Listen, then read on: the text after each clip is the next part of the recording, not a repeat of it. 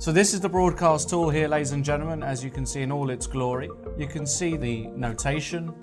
You can also see the engine evaluation next to each move, and also how long they spend. What I like is you can make your own moves on the board. You can check the alternatives to what the players did. And even for the moves you make, you get the computer evaluation here. Fantastic. I think you get it quicker and better as a premium member, such as yours truly. What I also like, there is a chat function. You can exchange things with people from all over the world. If you want to see something else, let's say you're watching a tournament and you want to see all the games at once, no problem displaying.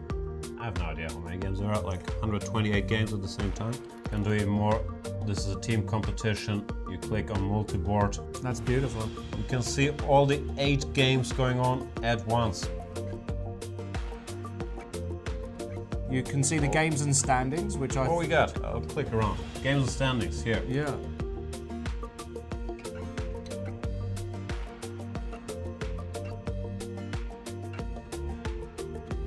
Analysis, if we click on that tab, Let's click on it. You can see that it's a great little graphical illustration. The red line is 0, that is the absolute even mark. And if the white bars go up, the further up they go, the bigger the advantage. And the black bars show a black advantage. Then there is a database, and here we get the alternatives. And if we click on a move in the database, bam! It gets played on the board. Fantastic. And then the PGN can even be downloaded. I like that feature. Yeah. Whatever tournament or game you're following, you click it and you open it in the program of your choice. Yeah, and one of the great things I like to see as well is when we get a video from the playing hall. I like to see them in their seats, nervous, you feel the tension, you feel like you're there, don't you? Chess is really becoming a spectator's internet sport. Great that we can see that. And I also love to see the fact that we can get in some of our friends to join us during the broadcast. And it's all interactive, that's what we love. And a lot of overview functions there. A lot of great functions there, ladies and gentlemen. Make sure you take advantage of all of them. Let's get back to the commentary. Keep tweeting us, hashtag C24Live. We love to hear from you. Ask us anything, mainly about Lawrence life, but if you have other questions, they're also welcome. Also send us anything you like about Jan. Hashtag C24Live. Absolutely. Have you been wondering just what kind of chess player you might be? Tactical? Positional? Fast? Dynamic? Aggressive? What kind of chess player are you? Sign up for Cochess.com.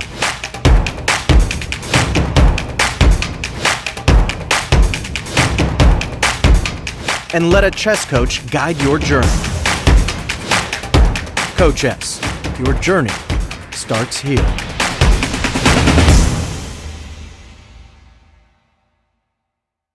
It's time to take control of your journey towards chess mastery. Magnus Carlsen introduces Chessable, the definitive solution for studying chess. Move Trainer uses the science of spaced repetition to identify your strengths and eliminate your weaknesses. There's no need to set up a board, remember which page you're on, or keep track of all the moves you miss. Move Trainer empowers you to go from the opening to the end game with confidence. It's a seamless, effective, and fun way to study chess. Choose from one of the largest online chess libraries in the world, with hundreds of titles ranging from classic books through to our exclusive Chessable courses, including over 100 free courses. Get expert insights from International Master John Bartholomew, Grandmaster Sam Shankland, International Master Christoph Sulecki, Grandmaster Simon Williams, World Champion Magnus Carlsen, and hundreds of other instructors. Get started now and join our growing community of over 100,000 chess enthusiasts at Chessable.com. Chessable, take control of your journey towards chess mastery. Hello everyone and welcome back to Chess24. Welcome back to Magnus Invitational. This is our final day of the round robin portion of the tournament, which basically means starting tomorrow we go into the semifinals. Top 4 players have already been decided, but lots of action today because all the players are coming in to fight the last match, and they are not playing for anything. Let's take a look at the standings after round 6, day 2. We've got our 4 qualifiers. As you can see, Hikaru, Magnus, Fabi, Ding way far ahead to be caught up. Jan, Alireza, Maxime, Anish are at the bottom of the table, but first 4 and the last 4 are actually fighting for a lot here.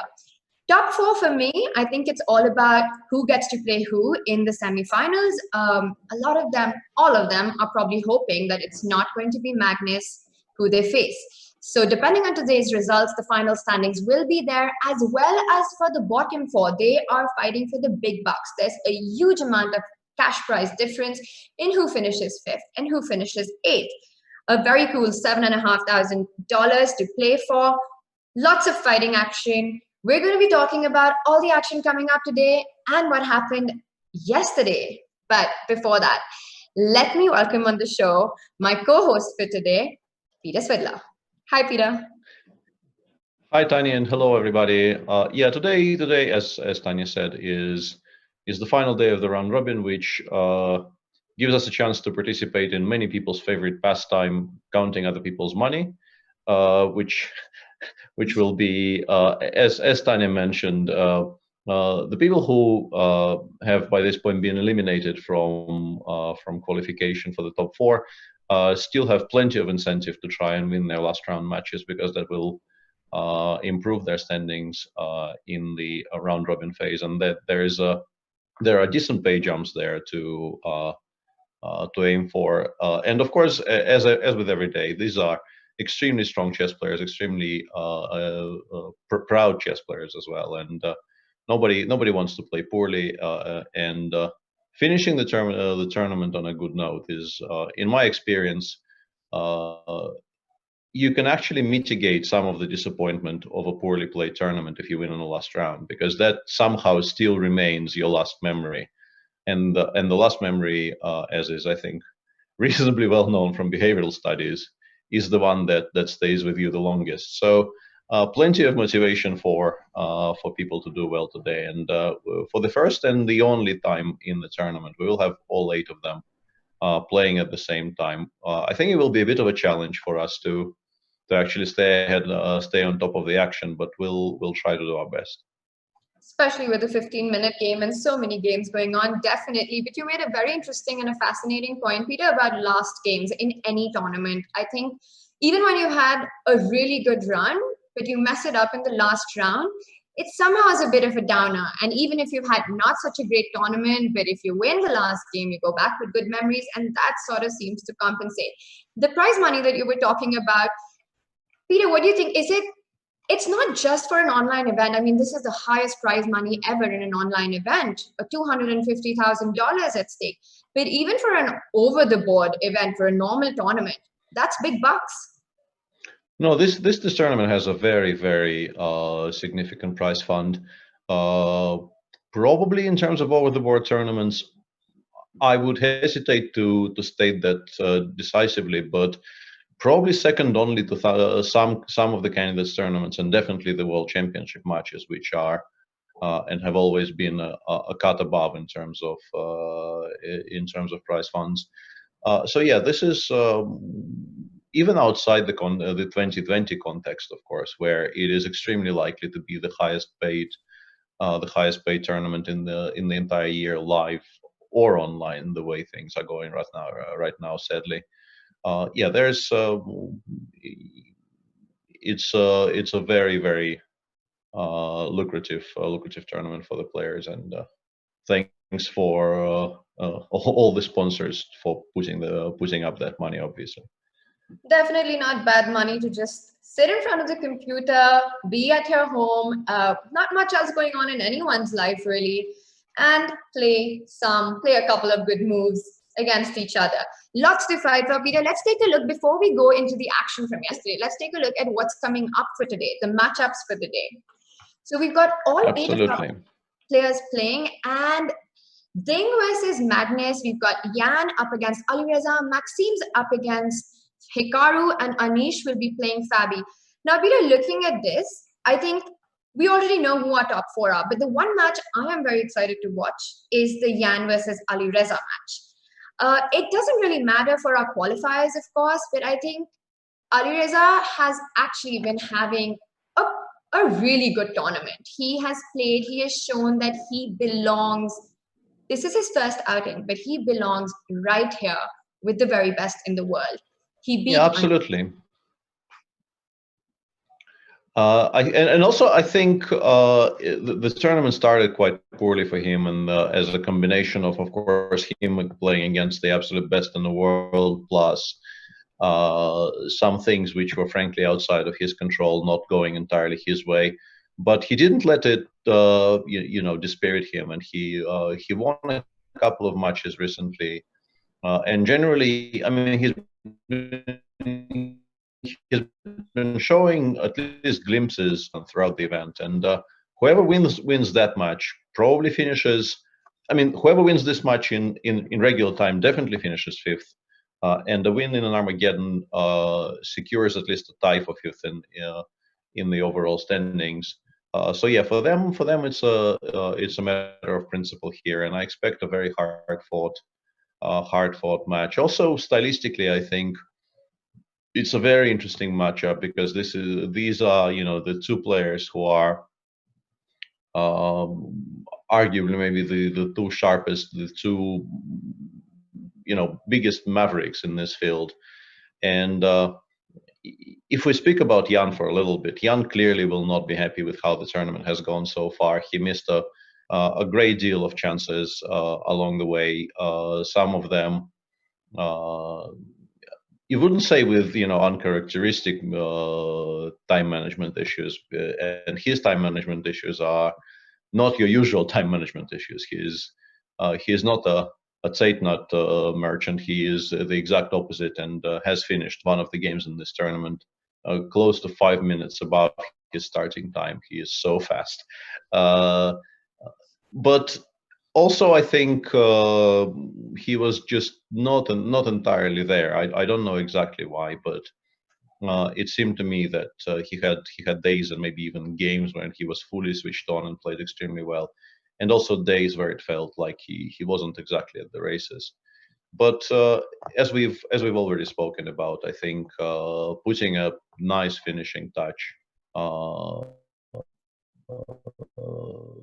on this somewhat disappointing outing would be a nice thing for him to do. And I think many of these guys will feel that it's important to establish a pattern of actually beating Ali Reza, because I think most of them are expecting to have to play against him for years to come, and getting a plus score early and beat them showing that. Show the upstart that the old world order is still at least somewhat in place is, I think, a reasonably serious motivation. I'm not even hitting it all that much in this. I think it is something that does occur to people who have been around for a while when the new kid on the block appears, who is clearly going to be a threat going forward.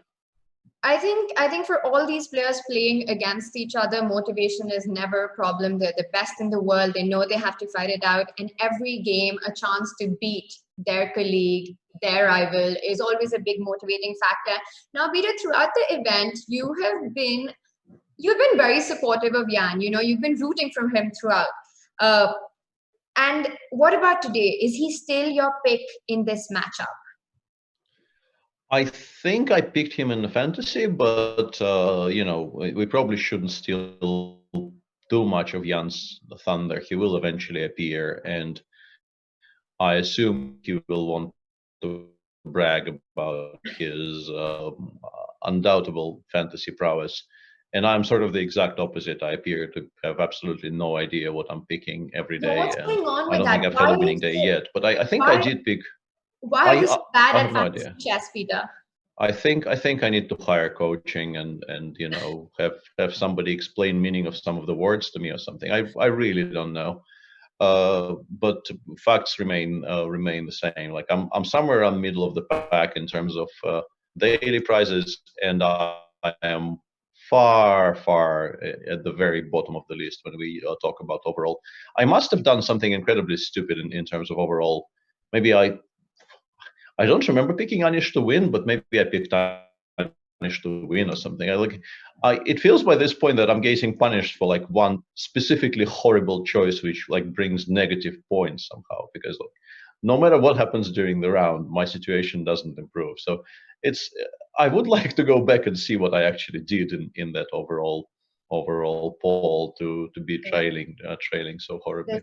This performance definitely requires a post-game analysis. And we've got Very Jan much actually so. leading the fantasy chess. Now, don't forget, today is the day that you fill up the fantasy chess pool for Game 7 of the round robin. We're probably going to be going through that a little later. Peter, should we go through what happened yesterday? Yeah, I think it's about time.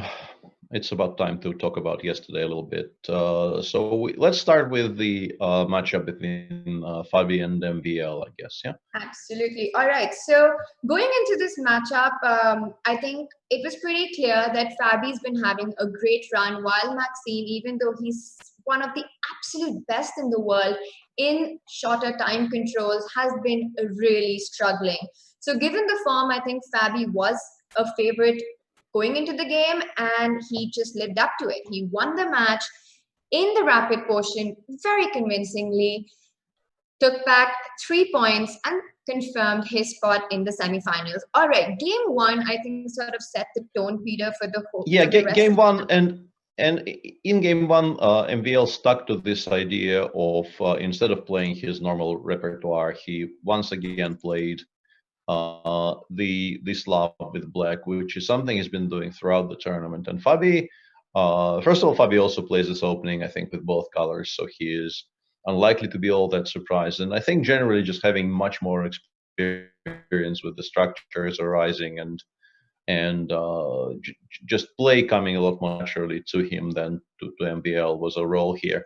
And in particular, in the position after knight c3, e6, knight h4, bishop b4, f3, bishop g6, this structure, even in this tournament, I believe MVL discussed this already at least once, and they got to this position, and in it, Fabi did something which I think Jan said during the live show, that this is now a modern trend, including c takes d5 as early as possible, asking black the question of whether he wants to take with the c pawn, which is what MVL did, where white has seemingly a very clear play both in the center and on the queen side to begin with, at least, or taking with the e pawn, where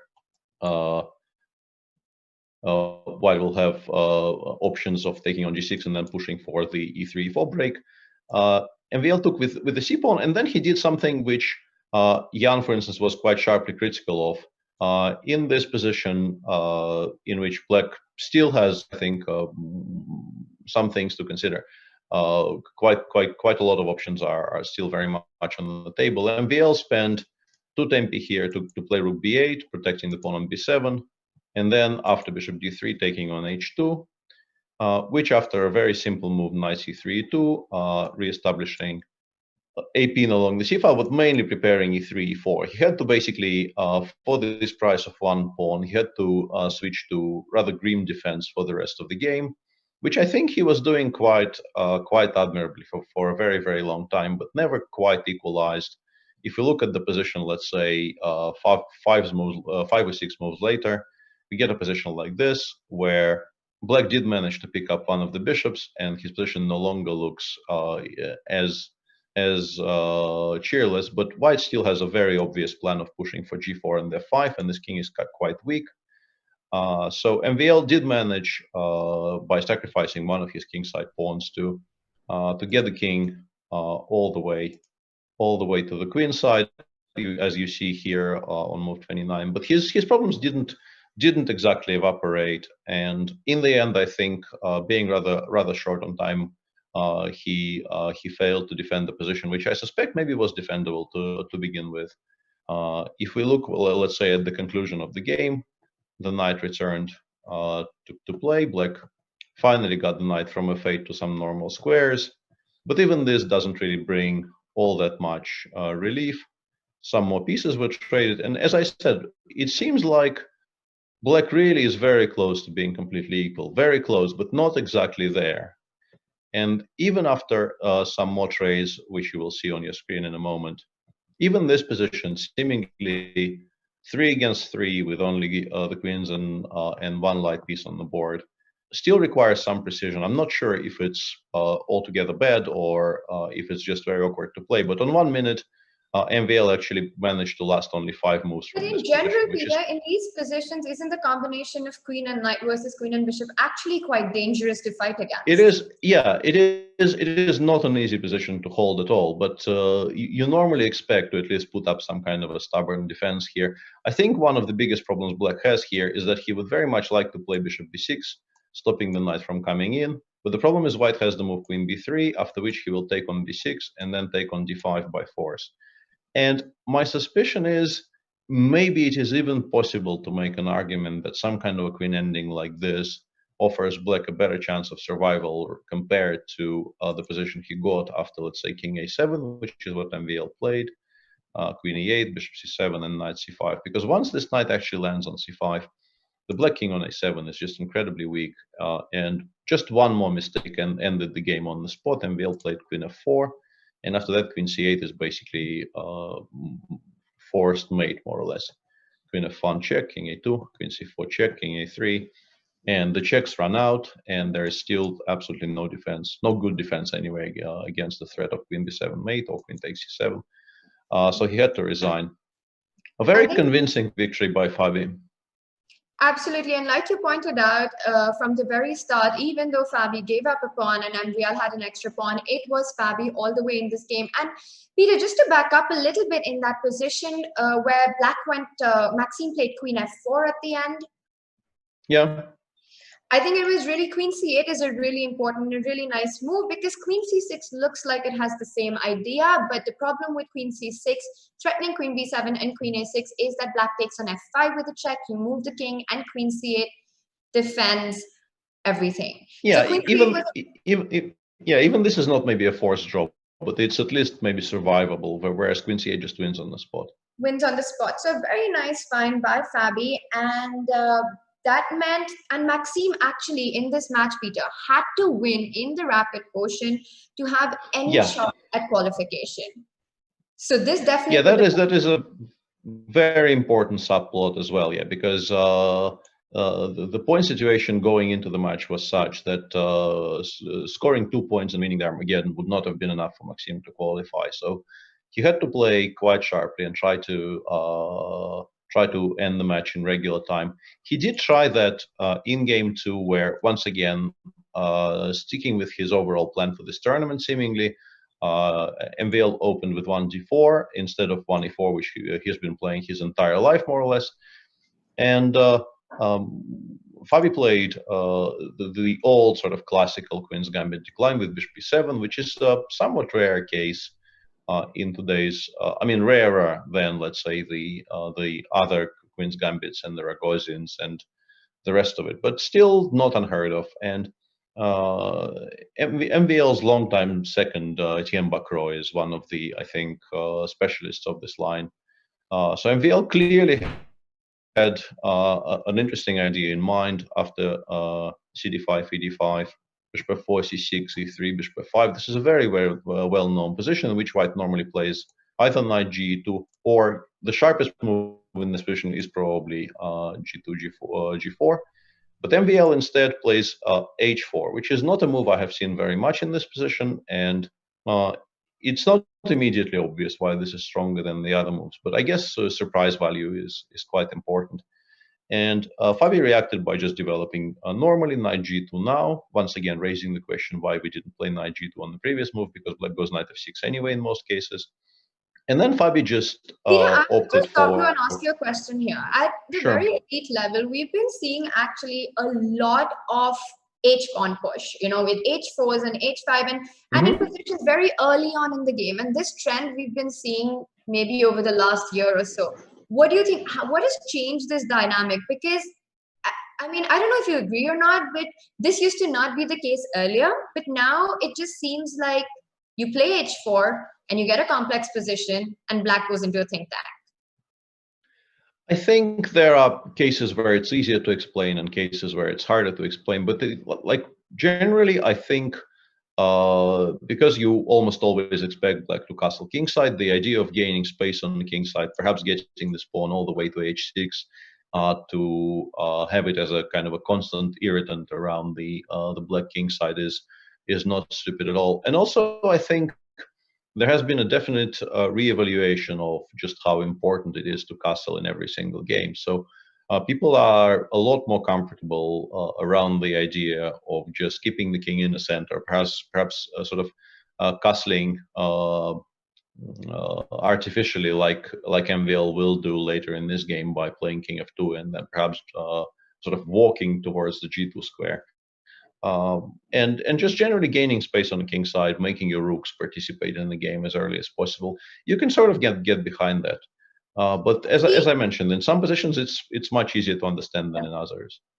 No, we've seen a lot of shift from, classical and traditional rules that we learn as kids about development and castling, like you said. Now there's artificial castling. People are playing rook g1, and by people I mean world champion when the file is not even open. We've got the same piece being played a couple of times in the opening. It almost feels like everything that we know about chess is changing. Do you think it's also maybe the AlphaZero effect?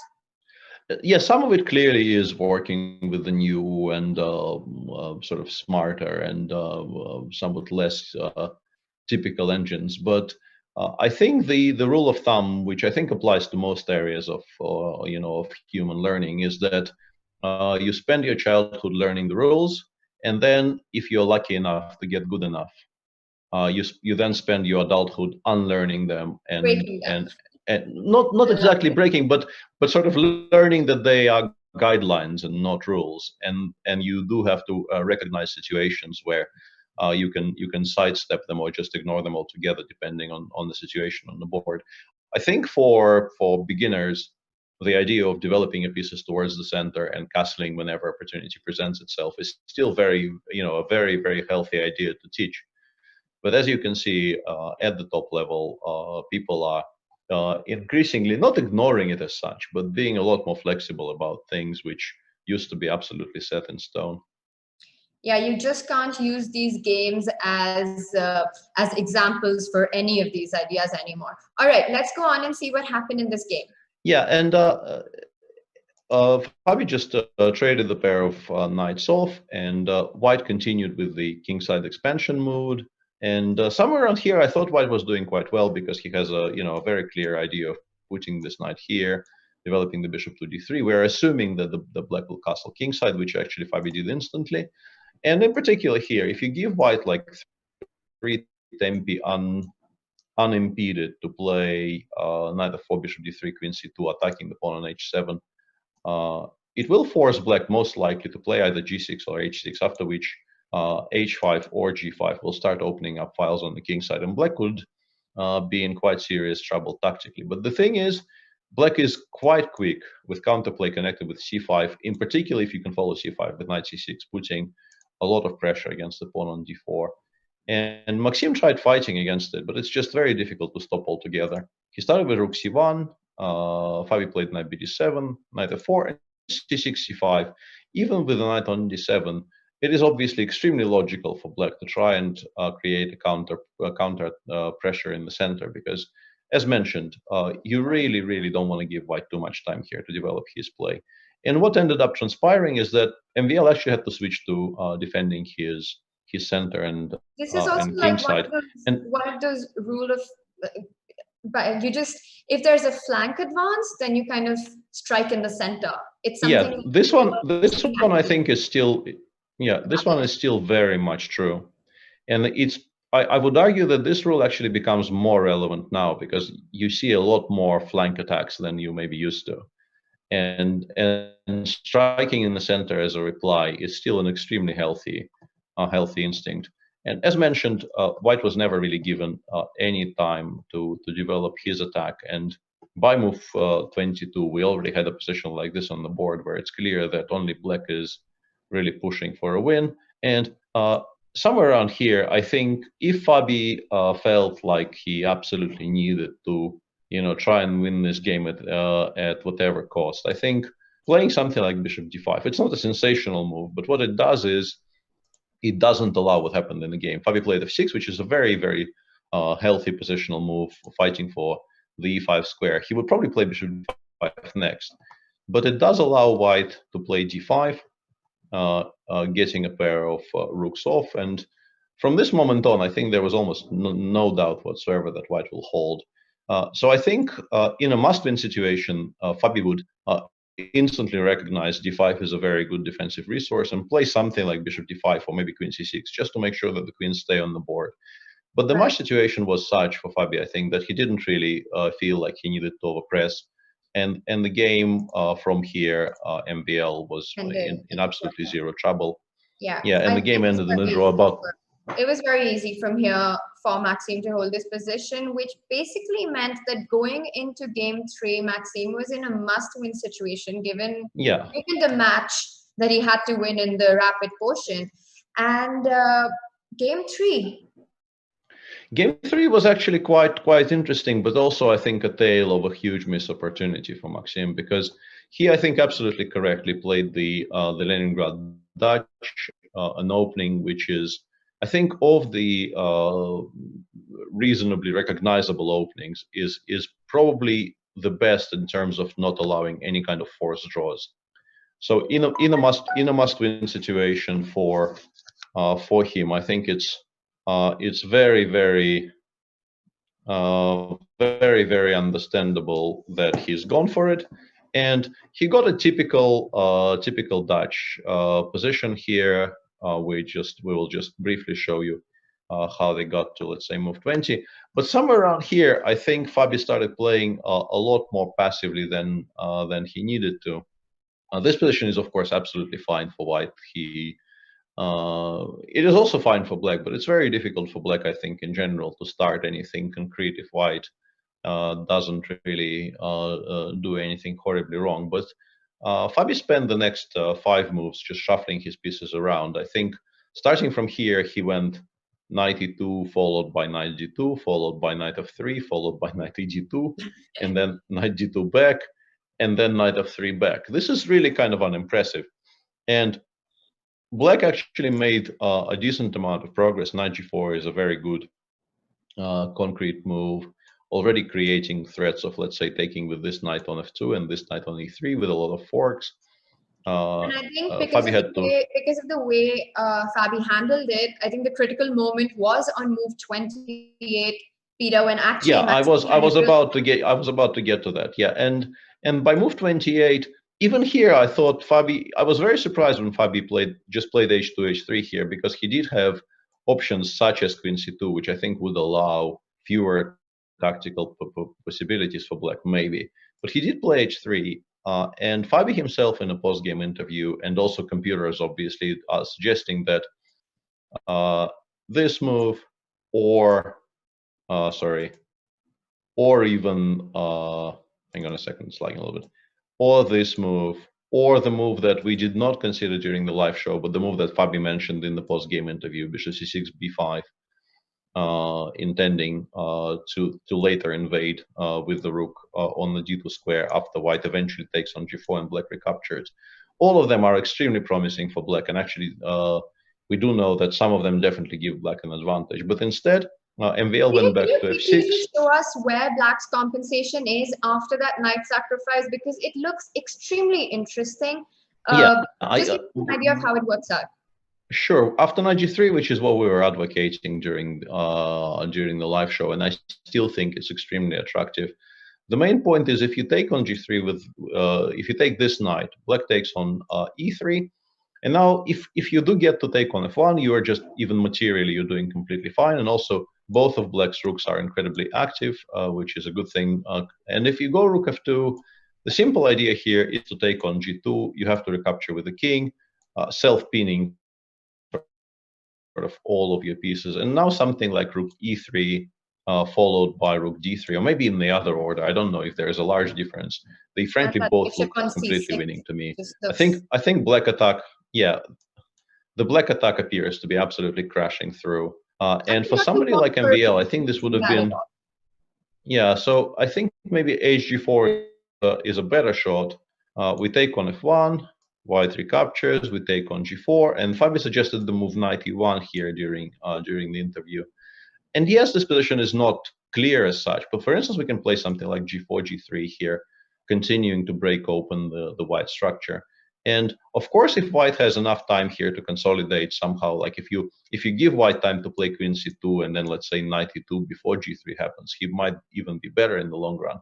But the way the pieces are positioned, like if you look at this position, it's going to be quite difficult, I think, for white to consolidate properly. And black, at the very least, has very, very rich play for the sacrifice material. And in particular, because of the tournament situation. Exactly. No? I was just about to say, Peter, that this was quite a miss from a player like Maxime, because it's also so in his style to play these kind of positions. And to go back knight f6, given the match situation where he must try for a win, was a very surprising turn of events. Because I think after this, knight f6, Fabi had absolutely no problems for the rest of the game. Yeah, and if you just look at the position 3 moves later, it's instantly obvious that it is now white who is even pushing for advantage. I think b5 was probably a mistake objectively, but also if the correct move, quote unquote correct move here, is b6, in a must-win game, it kind of feels wrong for you to make these weird, small, somewhat passive moves. But b5 does create a weakness on c5, and somewhere around here, black needs to switch to fighting for equality. And very soon, white was more or less firmly in control. MVL had to give up on a6, and then he had to try and defend this endgame, which very quickly, Fabi did not waste any time, absolutely any time transferring this advantage into this form of advantage, just trading the entire queen side and playing 4 against 3 on one side. And honestly, this should be a draw, but it's a bit of an annoying endgame to try and hold in a practical game. And somewhat unsurprisingly, when he went low on time, MVL actually failed to defend it. I don't know, I'm not even going to really try to pinpoint where the exact mistake was, but the transformation was eventually white pushed g3, g4, to which MVL replied by taking everything, and we got from 4 against 3, we got to 2 against 1, but now with the e-pawn having sort of free reign to march forward. And eventually...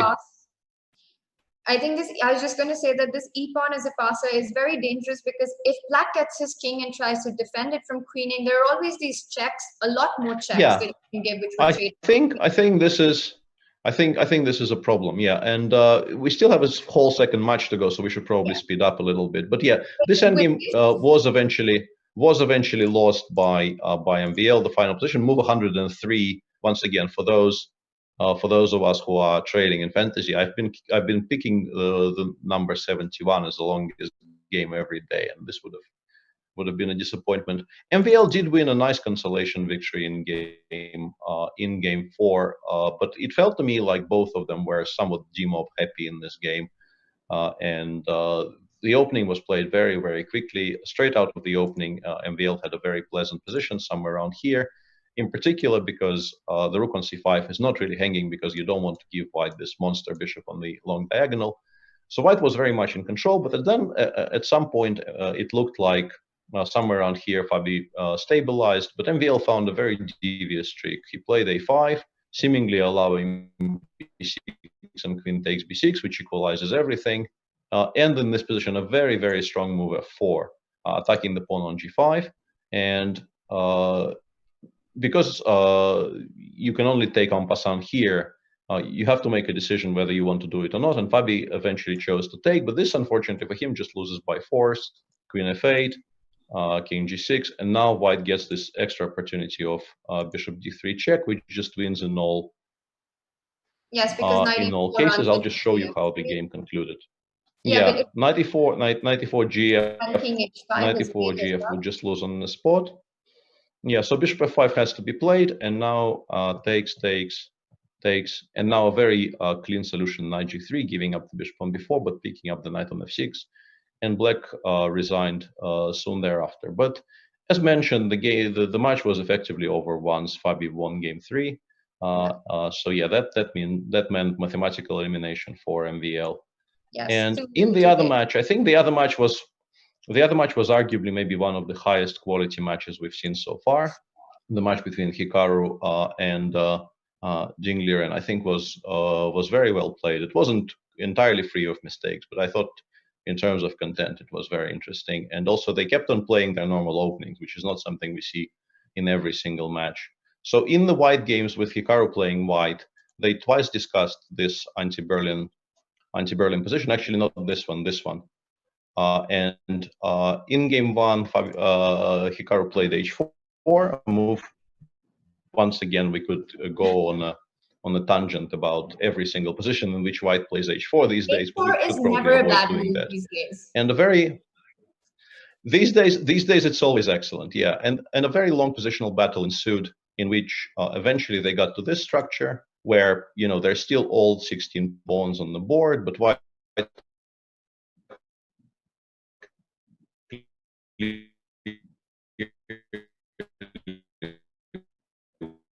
wants to start pushing with the F, a very difficult. Instantly started. I seem to have problem clicking on things, so just bear with me for a second. Ding started on the plan of evacuating the king away from the king side, which is something he's been doing in high-profile games for a while now. I think he is very, very I was comfortable just doing thinking this. about his game And against Magnus in the Grandchester in November. It was an absolutely stunning game where, again, with the black pieces, he just transferred his king from the king side all the way to the queen side and actually checkmated the world champion in a very similar plan. Yeah, I think it was even maybe the slightly similar opening. And here, white does get to play f4, and Hikaru opened up the f file. And just very briefly, I will show the viewers perhaps the critical point where Hikaru missed a very large opportunity. I think rook d6, c6 in general is a decent idea for black, but it was connected with a tactical mistake. And in this position, Hikaru had the option of playing queen e7, h4, followed by knight g6, e7, winning basically a full exchange. And as he said in a post-game call, he wasn't sure how easy the conversion would be, but of course white is very favored to win from here. Instead, he took on e5, and they got this rather sharp endgame, which ended up in a draw after there was a very nice tactical interchange in this position where Hikaru played c4, seemingly allowing the en passant to take c3, but this wins the exchange on c5. But in the process, white damages his structure so much that Ding quite comfortably defended this position. And the first game was a draw. The second game, this is the very exciting final position of the second game. Games 2 and 4 both saw Ding play one of his absolute main weapons, the Catalan, and they actually continued discussing the line Ding Liren played against Teimur Rajabov in the World Cup final. So I will show this opening once, and then we can sort of count it as games 2 and 4. Both of these games reached this position, 5 takes, and bishop g2. And in general, you can talk about this position in sort of broad strokes. White has these 2 pawns against the black 3 on the queen side, and the black 3 in general aren't going anywhere because you really need to contain the bishop on g2. So white seemingly has a pawn majority on the king side, but it's very difficult to actually make it count because black always has some counterplay in the center and should in general be able to control it. And game was continuing quite calmly here for a while. In fact, there was a lot of shuffling back and forth, and by move 32, they reached this position. And here Hikaru actually managed to outplay himself quite badly by playing first queen d1, which is still not a mistake, and then queen e1. As he said after the game, that he just forgot king g2 existed, more or less. And in this position, suddenly returning this queen to normal squares is not that easy. And king h7, Ding found a very beautiful shot, bishop c8, attacking this pawn on b7 and using the fact that the knight on e5 prevents black from taking. And Hikaru defended, I think, maybe with the best moves possible. He played queen d1, rook d4, queen a4, rook e4, queen b5. These are all seemingly maybe only moves he could even make. Queen d4, f6, f4. C6 is c6, c5 here is a very good practical chance. But the nerveless computer suggests that b takes c5, rook takes c8, fe, f5, and then rook e3 is actually close to winning for white, because the rook ending after you trade on c5 and e6 turns out to be very, very bad for black. But that opportunity was missed.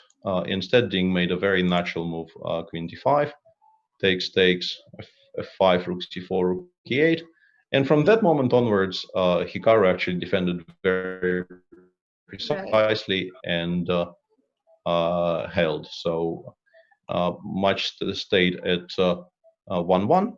Then in game 3, instead of h4 in the same variation of the anti-Berlin, Hikaru opted for bishop e3 immediately, bishop b4, knight fd2, to which Ding replied by playing b5, knight a3, bishop a6. Already a somewhat non-standard situation in the anti-Berlin, where black plays b5 a lot earlier than you would normally expect, but also the white knight on a3 is somewhat misplaced. But the game, I think, was very accurately played from both sides. Tanya, you know, you should just yell and interrupt Peter every 10 minutes. That's how I do it. Yeah. I think we're almost there. I think we almost. Yeah, we actually sped up reasonably, Jan, although I do appreciate that we're not doing it the correct way forward. Sorry, go ahead. I just meant to troll. I think it's one moment, I think, from this game that is worth. Yeah, I think Hikaru showed a very cute variation yesterday during the post-game press conference, which I wanted to show on the board. I thought it was an interesting moment. He said, in this position after knight f3, knight takes f3, he was planning to take with the rook, and then he realized that after rook e5, queen d7, which was what he expected, the move bishop c8, after both queen c6, which is easier to understand, and here rook a6, the queen is just caught in the center of the board. And similarly, after queen d8 check, black just plays king f7, and there seems to be no good reply to the threat of rook e5, e8, once again capturing the queen on d8. You don't often see queens just corralled like this when it seems like they have a decent amount of squares to begin with. Instead, he took on f3 with the queen, and once the queens came off, the game was just very level, and it ended in repetition soon thereafter. And game 4 was arguably the most correct and the most quiet of them all.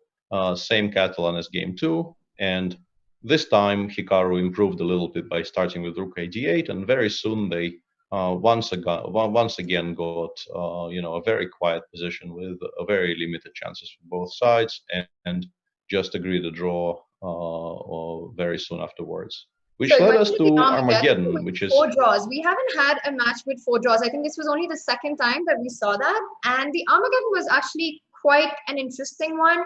But when I was watching it, Peter, I still feel like the Armageddon quality in this event has been a bit disappointing, including this one. Yeah, for some reason I can probably remember how the game went. I would need to enter the moves manually, because for some reason it's not. We can't just bring up the last position, which I think was probably the most important one. Yeah, but I would need to get there. I would need to get there by hand. But it was actually quite an exciting game considering how it started, because I think Hikaru, using a slight inaccuracy from I will try to sort of speak and also make moves, because I think this is our best shot right now. Black here. Yeah, and I think there was some mention in chat that he was arguing in one of the interviews prior to that it's better to take white, but I don't recall him saying that exactly. Jan, could you clarify, because you always pay more attention than I do. I don't think Jan's here anymore. Yeah, he's gone. He is so upset with how I'm doing things that he is just gone. It's very, very regrettable. So yeah, the game went something like d3 castles, bishop e3, bishop e6, rook c1. I think rook e8, knight a4, maybe in a slightly different order, but they definitely reached a position like this, a3, bishop f8. Sorry, not bishop f8. I think he played a6, rook c3, bishop f6, and rook d1. Yeah, this is how it went. This is how it went. And here, either he misremembered something or he just was playing on his own and missed the fact that knight d4 is now tactically very possible. And instantly, after white Black is gets a successful knight d4 in these English openings, he's already solved all his opening problems. pretty much all of the problems are gone. Yeah, I think if it doesn't lose any material, and I don't think it does.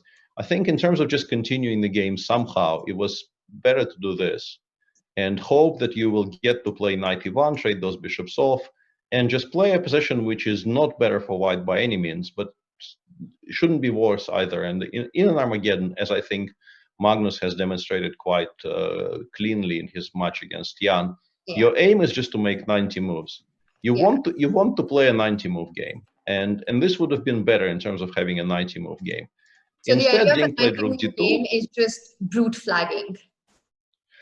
Not always. I mean, Magnus was winning in the final position, so it's flagging combined with just general good sense. And somewhere around here, Black of course shouldn't have any problems whatsoever. But Hikaru pushed f5 in some kind of a hang on, there was rook c2 somewhere. So b4. So after g6. Oh yeah. E4? No. Yeah, first he played queen exactly. Yeah, he played queen e4, bishop g7, b4. And Hikaru pushed f5 here, queen c4 check and king h8, allowing d3, d4. And he said in the interview that he assumed he will have a 4, but that actually just loses on the spot to d5, attacking both that pawn and the queen on d8. So he was forced to play e5, e4, to which Ding very precisely. ED4 runs into rook d4 here, and then white's just. ED4 you just worse even after bishop takes d4, because basically the difference in king safety here is such that white will always have at least a small advantage, and maybe not even a small advantage. You really, really don't want to be playing f5 in these structures. Right. So he played e4, to which Ding replied with very sharp move d5. This exchange sacrifices, I think in most cases you cannot accept it at all.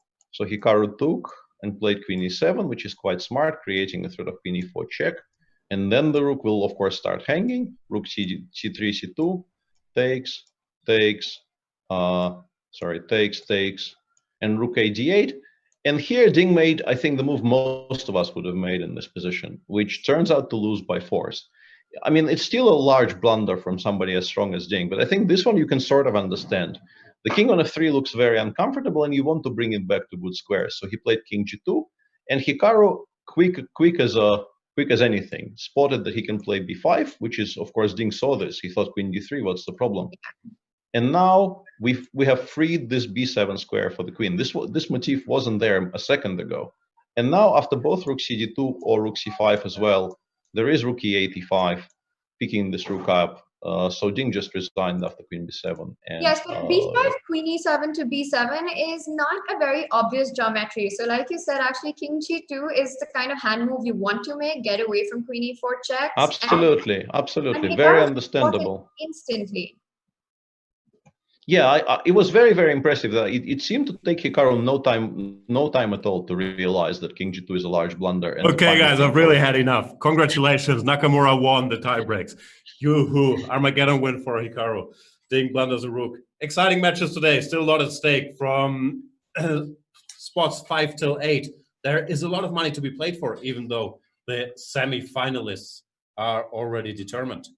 Who you got in today's matches? Everybody.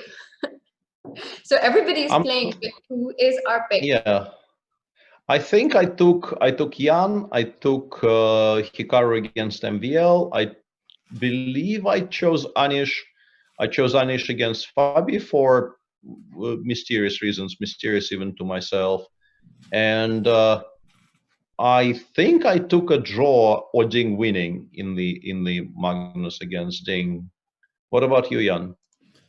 I now have to fill out my bracket very, very quickly. So I'll go take... I gave you all the time in the world by being unbearably slow in the pregame, and you still haven't done it. No, I was planning to do it on air. That's why I'm now in time trouble. I'll take Carlsen versus Ding. Will the loser win a match? Yeah. Yes, all right. Firouzja versus Nepo. Let's go with Firouzja, Nepo on tilt. Score of Firouzja versus Nepo. I have to say, I'm quite amazed with your unwavering support for Jan throughout the tournament. And do you think that's also coming somewhere from a personal equation with him? Who am I supporting? Not you, Peter. Peter. You're supporting Ali Rezano for that match. Yeah. No, but Peter is biased because he's boys with Jan. Biased. I just wanted him to say that.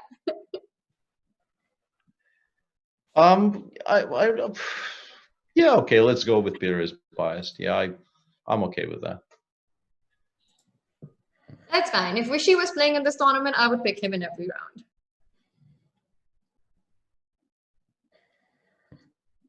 Yeah, I remember that. Yeah, I actually watched you do that round after round after round, and yes, I think you're absolutely correct to do it as well. That was very heartbreaking. Let's not go there. Yeah, that was a tough memory actually.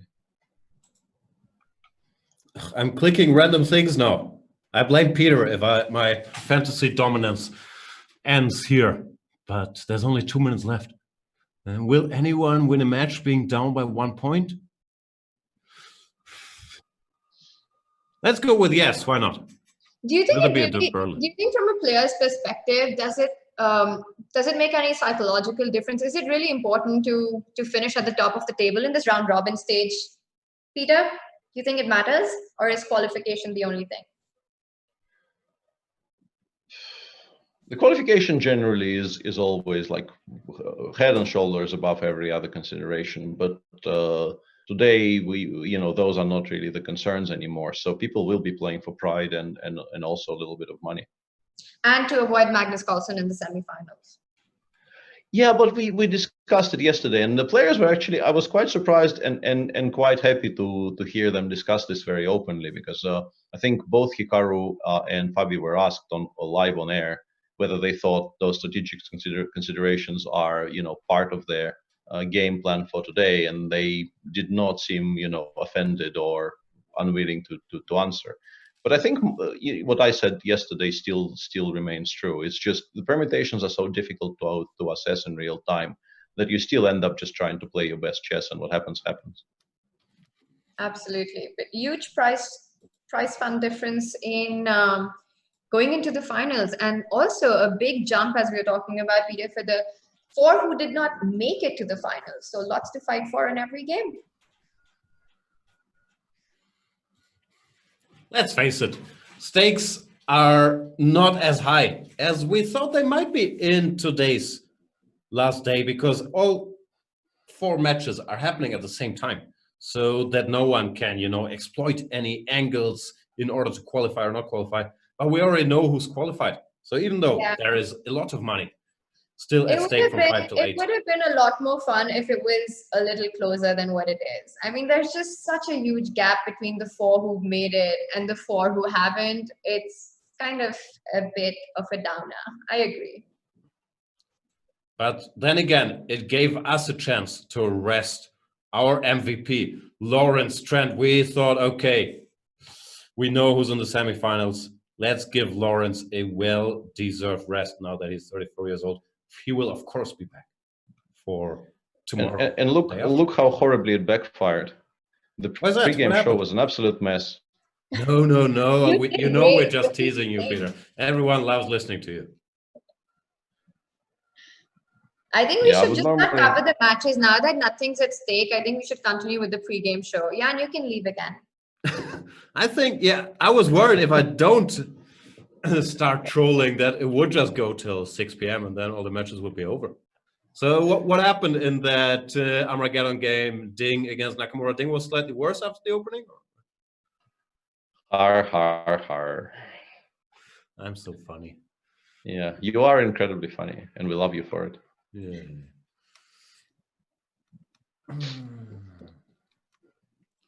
Do you think, Jan, you're funny, or do you think Lawrence is funny? Which one of the two is funnier? I think I'm much funnier than Lawrence, but I think he's also a great vehicle to get others to joke about him. And I think he's Yeah. excellent at rolling with the punches. So I think he gets the funny out of people. exactly. But I've never actually heard him say anything funny. It's just, his persona and him being there, it leads to funny situations. And we have liftoff. Absolutely. Which match do we care about? I, of course, care about my boy, Anish Giri, winning a second match.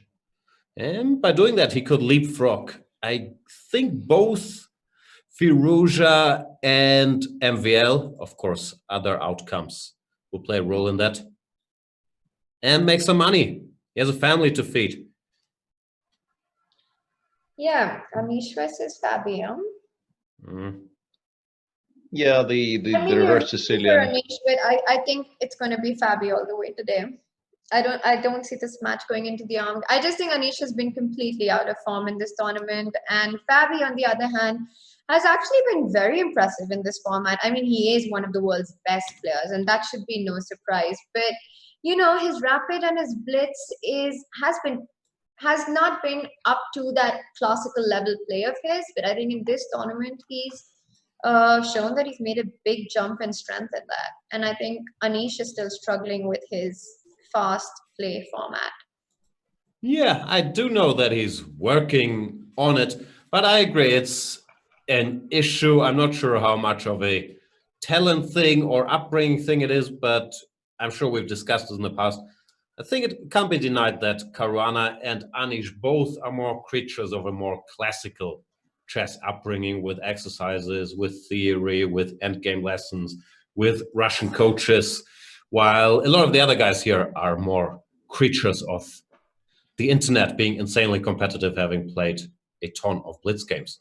So Yeah, I think that shows a bit. Yeah. I also think we need to stop saying that we've discussed something in the past, because this tournament's been so long that we've probably discussed everything. Also, I can't remember. I just assume, because I've also, Peter, how long have we been doing nonsense like this? It's like 7, 8, 9 years. I don't know. We must have talked about a lot of nonsense along the way. Yeah, I think we are experiencing a shortage of new subjects. And Magnus is playing the Vlasov Scandinavian. Yeah, I will continue shouting out my man Nikolai Vlasov, who probably isn't the author of these things, but he has been doing it for such a long time that it feels somewhat like it's his. I don't think this is how you're supposed to refute it, though. I'm a little bit surprised. I thought this position isn't. I thought the position they have on the board right now is one of the reasons why the whole opening is semi-playable. No, H3. I don't know. I've never seen this before. I thought Yeah. after knight f3 you're supposed to go e5 or d6. This is what Magnus played against Jan, no? Yeah, but there was 2 d4. After that, you Yeah. can play d5 and e5, bishop f5. That's Oh yes, and we Or had troll that openings. bad Caracan, good French situation. exactly. But this knight f3 d5, I thought had a very dodgy reputation. Queen. Yeah, but e5. once again, I think there's something that counts for almost the refutation, or maybe you start with bishop b5. And you're supposed to maybe go you bishop start with b5 bishop first? Yeah, that's what. Yeah. That's And then after bishop d7, only then you play d4, and then there are some positions there which are, I think, mathematically very close to being just purely bad for black. But what they have now seems to me like it should be quite playable for black. Magnus seems to enjoy himself. h3, queen h5. Last time I've seen him play this opening, I think, was against Bill Gates, when he had to checkmate him in like 15 seconds or however much he had. He managed to get him on h2.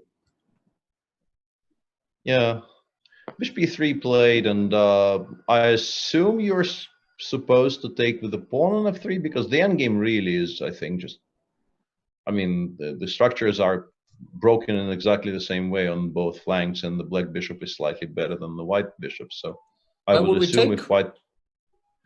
No, we're not forced to take, but eventually I think we might have to. Yeah, knight f6 played. You are absolutely right. There's plenty of waiting time available to black here. I'm a little bit worried about queen d3, bishop f3, queen a6 check here, or something along those lines, but probably never in time because the king is quite safe on d7. Yeah, he's gone queen e2, and they have finally, and Magnus still ignoring queen a6 check. This is quite remarkable. Just says the king is completely fine on d7, do your worst.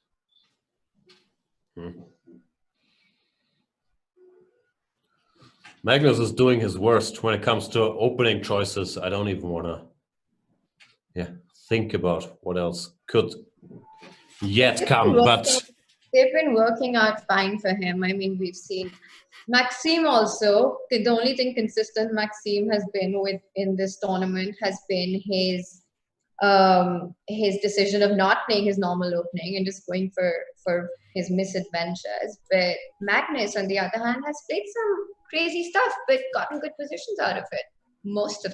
For the most part of it. Yeah, although the trump in the MVL Hikaru game, I think by this point transposed to what I would, if I didn't know it was the trump, the position they have on the board right now, I would just assume it was a Pirc.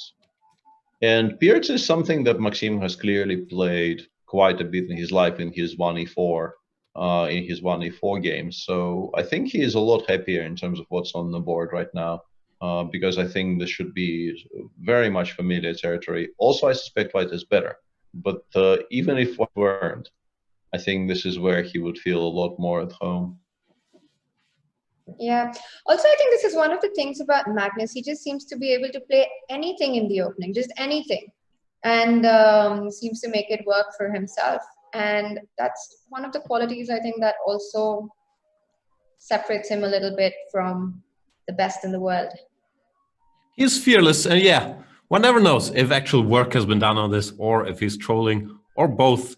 I think he excels on dancing on that line of trolling, but having a point. That's a sweet spot. I actually feel like both is pretty much always a very, very large favorite. If you ran a poll like this, I think both is a huge favorite. Because I don't think he does these things anymore with like zero prep. Yeah, I think some thought has always gone into it. Then again, the amount of thought that had gone into this looked questionable. He forgot all the thoughts that went to it. Right. That's also very unusual because he generally doesn't suffer from memory issues. Nope. But it's H. He's closing in on 30. What's this? Talking about polls, that question that you asked everyone, Jan, about who they'd want to go to core with. Did you have a clear winner out of all of these players? Was that who they like to be quarantined with? Yeah, MVL was crushing it. No, everyone wants to be trapped somewhere with Maxime. Yeah.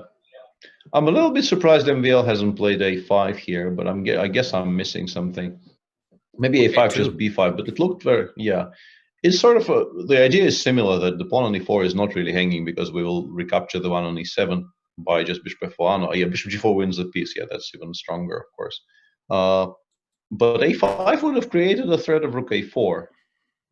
Can't you take on B2 after that? You just go rook B1, and then I don't have any tricks with knight E4. Okay, so rook FB. Well, you probably don't lose the queen, but the other rook, but you lose the piece.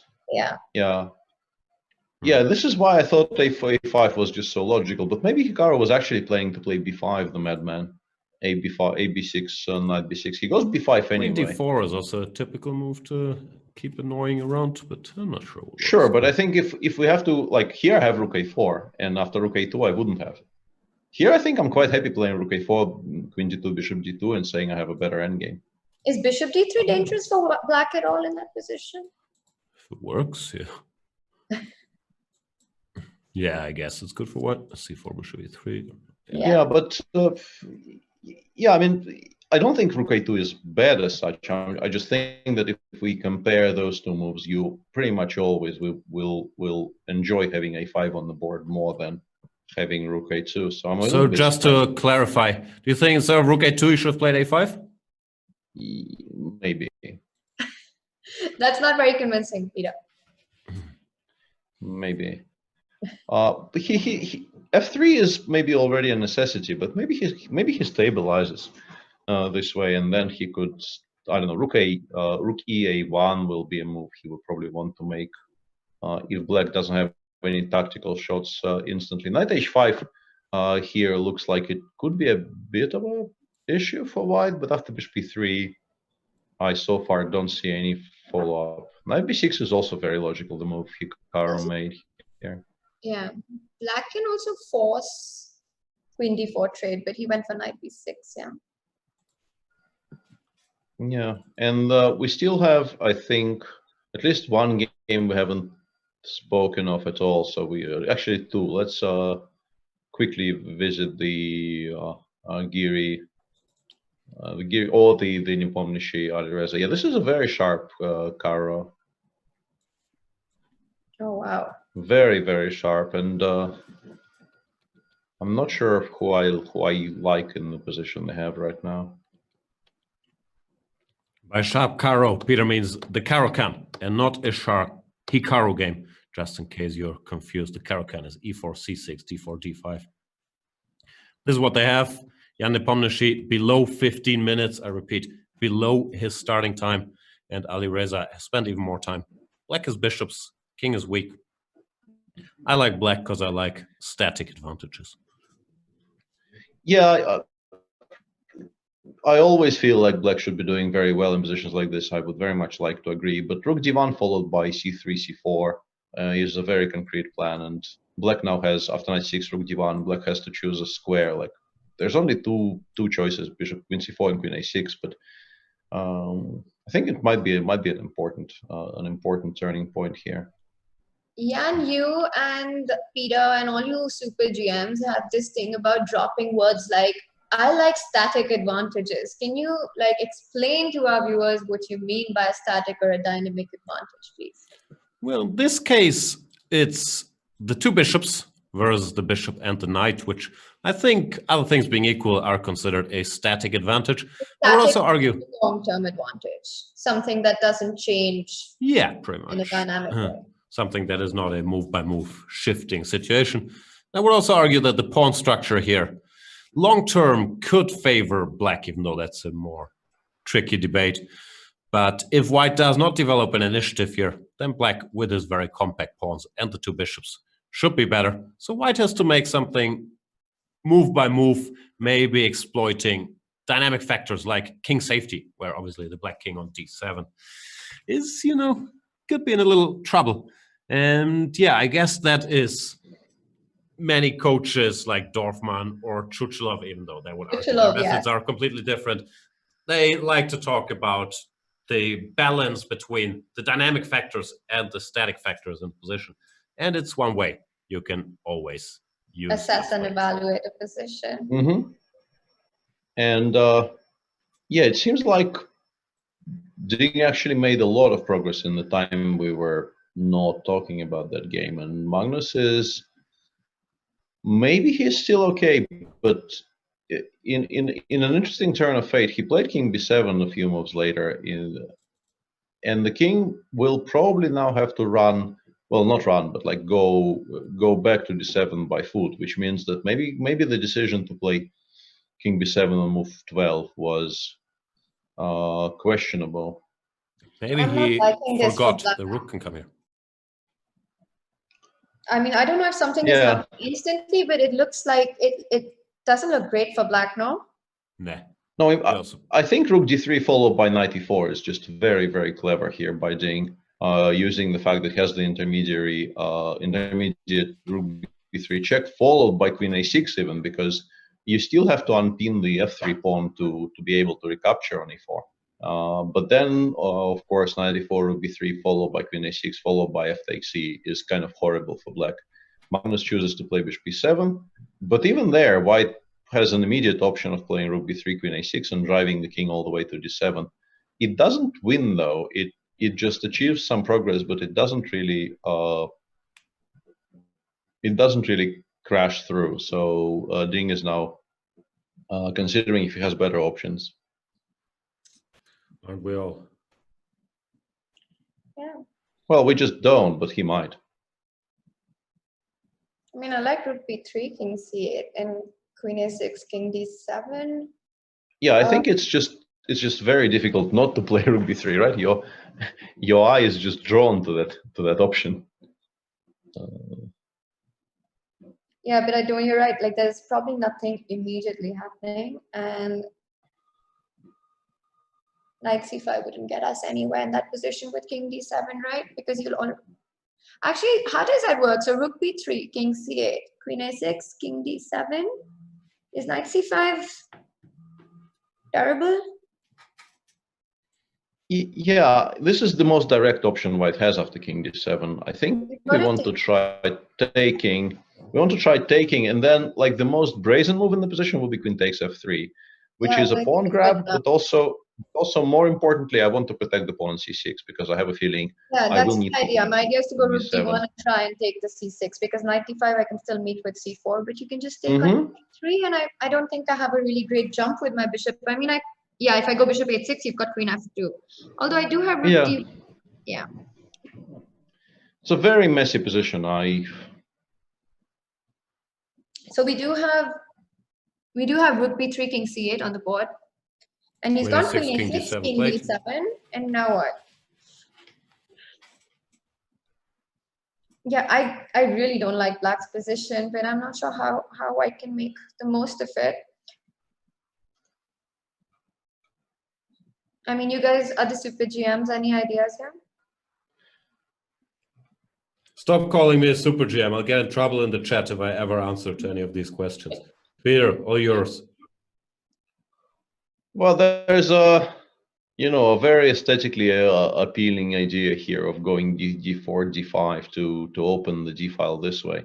I'm not entirely sure if it's any good, but what's going on? So wait, can you tell us a little bit? So what happened? So I can't take queen d5.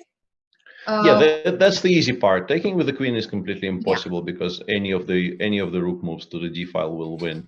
And I think explaining why e takes d5 is also not good. I think that's also not that difficult. e5 rook c3, I think, kind of ends the game on the spot here. That's a nice line. So c6 can't be defended, and that would be game over because you take on e4, queen c6, queen c7 is mate. Yeah, but let's say knight takes d5 and c takes d5. I am less sure about. Let's try knight takes d5. How do we refute knight takes d5 in that position?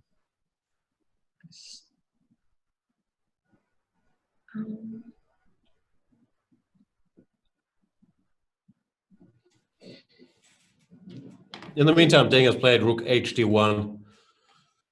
Just, Okay, maybe he wants to go d5 next, and this is also this. So queen f3 probably runs into knight c5. No, not It transposes to the line with earlier, no? Right. So what's going on after queen f3 exactly? Can he go d5? Can he go d5? I think maybe including throwing in d5 once again would be very attractive to me. It's just it kind of feels right even if it doesn't work out tactically because now you have to, for instance, calculate king e8, king f8. Yeah, show me the way after queen e4 to start with. Yeah, and because of just how much action is going on, I'm keeping an eye on the multi-board function on our website, and it seems like MVL is just completely winning against Hikaru. Pro tip there for premium members: click on customize and then check running games only. That way you can see all them games at the same time in this multi-board multiverse. All right, so where are we going? We've completely ignored Anish. Even though the game is kind of boring, he's not better. Might be slightly worse. So shall we keep ignoring him? Yes. All right, you said it. Yeah, it seems like Fabi has solved all of his issues and might be playing for a win now. Probably not horrible for White just yet, but yeah, so something has gone badly wrong for Hikaru in his game. I don't know exactly what, but sorry, for Maxime. I said Maxime was completely winning. As usual, I can't read what it says on my screen properly, so I do apologize. I mean, isn't Maxime like completely lost now? Yeah, I just for some reason thought he was black. I got the colors completely reversed there. White is between much worse and completely lost here. Ugh, did I just pick him in the fantasy? I think I did. Come on, Maxime. I thought you had one last great match in you. Yeah. This is like that position where black seems to have all the dynamic and static advantages. Yeah, that is exactly how it looks like. It looks like black is better short term, but also better long term. Yeah. Yeah, the question is just how to convert. I think MVL was very smart in at least getting. I mean, playing e5 and giving the black knight this wonderful square on d5 must have been very painful. But at least this way you stop, at least for the time being, you stop like c3, b4, b3, and the black queen side just queening unstoppably. Jan, you're the official webcam body language reader of the broadcast. What's the reading like right now? What's going on? Well, Hikaru, he's enjoying himself. He's making his faces, but not his like really angry faces. But he's lifting the eyebrows a little bit. He's having a good time. Maxime is just a broken man. He's depressed of staring at this tree behind him. That's how he spends his days, losing matches in the Carlsen Invitational, then staring at that tree, thinking of the freedom he had, going to football games, living the life in Paris. What you're saying is when he just, after losing his match, he just sort of turns his chair around and looks out. He looks at that tree with great, great sadness. That's how he does spend his days. Fabiano, he's having a good time. Finally home alone. No coach telling him, get up, Fabi, 50 more push-ups. He's just, playing chess, showing the world he can play rapid. Watching all of Amazon Prime, Netflix, and other sites. And you can say all of that just looking at it now. Yeah, that's just from looking at them. That's brilliant. And what about Anish Giri? Anish has been at peace with himself ever since he beat Magnus Carlsen. He's thinking, who am I kidding? I can't play rapid chess or blitz chess, but I did defeat the world champion and I will have that forever. Yes, Fabi, you can outmaneuver me with your smart little, I have an isolated pawn, you can blockade it. You think that's going to make my life any worse? I defeated Magnus. That's what his body language is saying.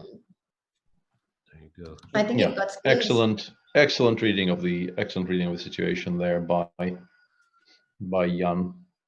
Thank you. And it kind of reflects in their game right now, Jan, everything that you said. Just makes perfect sense. Does show on the board. Magnus. So has Magnus been mated already or not? What's going on? He's much worse, but the game is still ongoing. Yeah, maybe bishop d6 followed by. I mean, if after bishop d6, white has to switch to winning material. Maybe knight takes e6 actually wins some material, but then it gives black a little bit of a respite. But there could just be mate somewhere. Yeah, and Ding went for a slower approach after queen a6 check king d7, but that approach also appears to have been very effective with the knight landing on e5 and the black position still very cramped. I mean, top level chess just blows my mind sometimes, because if I remember correctly, just a few moves earlier, the king from e8, long castle, goes to c8, and then just walks back to e8. He could have just played with d8 at some point. Yeah, he could have. I'm not sure this game is a fair representative of top-level chess, though, is it? This is, Magnus having fun. Fair point. Yeah, I think somewhat sadly for all of us incurable romantics, I think knight takes e6 is currently a much larger threat than queen takes e6 check. Because that rook generally just gets caught. It doesn't have enough squares on the back rank. It will just have to be sacrificed, I think, for the knight. Yeah, it's not looking good. Yeah, in the meantime, there's been a lot of developments in the Dnieper game against Firouzja. The structure got completely blown up, and who knows what's going on there now. I mean, why is the king always somewhere in the center in all these games? Hasn't anyone told these guys that they need to castle king safety? Do they know nothing about that? But which one is it, Tanya? You just advocated against long castles, leaving the king on e8, and now you're saying they should castle. Yeah, I feel like we need to play safe with the king. What happened to that? Have they never heard anything about it? I mean, you go castle and you leave your king there. I think they probably have, but they are now trying to suppress those memories and to play with the God-given freedom that they deserve. Kids these days. Is Alireza better, or is it just like rook b5, rook a1, rook b7, check, king e6? The king appears to be very safe on e6. So much so that I'm seriously considering if e5, e6 here is a move you can make. He goes rook b7 anyway. About e6, actually. Yeah. So wait, so what happens after e6? Where's black going? Okay, he's gone rook b7, right? Rook b7 played. Yeah, I was wondering if I can just play king e6, rook 7, b6, knight c6, and hold my shape this way. Because once the rooks start coming off, I think black's position is reasonably solid. And I don't really want to go back towards, let's say, e8. I don't have any concrete reasons for not wanting to do that, but I just generally would. It just seems so attractive to put the king on e6 and actually prove that it's completely safe there for the rest of the game. But it might not be all that obvious. But actually, after king e8, e6 feels very, very strong, no? Because of this queen h5 threat as well. So maybe king e6 is the way to go. Yeah, and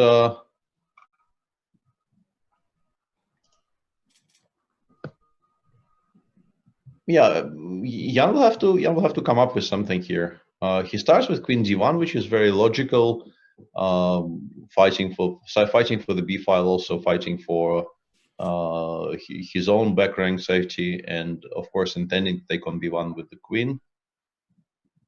But even that, I think, doesn't create too many actual threats.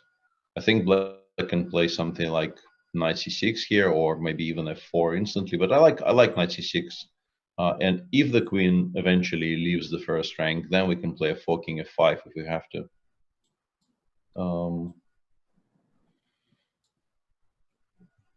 Something I did not go on. How do you evaluate this position? You're saying black's better, yeah? Yeah, I'm not sure, but I would probably prefer this with the black pieces. It's very unclear though.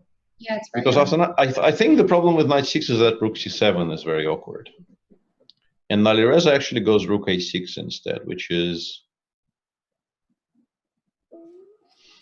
a defensive move. You're not really progressing your game plan when you play rook a6. You just stop some of white's advances, and Jan spends very little time, wastes very little time on playing h3, because you do need to have some kind of reply to, let's say, rook a1 check in the future, if you ever want to. What is the game plan for black here?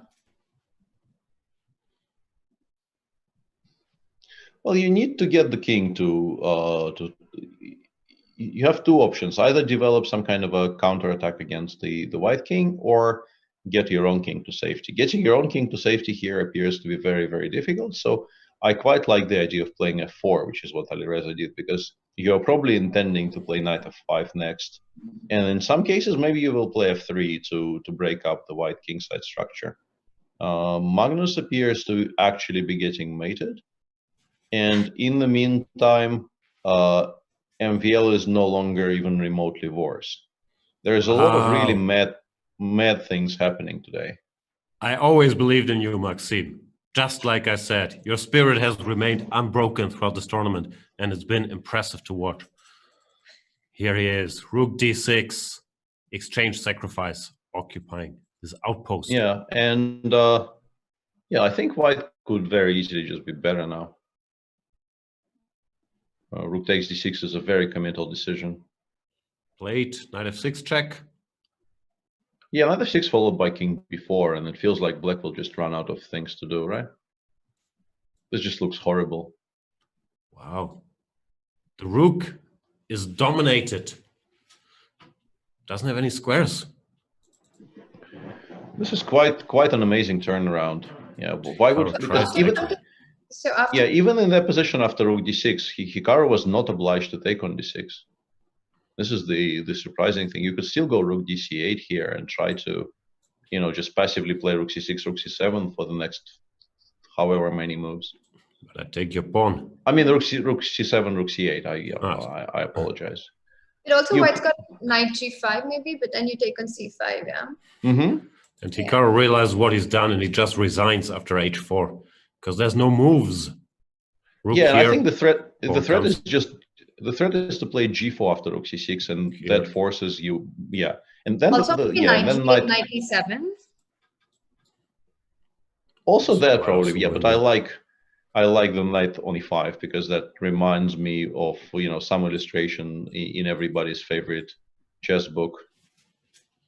I think Nimzovich was very much a fan of knights occupying these very nice central squares. Wow, he was really so far ahead of his time. Like, who would have thought that centralized knight on e5 that can't be touched is a good piece, like from back then? Amazing. Yeah, I think it was very, very non-obvious in the early 20th century until he pointed it out to all of us. Jokes aside, though, I think Hikaru. I don't believe I've seen Hikaru lose very many of these in his entire career. You know, position this good and also seemingly this safe, and he just went very, very quickly downhill. And yeah, Magnus also just resigned. Speaking of quickly downhill, Magnus went uphill with his king to d6, but did not last long. And maybe he overdid the trolling in the opening a little bit this time around. Not sure the Just a opening tiny- can be blamed. Just a tiny bit, yeah. No. The king, that's the difference. The structure is symmetrical, but the white king is perfectly safe, while the black king is... Ugh. Yeah. I think maybe rook g8. Rook g8 was a little bit too optimistic. You can't spend so much time on passing moves in these positions. Something more concrete here may have been stronger, because yeah, once we saw rook g8 knight e4, it already started looking as if this is going quite badly wrong for Magnus. So we let's have two look at the games. final position. Why did he resign? It's like checkmate. Queen Queen b4, c6. no? And Queen queen b4 c6. is mate. Also queen c6, queen c7, I think is mate. So it's, you know, Show me a choose your mate. own. Queen c5. Ah, yeah, it runs away to f5. Yeah, it's not actually mate. It's, I mean, we win every single piece on the board, but it's not actually mate. Should be mate. Yeah. Let's go queen 6, queen c. That is also not mate. But I mean, sometimes just winning all of the heavy pieces is probably enough. Good enough. Yeah, white is better, but be white mate. is better. Wow. Yeah. queen rook f3 is good, but it's no mate. No, but I mean, queen in the position where he resigned, queen 6, queen c7 actually probably is some kind of mate. Knight d7 is, I think, the only way not to get mated. Because king f8, king a8, rook b7 would be a bit Wow, of a that's not even picturesque check. view. It's not even check, but it is mate. Why not checks? I like Because I don't want checks. to allow knight d7 and then the king runs towards f6 and I have to think again. Okay.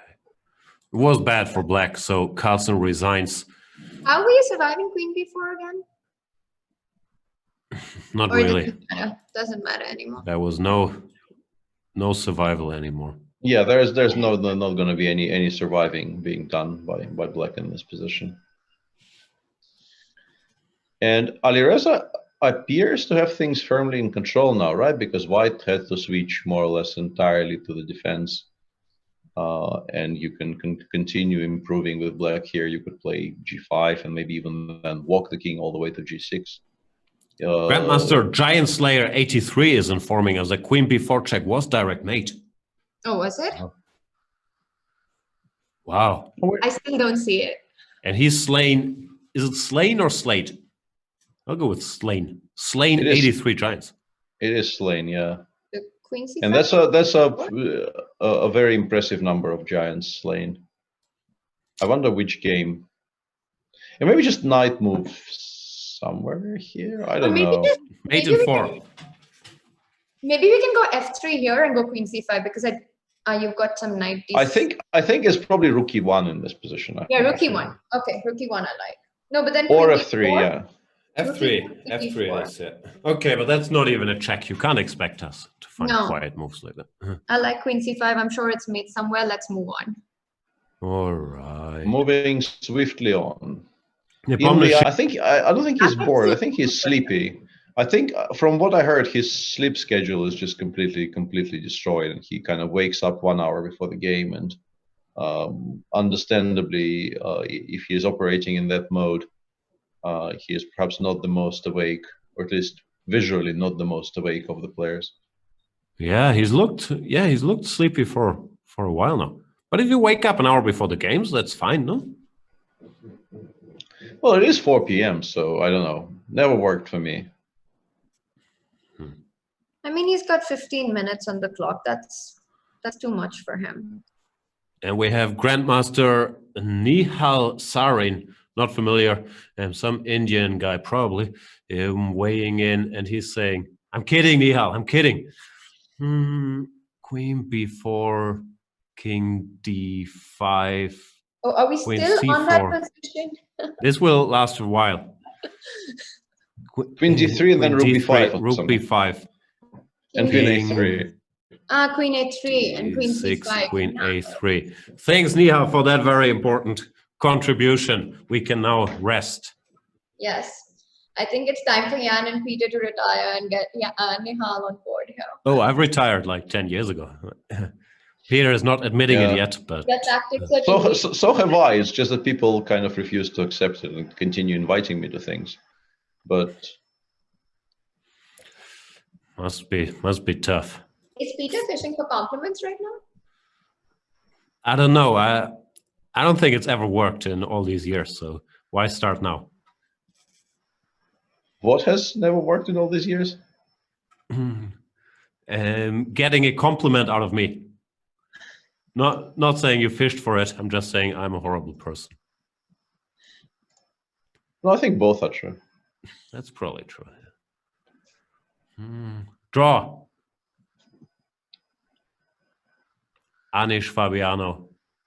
Yeah. Let's see if we have some new games. No, Firouzja's game is still going on. No new games. I mean, And actually- I like that, no? With knight f4 coming in. Yeah, no, I think black were in control for a while here. The question is whether this can be converted into a full point, or if white can defend accurately and still hold it. Isn't he just rook on winning a6. each pawn? Yeah, maybe white can win maybe the d5 pawn in exchange for it, but even that is not Are we doing 100% that, certain. Peter? Yeah, because I guess we just play king d7 after rook e8 check. Yeah, I was planning to play king f5, but maybe king d7 is just stronger.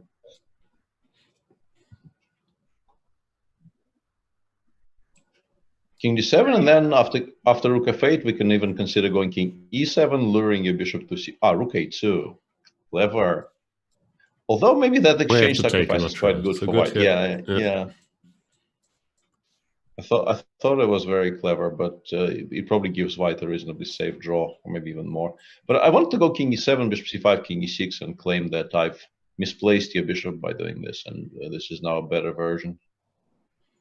Rook e8, king f5. Maybe it isn't. I'm very confused. Then rook f8 What's the time defending. situation? So Alireza is actually down to 30 seconds. Even he can't really keep up with Jan's. Yeah, but Alireza is Yeah, very, it's very difficult. fast though with limited time, so probably not to worry about. No, it's not the worry. It's just that I'm surprised that even against, the internet wizards such as Alireza, Jan still maintains. Well, if you never Very- think, it's hard for thinking players to keep up. Yeah, I think that's quite interesting, and that he is actually, when I mean, when they've got 15 minutes, he's not a very fast player. He does come short on the clock very often, but then when he's got little time on the clock, he's just a complete beast, yeah. And that's what we saw in the Banter Blitz Cup as well. He's just so fast then. But actually, he's been short on the clock, I think, in most of the games, yeah. He's not called Ali Razor for nothing. Or possibly Ali Racer, which is a really, really stupid attempt to work in their gaming chairs, because we've actually established that for a fact. That they both have Ali Racer Ferocious. Wow. Now we're talking. I mean, this is what people pay the big bucks for, right? To go premium on Chess24. Exactly. Go premium, 40% off with the voucher code Stay at Home if you not only want to support this little tournament and this show, but also want to get access to all the video series. Some video series by Magnus Carlsen, Peter Svidler, Vishy Anand, and so on and so forth. I also heard a rumor, and I think it might be more than a rumor, that Magnus Carlsen will be doing a Banter Blitz on the day he's not playing a semifinal at 2 p.m. Central European Standard Time. So if you want to challenge the chess world champion in a lovely Blitz game, now is a good time to become a premium member. See if he's not playing tomorrow or the day after tomorrow. Challenge him, beat him, be like Lawrence Trent or Anish Giri. Say, whatever goes wrong in my life, I have defeated Magnus Carlsen. Yeah, and I think Ferocious has gone with his king to h7. What's going on here?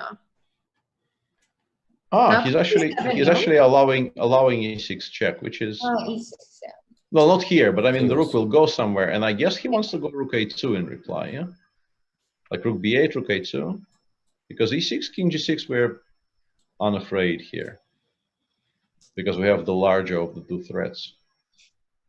All right, so if the rook moves, rook a2, e6, g6. So I've got to move my bishop. Yeah, you're just threatening rook e2 mate.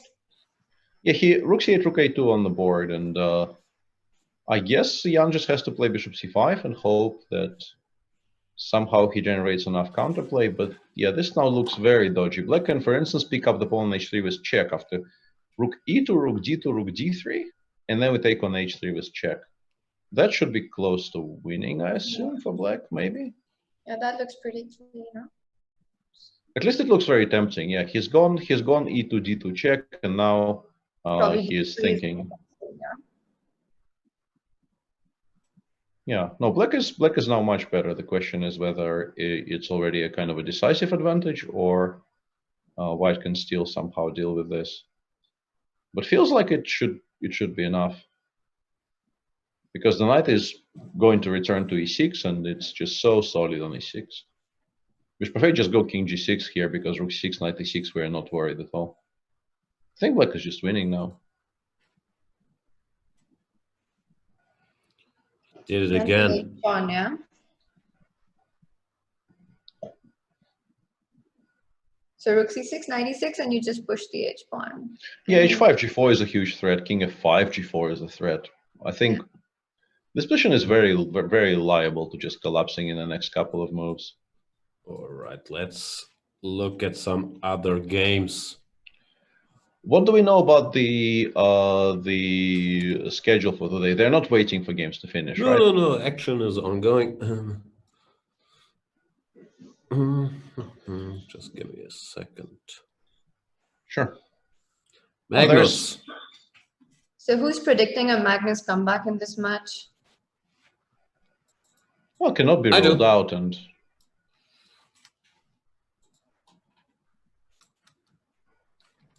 Wait, who? So who's Okay, so you're still rooting for Magnus, yeah?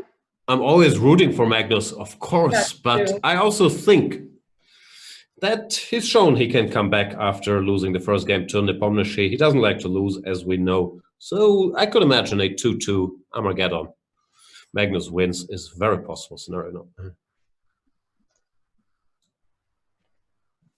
I think he's like the only player in the world who, when he loses the first game, you know, anyone would still make this statement that, yeah, him winning the match is still a very big possibility. I mean, for most other players, you'd be like, oh, it looks tough. It's going to be difficult. But with Magnus, it doesn't change so much. I think that's fair, yeah. I think it's because he's also one of the few players who doesn't go on crazy tilt mode. Even if he's having like, not just in Rapid and Blitz, but also in classical tournaments. We've seen him do that in Bike as well. Yeah, I'm not sure about that. He said that he does tilt, and he's had bad days in like Rapid and Blitz, but even tilting, I think his basic level is so high that you can never. Exactly. I think his level of tilt is a lot lesser than others. Mm-hmm. And this is very understandable because I know this is, Jan's probably not most favorite subject in the world, but I've seen tilt described as at least a form of tilt definitely is a mind state where you just go completely on autopilot. It's not that you rage and you start taking completely unreasonable decisions. It's just that you enter this very kind of this blank mind state where nothing really interests you very much, and you just go through the motions. And there's different mind states than that. I know, right? It's such a shocking idea that this could not be a default mind state. And just briefly, Alireza found a very cute tactic there. Let's just show. Yeah, this is, and Jan has allowed it because he had no choice. Alireza just gave up 2 pawns to set up the same mating idea. It's very cute. H3, rook takes H3, D4 check. And now after she takes D4, knight F4, the rook gets lost because rook E2 is a bit of a threat. He is a very sharp tactical mind. Yeah. I mean, and he's down to seconds, and he's setting up these ideas. Exactly what he did against rook D6. Rook G6 was against. Who was it against? Who did Alireza beat? Anish, Anish. That was a couple of days ago, yeah. Yes. Mm-hmm. So I think Alireza just wins now and goes 1-up in his match. And on the topic of that tilt, if tilt can be, at least some forms of tilt can be described as autopiloting, clearly Magnus has clearly one of the best autopilots in the game, being so naturally gifted at it. So I think it stands to reason that his tilt is still extremely good. I mean, his tilted play is still very strong.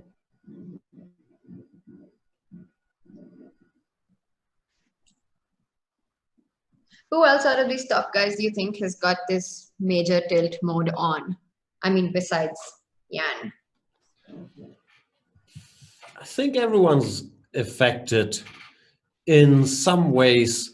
To me, in this tournament, it looked a bit, even though it hasn't been a thing for him that much in the past, but it looked a bit like Maxime was checked out at times, when usually he's not. I think it's a strength for him. He can lose a game and still come back. But here it looked like he could have been a little on autopilot. Okay, I'll play these new openings, see what happens. But if it doesn't go well, it's not exactly the end of the world.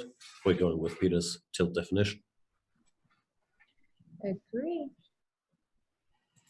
Other than that, you would think Hikaru, but I think it's actually not true. Like he looks like he could be tilting from his facial expressions. No, but he's normally a very resilient fighter. Yeah, I think he is. I think he comes back and he doesn't go crazy on the board as much as some other players. But I think I've seen Chucky a little bit in Jib, where I think after a loss, it's he wants to play something completely insane on the board. But I don't know if it's tilt. It's, I think, more this desire for something absolutely stunning on the board, which it doesn't matter if he wins or loses or what's the tournament situation, just to create something beautiful on the board. So that's not really tilt. Maybe. What's this opening in Nakamura MVL? I am incredibly confused by this, and they're also blitzing all of this out, so they seemingly know. I've seen this, I would guess. Bishop d3, bishop d6, and he takes. Now it looks like some bizarro French. Exactly, but with this f2, f4 structure, which you never see in the French, yeah. it took me a while to realize white is not completely lost because he still has this pawn on f2. Because I was processing all of these positions as if it wasn't there. Because why would white have two f pawns here? And then I realized it's I'm thinking about a completely wrong position. I think it's fine. No? Yeah, it might be a very comfortable game on the black side of this for MVL here. I'm a little bit surprised by his very last move just now. After e3 takes rook d1, I was expecting queen f8. I honestly thought queen f8 was a lot more logical, but maybe there's just no difference. Maybe queen e8 followed by b6, bishop b7 is also completely fine.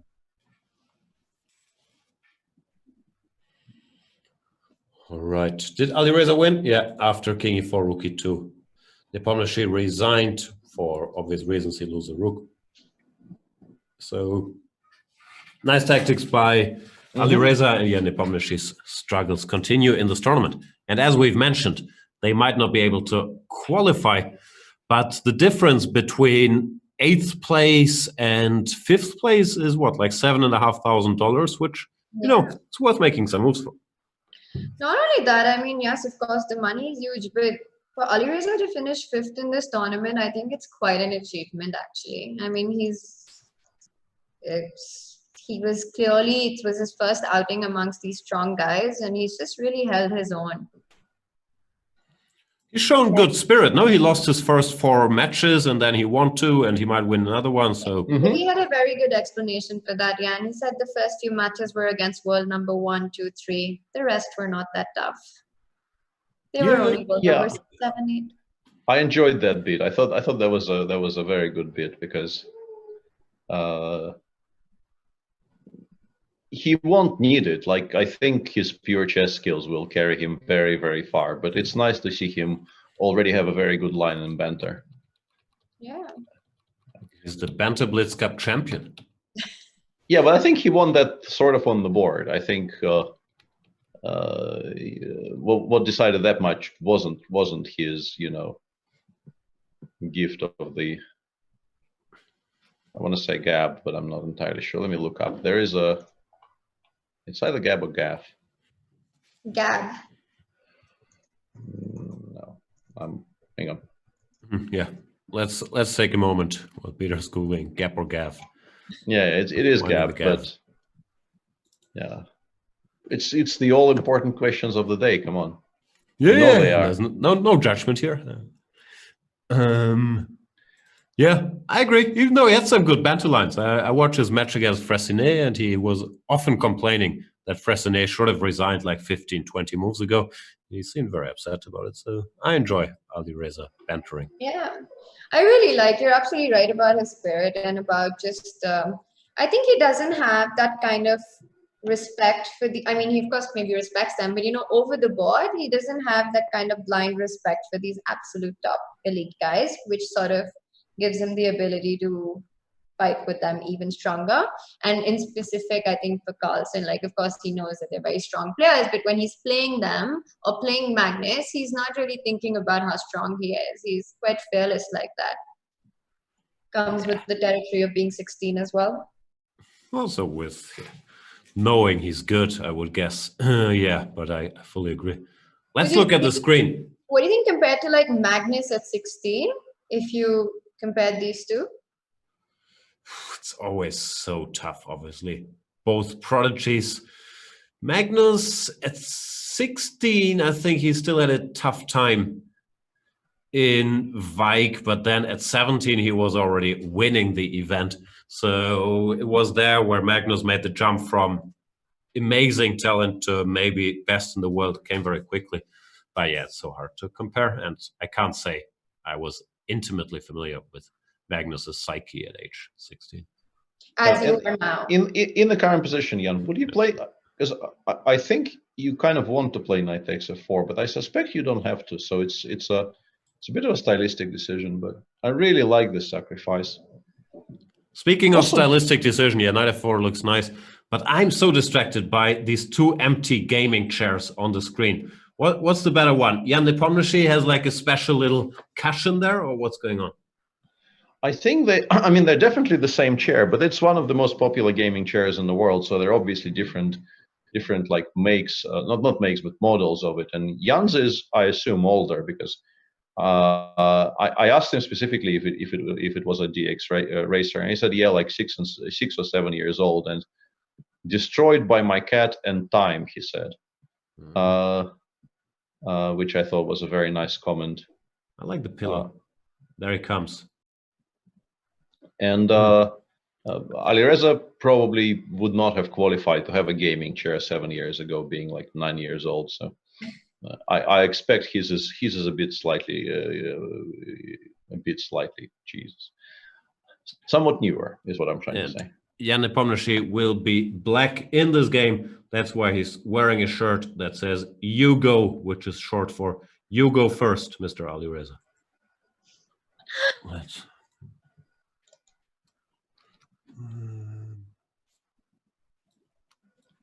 Indeed, that's what it stands for.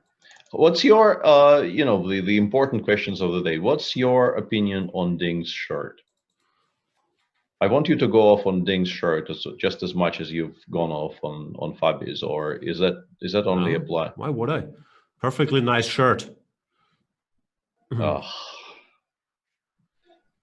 fair. It's not my fault. It's a nice shirt, while Fabi's is an absolute crime to everybody's eyes.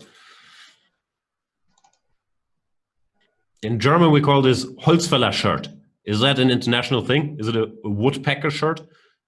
No, what's the word? It's like a very, I don't know, in India, we just call it brand power fashion. No, these are like these flannel shirts with the checks. Yeah. Do you have any chess on in other news? Yeah. In their game between Ding and Magnus, this exchange sacrifice, which Peter expertly pointed out, did happen. Knight f4, bishop f8, bishop f8, rook to e1. So black has the 2 bishops and a pawn for the rook, which is basically material equality according to my count.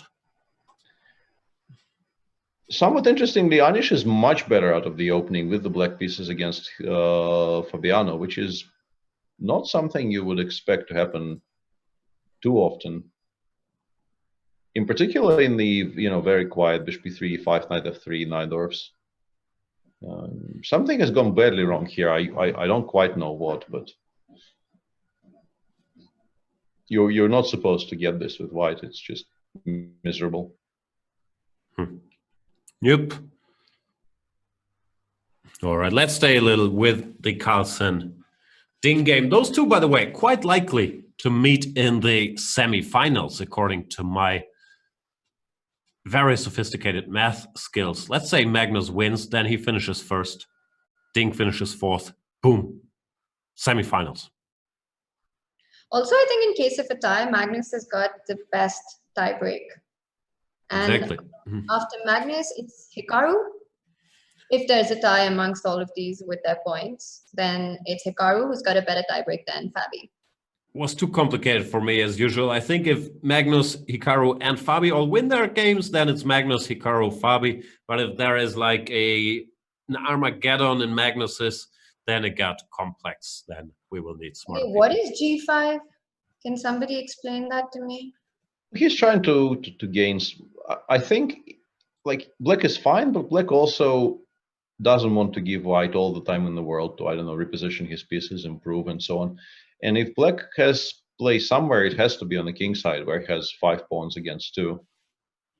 Have I counted that right? Yeah, I did. So he's just trying to ran into knight G2 or what?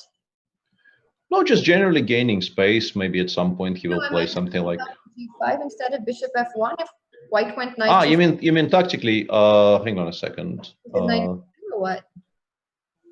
Maybe it takes BC3, knight B4, maybe. Because knight G2, I'm worried about rook G1. You clearly cannot take, but I'm worried about rook G1. Yeah, fair enough. Rook G1. Do I have knight E3? Do you have a good check? I mean, am I missing something? Maybe we don't actually have. That's you do knight F3 at least. I mean, at Yeah. some point. Actually, starting with knight d4 is still possible despite all that because. And knight f3. Right? Oh no, yeah. Yeah. Nice. Then yeah, knight g5 becomes a very. It's a very interesting question to me why this was so soundly rejected by Magnus, because now black got exactly I think what he wanted to get. Some activity on the king side and you know, a knight on f4, which is very, very difficult to drive away. But Magnus also found at least some setup which makes sense. So the pawn on g2 is safely protected. The f3 knight is headed towards the e4 square, and also you kind of have to watch out for queen b6 ideas if you don't stop that. Even the endgames probably are fine for black, but of course white would like this to be an endgame because then he is no longer worried all that much about kingside attacks and things of that nature. So I mean, like after queen c7, I would definitely be very interested as white in playing queen b6 and hoping black trades. Yep.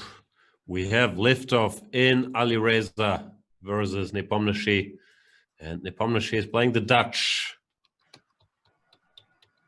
As explained yesterday, a horrible, horrible opening, but often chosen in sort of must-win situations because, as Peter mentioned in the pre-game show, it's very hard to force a draw against the Dutch because he is so much better that you have to, you know, really go out of your way to make the position equal, and that's not everyone's cup of tea.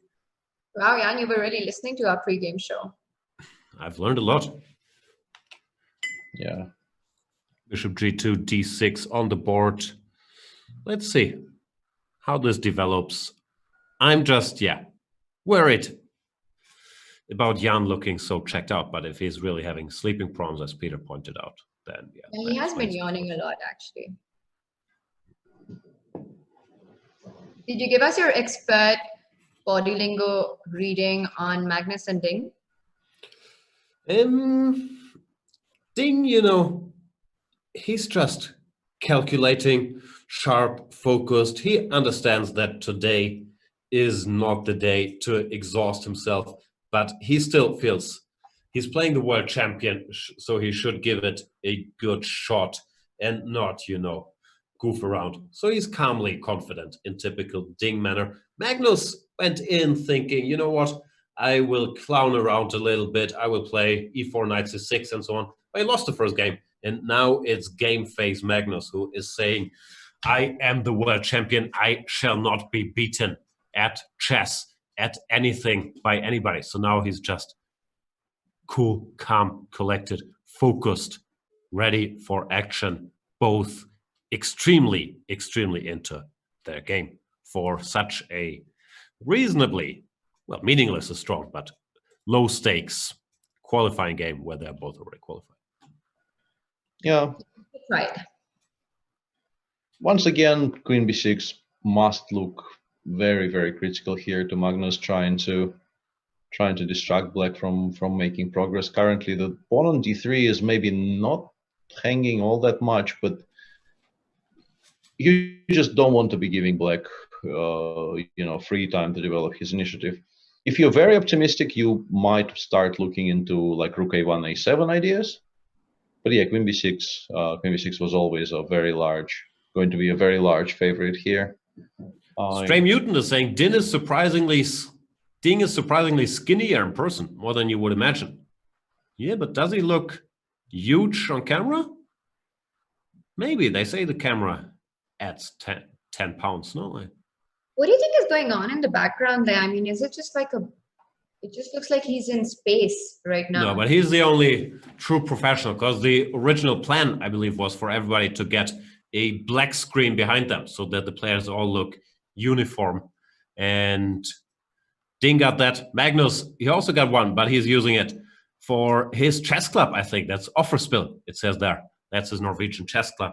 Shout out to Offerspill. While it was impossible for everyone to get that, obviously, because of the Corona situation and this tournament being put together very, very quickly. But So I think that's what happened with Ding. The queens are off the board.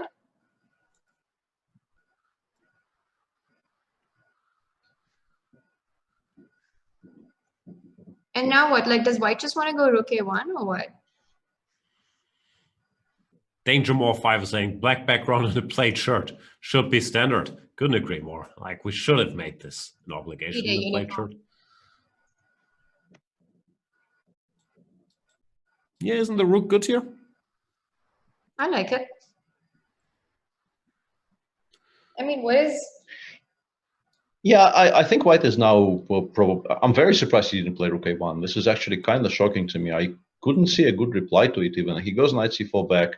It probably doesn't change the valuation all that much, but I am very surprised by this decision. What is the idea of knight c4, Peter? I think maybe he wants to stop bishop takes e4 followed by knight e3. That would be my only guess. He just wants to control the e3 square before he goes rook a1 anyway. This looks like one of these typical Magnus games where it feels like his opponent's playing a good game, making some nice moves, dynamic decisions, and then Magnus just wins. Yep. Yeah, I do agree with that. Now it does seem like he is just sort of completely in control.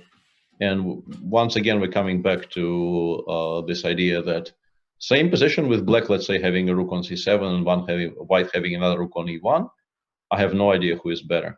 With only one rook against the light pieces, you immediately feel that the player with the extra exchange is significantly ahead. Yeah, this rook is huge. The open file.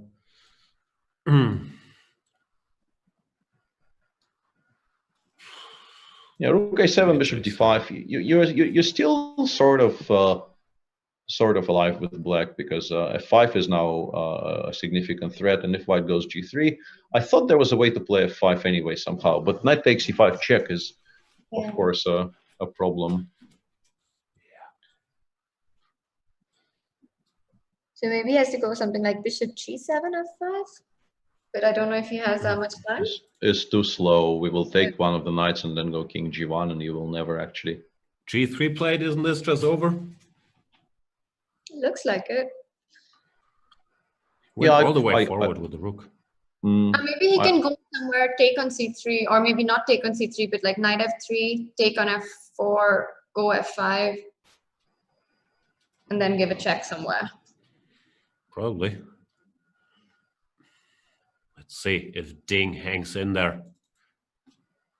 But yeah, it is now very much a question of whether he finds a way to continue here. Something must have gone quite badly wrong between, let's say, move 20 and move 30 here, because I thought black cannot possibly be worse after the exchange sack once that position appeared on the board, but clearly black is worse now.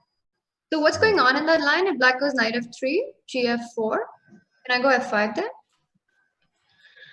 Yeah, I don't know. I tried calculating this and really got nowhere. It does look like it creates serious, at least, practical problems for white. I have no idea which move to even suggest. Like, yeah, I was about to suggest blundering a rook in one move. That's not going to be good. But maybe knight e5, knight e5, fe5, fe4, d4. Because we also need to block down the g1 a7 diagonal for the eventual e3 king g1. Yeah, now we take and we go d3 d4 here. This looks good. You could also, I mean, yeah, that looks pretty strong. Also bishop g2 here, or then you have e3. Yeah, no. I was worried it might queen somehow. Yeah, bishop g2 exists, but if I can play d4, I would like to play d4 here and just keep things under control. Yeah, looks and winning. then you go d4 somewhere. Yeah. Yep. Looks bad. Yeah, and he ended up playing f5, knight takes, king h6, and yeah, that should not work. Somehow, I really don't expect this to work.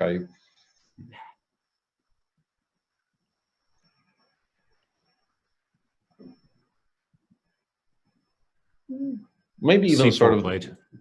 Ooh, That looks very clean. Getting rid of that the is main yeah, enemy. that is very clever. Getting rid of the biggest danger on the board. And there's Ding no resigns. threat to the bishop. Yeah. Game over. Very nice. So what's happening? What's happening in other games? Because this one does appear to be. Yeah, this is over 1-1. In their match, Magnus strikes right back, which means I already got it right in the fantasy when I said that the winner of this match would lose a game. Yay me. Yay you. Yay me, Lannister. Rook e2, bishop c3. We take rook d7, I guess. I think this is an improvement for Fabi. Yeah, I think his position must have been much worse than this. This endgame appeared like I think you're probably favored to save this. The pawn on a6 is just too weak. So I have a feeling somewhere along the way, Anish must have sold his position a little bit too short. Yep. Looks like a draw now in Nakamura MVL. MVL won the first game. Bit of a comeback victory there. This time around, he has to deal with the famed Queen-Knight duo. But he's active himself, so equal. Around equal, although it could become incredibly sharp just now after Queen a7, because I think you will have to play for some immediate tactical counterplay connected with h3. Maybe Queen f4, Queen h2. But that loses your entire queen side, right? Queen a7, Queen f4 check, King e2, Queen takes h2, Queen takes b6. And maybe this works out for Black, maybe it doesn't. It's difficult to judge. So yeah, I think Hikaru actually has done a very, very good job of making the game out of this. And there was a very interesting tactical interplay around move 23, which we probably should show because you don't often see this sequence. 23 Queen e7, Rook e8, Knight d5 already. This is quite beautiful, but MVL obviously did not blunder this. He prepared Bishop e6, and Hikaru continued leaving everything hanging by playing f5. You still cannot take any of these pieces, but MVL didn't blunder that either. He goes King h8, finally sidestepping the forks, and Knight b4 here. I think this entire sequence is quite well played by both of them. These guys can calculate, can't they? Knight b4, Queen a8. Now the Queen is finally under attack. Queen 7, Bishop f5. Wow. That is beautiful. Yeah. But yeah, Bishop g4 check is very, very smart here by MVL. I think Queen h2, Queen b6, he may have been in a lot of trouble, but Bishop g4 check probably forces the trade. And then in the Queen endgame, you don't really care if you lose your entire queen side. As is often the case, like one significantly advanced passer is very, very equal in strength to basically almost however many on the other side of the board. So here MVL is not at all worried about losing the b6 pawn. He just needs for the h pawn to survive. Because I'm not sure if you know this, Peter, but one runs faster than two. So if you have one strong passed pawn, he can move up the board a lot quicker than three of the opponent. Yeah, and Hikaru very, very smartly, of course, doesn't give up on h2. And if Black plays something like h3 here, he will start pushing his own passers on the other side of the board. And it's not that easy for Black to make progress, but you still expect Black to never ever be worse. Probably not better though. h3, a4, and just play. Yeah, whatever. By the way, do I see a hint of a checkered shirt there from Maxime? Did he get the memo? And he's just wearing a jacket to cover it up? Let me see. It's subtle, but I think it's there. Yeah, I also think it's there. Alireza threatened. I know he didn't threaten checkmate in one. One Queen e4, h6, h3, Bishop f5, Queen h4. Pinning, King to g8. What's going on here? Well, it's getting a little bit sharp because he will have to either sacrifice a piece on g5 or put his queen on a square where it might get not trapped exactly, but in some trouble. I like knight e4 a lot better than knight f3 though, because after g5, queen h5, which is what I assume he will do, Black with a knight on e4 doesn't really have the knight e8 f6 plan, which maybe would have been very strong with knight on f3. Well, I mean, the plan still exists, but the square on f6 is under control, so you're not worried about it with white. Jan goes knight d5. Now the question is h3, h4. Does it make an immediate draw? No. Precisely for the reason that Jan described so eloquently with arrows just there. Bishop g4, bishop f5 does make a draw on the spot for black, but considering the match situation, he would very much like, I think, for the game to continue, but I'm not sure he has those options. You could take on e4 here. But I think I take with the rook, actually. I think it might be more attractive to take with the rook. Knight f6, queen g6, knight e4, bishop e4. I have a feeling that position is just bad for black and you cannot go for it, because of just how very, very strong this bishop on e4 is. Although rook f6, I blundered rook h8 in the end there. I thought I can just play... But I have queen h5 check, yeah. Takes, and now I interpose... rook h8 here. I keep on blundering this move, even though I've already mentioned it on air. It's a bit stupid. Yeah, that doesn't work for white. Then maybe you can play this. Because if you don't sacrifice the exchange on move 21, I think the position at least remains playable for black. Who knows? Alireza hasn't played h4 yet, anyway, so this is still up in the air. Little expressionless animal is saying Jan should be taking his own sartorial advice, surely. That's a fair point, yeah. Not sure if I have a good checkered shirt. I'll look. In general, what I was always told is when you're sitting in front of a green screen, you shouldn't bring all your colorful, striped, checkered shirts, but just wear plain, dull stuff, because if not, it can mess up the thing. But I do agree. Let's set a new standard and have everyone checkered. Tanya, do you agree? I'm not a fan of checkered, but whatever floats your boat. Yeah. I'm more into solids. Yeah. I don't know. I'm gonna need Ding back on camera to make a final decision. What is Anish doing, by the way? He's playing around with his headphones or something? Are they even allowed to have headphones while they're playing? Why wouldn't they? He could be getting precious information.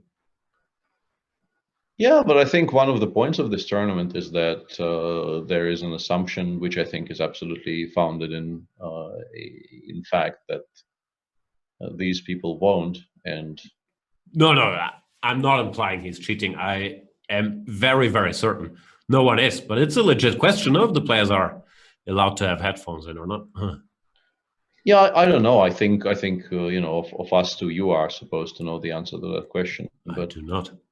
And he's just very happy with his position. He just did a little head shake. But why? Maybe because he just thinks, okay, that's very...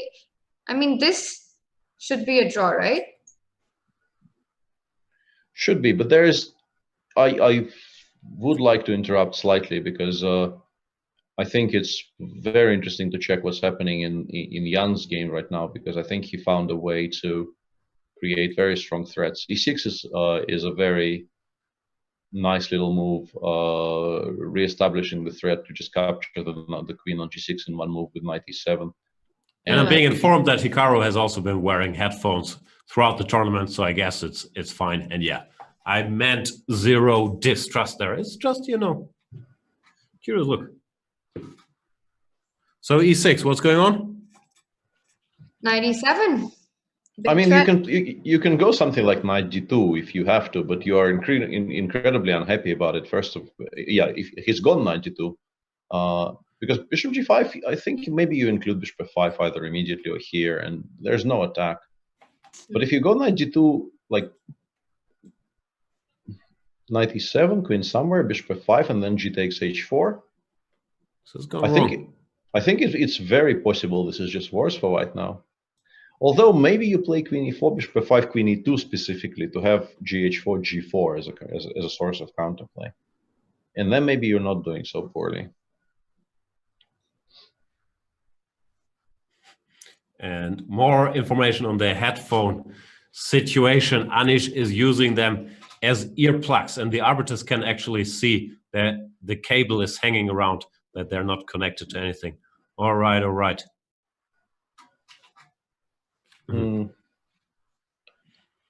The MVL Nakamura game ended in a draw, just as we expected it would. The Rook endgame in Fabi versus Giri actually, I want to say transmogrified, even though it's probably not a word I should be using in chess context. Yeah?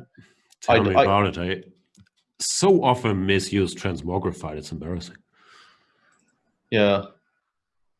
Isn't this less of a draw now that the Rook is not on A7? Tanya, what does transmogrified mean? I have no idea. Me neither. Okay. It's a spell in Harry Potter. I mean, come on. Oh, is it the transfiguration? Something to do with transfiguration? Well, yeah, but like Harry Potter. Sorry, Peter. How is Harry Potter such an outlandish reference? Harry Potter is a great reference. Just didn't come to mind. We haven't been revising our spells. I'm a bit behind on my spells and my spelling. What's the word? Transmogrified? What does it do? What does it do? We're now all three of us, I have a feeling. Transmogrified, transform in a surprising or magical manner. Wow. His home was transmogrified into a hippie crash pad, is the example sentence. Who knew? Has been magically transformed into where the rook is not in front of the pawn anymore. Yeah, but I guess he can still reestablish it on A8, or he can pick up on H5. Like, I think the big question for Anish right now is how big are his winning chances if he goes Rook B8, Rook C5, Rook A8, Rook H5, A4? And are they bigger or smaller compared to him allowing Rook C8, Rook A8? I honestly don't know. I mean, Rook C8, Rook A8, and then he could also come with the king to the queen side, right? That's the other way to do it. So there are two plans for black here. Either the rook goes to A8, you give the H pawn, and you start pushing the A pawn. But then white's king. Come on, Magnus. Oh my god, what are you doing with this H pawn? The most I played with the H pawn is like H3 or H6, and now just everywhere it's H5, H5. No, this is a little bit too much, honestly. Like I mean, it's great content, but also it is a bit of a you know, this is the thing with doing these things in chess is that you're clearly taking the piss, but you're somewhat taking the piss at your opponent's expense. The problem is you might still win, and then it looks embarrassing for Ding to not have won after H5. But yeah, Magnus, as I think Peter talked about the other day, he likes approaching the line, but he's never disrespecting the game. And I think even here, there will be some method to this H5 madness. But to me, it does look very, very strange. This is a position, of course, where Magnus has played a lot of E6 or G6. Yeah. No, but the thing about H5 in this particular structure is now, like, I would like you to nominate a line of Rossolimo where H5 is just not a horribly weakening move, making a position unplayable. Yeah, I'm not sure how it helps, but as I said, I think he will have a point. Not sure what the point is. And Ding goes H3, which I'm sure is fine, but doesn't feel like the refutation. No, why not play in the center like C3? Yeah. I have no idea. Yeah, H3, E6, and in those bishop takes E6, b takes E6 lines, maybe you can justify having the pawn on H5 in some way. And also, I suspect, like if white castles now, in particular, now that we've played H3, G5 is coming. Yeah, instantly plays G5 and is genuinely happy about his prospects. So yeah, H3 looks like maybe not the most critical option Ding could have tried there. Maybe the idea is just G5 against everything. C3, G5, D4, G4. Rapport would be proud. Pawn's already covered. Yeah. Don't know how good that is. Like I'm still, you know, not exactly a believer here. Anyway, it is great content. H5, H3, E6, C3 on the board. No, I don't know. What do we do? D5? 97, D4, D5? G5 anyway? G5 is consistent. Come on. The Consistent. problem is we're not threatening G4 now after D4. Yeah, with the pawn on H3, you are less threatening. Yeah.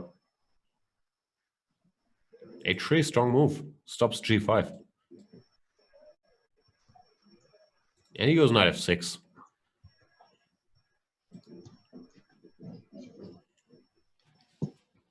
Yeah, this is fun. Maybe he's also trying to get into Ding's head, anticipating their upcoming semifinal match. I think showing him he's a psycho who can do anything.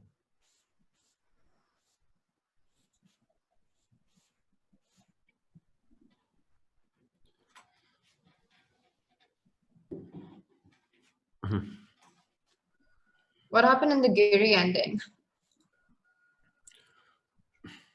Let's get to it after maybe stopping by here because this looks fun.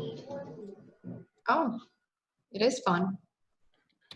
Yeah, well, Alireza somehow stabilized, but he's probably still quite a bit worse, right? Queen takes G3, I assume. Oh, he went took FG. FG. He went FG. Yeah, now you probably want to start playing for some E5 breaks. Or Queen F2, Queen takes B2 is also a line, but... Queen F2 played. Jan Nepomuchenko, by the way, taking his time this game. Even Hang on a second. there's There's knight there's E3. movement on his face. He's calculating. I thought King H2 was just strictly impossible because of Bishop F3, but he has knight E3, so game is still on. All right. Where's Anish? This looks like Yeah, Anish actually chose one of the I think the more principled option actually of the two he had, and now it's very interesting to see how this ends up. let's lean back. We might have learned something. Yeah, I have a feeling draw is probably still favored somehow, but you need to be quite precise here with the white pieces, of course. Yep. So the point is like white can't simply come to the queen side because if king e4, you want to go king g5, and I'm not in time. Yeah, I don't know about king g5 specifically because king g5, of course, white will play g3. But yeah, I don't think white is ever in time to run all the way to b2 and take on a2 because pretty much every single pawn endgame will be lost. Yeah, but after g3, then I could come rook a3, rook f3 when you come with your king, right? Yeah, even rook a3 immediately I think might be extremely awkward for white, right? Because I think after king g4, I suspect I can just take on g3 and f3 and g3 and I'm winning because if the king is cut off sort of from below, those are normally completely hopeless. Right. Magnus's position looks perfectly healthy. Magnus has an extra pawn actually. C3, knight f6, e5, knight d5, d4, cd. That sometimes happens. You play a move like h5 and your opponents become very overzealous trying to checkmate you. Ding just gave a pawn. Yeah, and this is now sort of in spirit. I think the closest to the position they have on the board is that weird line. What's it called? The Rubinstein's Sicilian, yeah. Isn't it? Knight f3, knight f6. No. I mean knight f3, knight f6. Where black also. Nimzovich. Yes, e5, knight g5, knight c3, take with a d pawn. And then black often goes like e6, knight c6, queen c7, b6, bishop b7. So sort of black's half of the board looks sort of like that, but white's half of the board is missing two pawns, and black played h5. And h5 is really not the move you want to be making here. I think white's compensation here is based in large part because exactly in the fact that the pawn is on h5 and not on h6, because knight g5 will be very threatening basically at every single turn here. And we have the scores back. Let's just briefly have a look at the current match situation. Ding versus Magnus, they've been exchanging blows. It's 1-1 after each one again. Yeah, and I think Jan is about to strike back. I think Jan is about to just equalize as well. MVL is ahead 1-1/2. That queen endgame ended peacefully against Nakamura. And Anish Caruana. Depends how this rook endgame will go. Yeah, and actually, Fabi allowed exactly what we were describing, and I honestly think rook a3 is just winning now. Anish went rook a5 check. I don't know why he's driving the king to e7. I think it actually has to go to e7 now, but Anish knows best as usual. But yeah, I think this is winning for black. I don't expect this to be survivable.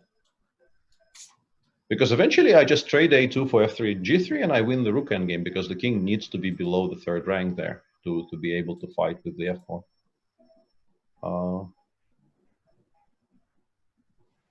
So Anish will go one up, yeah, if he wins this. Yep. I think I took Anish, so that's good news for me fantasy wise. I think I didn't. Anish. Even the current standings, I don't think anything's good news for you, Peter, fantasy-wise. That is very true, Tanya. But you know, some consolation victory somewhere, please. Can we have a look at the overall fantasy standings? I'm just curious. Jan, you're such a show-off.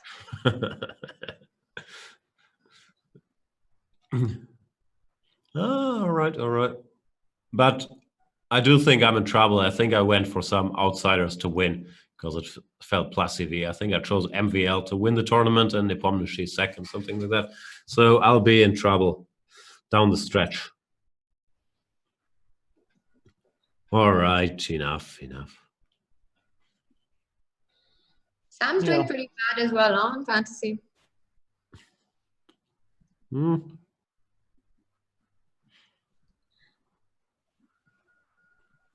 All right, so what is... Let's just so that we could switch to something else. Let's try to find a forced win here for black. So after rook a3, I assume the king goes to d6 anyway. If we take on f3 and g3, are we winning or not? I think in this particular position, no, hang on, we probably play king g4 here. Yeah, because if you go rook g3, I think king e7 is drawing like instantly, no? Or rook f2 check, yeah. But if we play king g4, we probably still win, right? And Anish actually switched the rook over to the second, which could also be quite clever. Yeah, because it stops the king. King b3, rook f2, and after rook takes a2, we can take on f3. And the king cannot go. The king has to go forward, which is a bad thing for white here. And yeah, this. I mean, even in this position, I would very much be interested in playing king g4 first, because here rook f2 check actually drives the king back to the 6th. And I would like my king to be on g4. Yeah. But this, I think, should be a very easy conversion, right? There is just no chance. This looks winning. The king is cut off. What's this called? Cut off horizontally? Like the late Mark Dvoretsky tried to explain this to me. This is a good method. And then you just queen. Yeah. And Jan is... Alireza already resigned because there is no perpetual in sight in that final position, and black is just a full piece up. So that match so far featured no draws and black winning both games. Quite surprising, but also we expected very exciting chess from those two, and we are not being disappointed. Yeah. Losing with white against the Leningrad Dutch, I consider a bitter disappointment from Alireza. Yeah, and Ding actually went for the immediate knight g5 as we sort of indicated, and Magnus just takes on e5. I thought the plan was to castle. If he takes on e5, queen g3, what's the next move? I guess just bishop d6, yeah? No, f6, knight e6 may be a bit risky, no? Oh, missed it. Nice.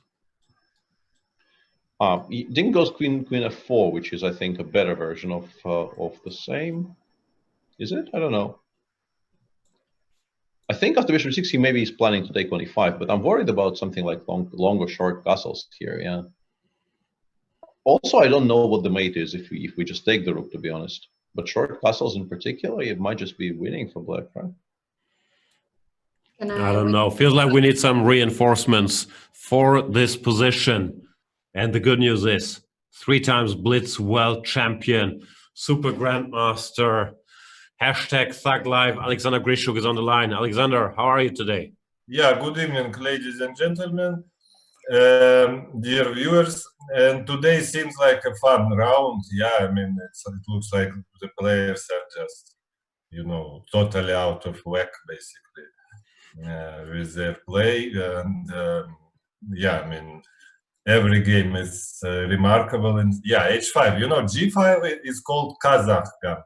Yeah. Yeah. G5 is played in Batablitz. G5 is well known in the Carlsen lure. H5 is new. H5, I don't know how should be called. Maybe Uzbekistan Gambit. I'm not. I sure. mean, it's No, but I mean, there's a reason G5 is called the Kazakh Gambit. It's because Evgeny Yegorov, the person who popularized it for many, many years, is from Kazakhstan. So I don't know if H5 has an actual, team of authors behind it, and if they want to come forward. And no, bad I news think for it's us is that Magnus is the author. Magnus, maybe Dubov, I don't know. I mean, usually I think Dubov is responsible with such ideas for Magnus. I'm not sure about H5. Anyway, Tanya has to leave us. Thank you so much, Tanya. Thanks for. Now that Sasha's here, I know I'm leaving both of you in good hands. I'm not sure. Thanks I'm not very sure. much, Tanya. Yes, Okay. thank you. See you guys. Bye. And also a remarkable thing is, Fabiano tried to convince us yesterday that people are, it was Lawrence, yeah, that people are not avoiding Magnus, even including Hikaru is not going to avoid Magnus. And during game one, just exactly at the moment when Magnus was completely crushed, Nakamura basically committed a chess suicide by playing this knight b4, knight d3. I mean, going from much better to just completely lost in a few moves. Oh. So yeah, it's also funny. I did not think about that angle at all. So how does it play out? If Magnus wins his match, he's first, I think, and then he would face Ding either way. Okay, maybe. So it doesn't depend on the results of Hikaru and Fabiano at all? What I was told, if Magnus wins in regulation, then he has the best tiebreaker no matter what happens, and then he faces Ding because they have more points. But it gets complicated if stuff goes to Armageddon or whatever. Okay. Yeah, and now Hikaru, he sees that Magnus is actually probably winning this match, so he now starts to play seriously again. So I think he's probably just better with black, yeah? It took. Also, just briefly, c5, b5 is... A4. I guess A4 is the only way to kind of make sense of white position. Because otherwise I think b5 is just incredibly strong. Yes, but A4 and it's a bit unclear, yeah. Okay, what else? That rook endgame has been going on for a while, and it seems to be confusing the players as much as it's confusing us. But probably black is still winning, I assume. Yeah, very interesting endgame. I mean, it was not supposed to become interesting, but Fabiano allowed this march of a pawn, and and it became on the verge of defeat for white. I think he has just lost now because he has to allow rook a3, rook f3, and then he loses. He goes king d3, king e2 now, which is quite clever. But I don't think it saves him, because now the king can threaten to go to like d4, c3, b2, and he's not going to be fast enough. Yeah, so it will be king d4, g5, and black can even play maybe king e5, but also king c3, g6, king b2. Yeah, I think you're just never in time here after king d4. There is not even very much to calculate. Both forward and back wins. Okay, if king c3, so king h3, king b2, take, probably rook takes, king g4. I mean, there's a Yeah, little this is a little bit touch and go, but I think white is still not fast enough. Yeah, it feels like probably black is. Although, yeah, king f5, I'm not so sure. Maybe you don't want to allow this. Or Maybe you maybe actually push the pawn. No? Yeah, maybe just go king e5 back. Maybe we really don't need this. And he played king e5. I think that's the sane choice. Just pick the g pawn up and win that way. But okay, if I play now king h3 after, I mean g6, king f6, king h3. You can just take on g6 and play rook a4, yeah? Yeah. We allow king g4 and play rook a4. And he looks upset. He's shaking his head. Something's gone wrong. Has it? Maybe he lost on time. Maybe connection issues, yeah, because I think the position is now very easily winning. So Why would he lose on time? Something's bothering him.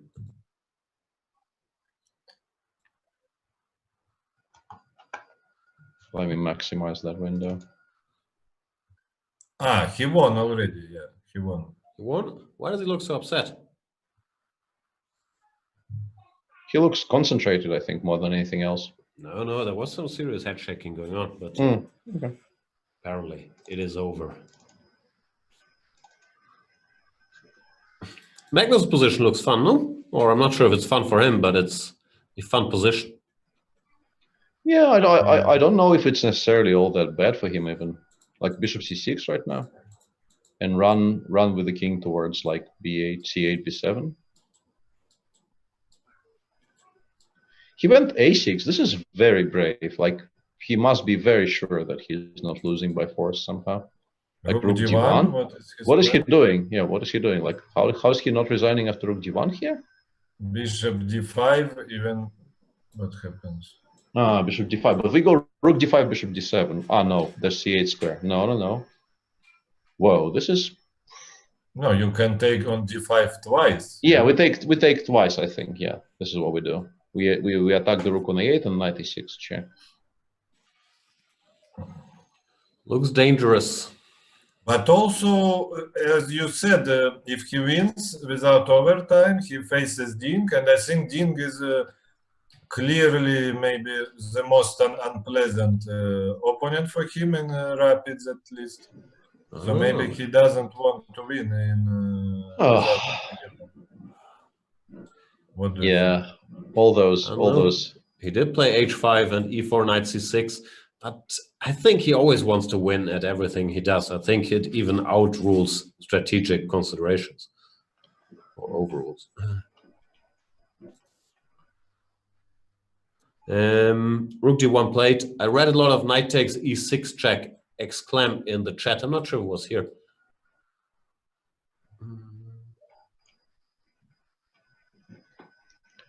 Do you see any kind of defense? Take everything. No, I think you run. I think you go king c8, king b8 there. I think this probably wins, but rook d1 check. I can continue running towards queen side, and this I couldn't refuse on the spot. I probably lose my queen, but I pick up a lot of material for it. But rook d5, bishop d5. I mean bishop d5, rook d5 does appear to just be crushingly strong. Didn't happen here. Ding just went rook d1. Let me just check, because I honestly, I thought the position wasn't necessarily all that clear. And I also thought that you can never afford to spend the whole tempo on a6. So let me just check if I was correct on any counts there. Please check. Bishop a3, yeah, you were supposed to play bishop c6, you are still worse. But you are supposed to play bishop c6. And now a6, knight takes e6 was somehow pretty much made. I guess d, queen e6 simply. You don't need to give rook d1 check yet. You can just go queen takes e6 and it cannot be stopped, yeah? And is there anything wrong with rook d1? You can play king c8 now and you don't resign on the spot. Yeah, you're losing, but the game still continues. King c8, rook d7, queen c3. and white has to play bishop f1 apparently. But white is still winning after bishop f1. So King c8 played. yeah, but 96 queen e6 would have been a nice way to conclude there, which I completely missed. Has Alireza put on a new t-shirt? Is that like a sombrero or a ghost? There's something happening. Magnus shaking his head.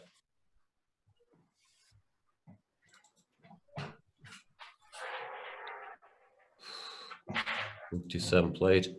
Rook d7, yeah, he will take on c3. Obviously, white needs to pay some attention to the back rank issues there.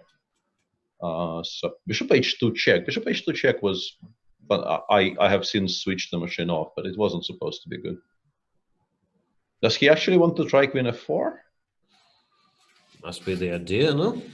Oh no, he just went ab5. I do not believe in that somehow. You're not a fan? No. But that's just terrible for black. Take e6, play Just knight d6, whatever, yeah, like f4 or whatever. Just... Queen f5 or f4 after bishop b5, yeah. No, maybe bishop. What is he doing? Ding strikes again. Yeah, bishop b5, but honestly, yeah. I think No, but I f5 mean, you really want to convince me he is not trying to lose this game?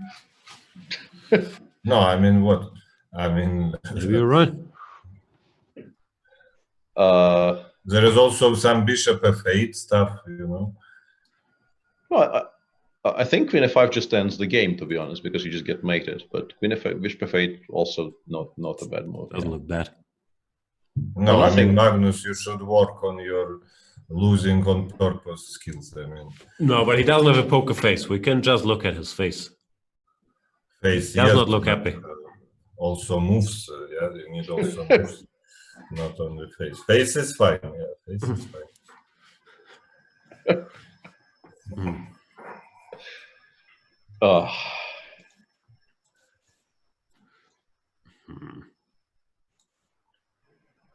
So who do you think Magnus wants to face if we go along with your Not theory? just one of the other two. Yeah, because he beats them all the time and rapidly.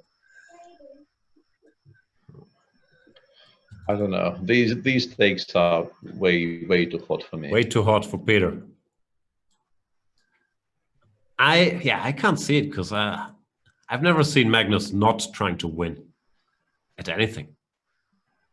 No, I'm like half joking, of course, but not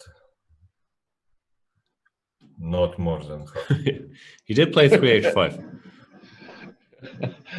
No, I mean 3h5 is fine, but well, I mean it's not fine, but yeah, I think he takes more time normally, and he defends more solidly. Well, solidly is maybe not the right word, but more convincingly after bishop a3. You know, because I don't know. Once again, knowing Magnus, very hard for me to buy the idea of him playing to lose, but these games are strange. And he's smiling. Look, he's smiling after losing. Wow. Detective Grishuk arrived just on time. And Chess24 turned off the cams of the players. Yeah. It all comes together. Yeah, this is all a giant conspiracy, obviously. Truth is out there. What's happening in MVL's game? The MVL's game became very sharp. I think he might be. No, Black has. I thought 95-91 Rook e1 is extremely strong, but Black has bishop f6.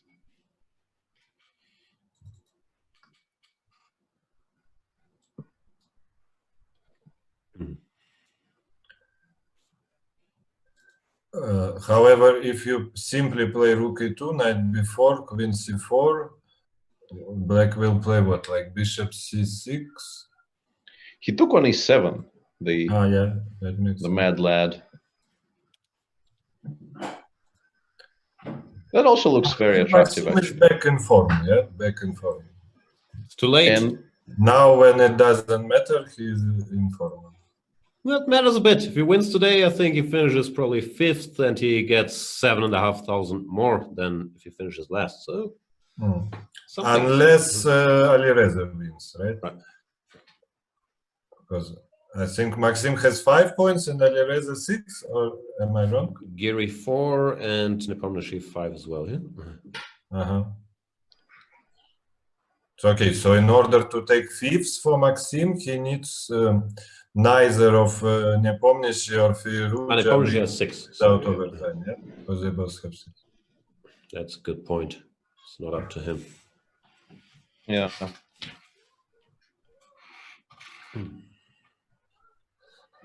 No, but I mean, it's really vintage MVL. And I mean, starting from game 4 yesterday, I mean, just playing his best. I mean, extremely fast. I want to just briefly, if we look at this position, I think after c takes d5, Alireza is planning to take on e3 and then take on c6 with the king. And I'm not even joking. I think this is good. Queen e2, bishop c5, and I put the king on b6, and I'm very happy. Wow. Didn't happen. I think But it didn't he happen. has 1637. So what? He analyzed all of this? I mean, what is going on? You know, they had something similar in the first game. Where did they deviate? This position. He took on c5. He took on c5 in the first one. Knight 6 is a supposed improvement. Then it's quite possible that he's checked this, no? Like, even if it's only for 2 minutes in the break. Wow. But that's fantastic if it's true. Yeah, and Jan goes with takes, knight h4, allowing queen takes c4, which is really, really non-obvious to me.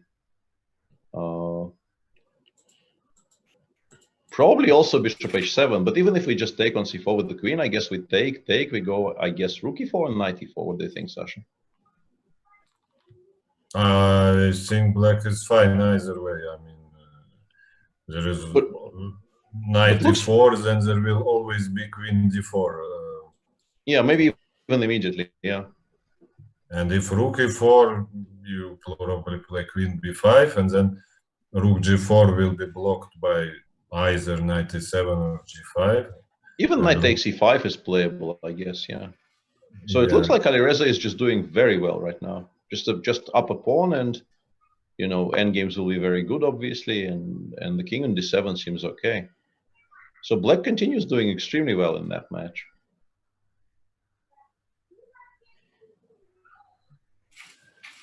Yeah, you know, it's a nice story.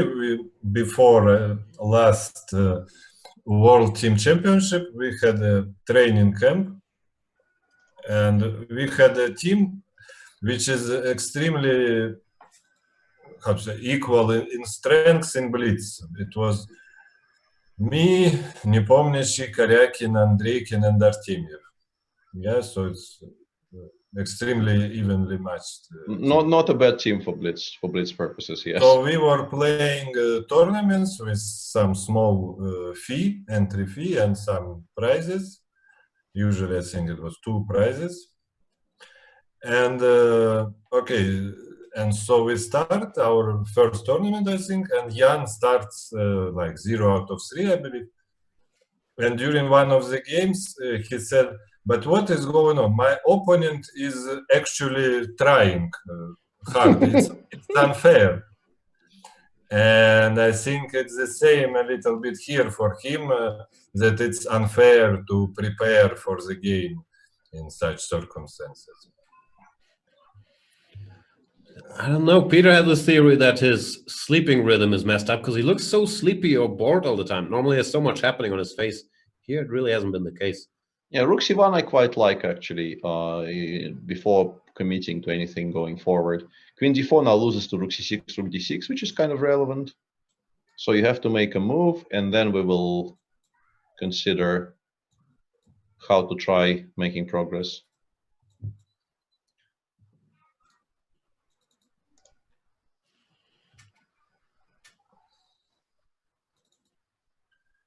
Yeah, but this a2 pawn is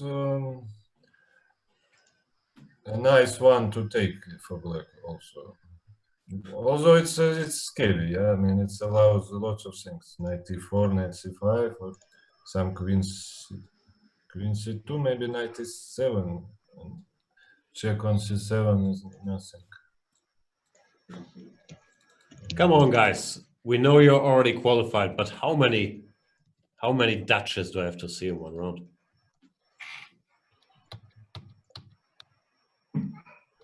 Show him, Anish. I like about Dutch how recently there was a lot of clips on YouTube. Lila Chess refutes Dutch and so on, and then some completely irrelevant game for the opening theory.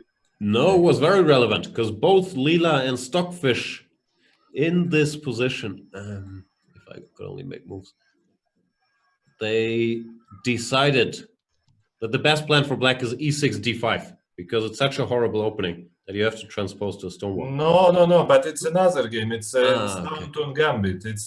No, the game is extremely nice, but it was knight c3, knight f6, bishop g5, and now some weirdness. No, not knight c6. It was like c6 somehow, d5, e6, something like this, something ridiculous. d6. Then at some point white plays d6.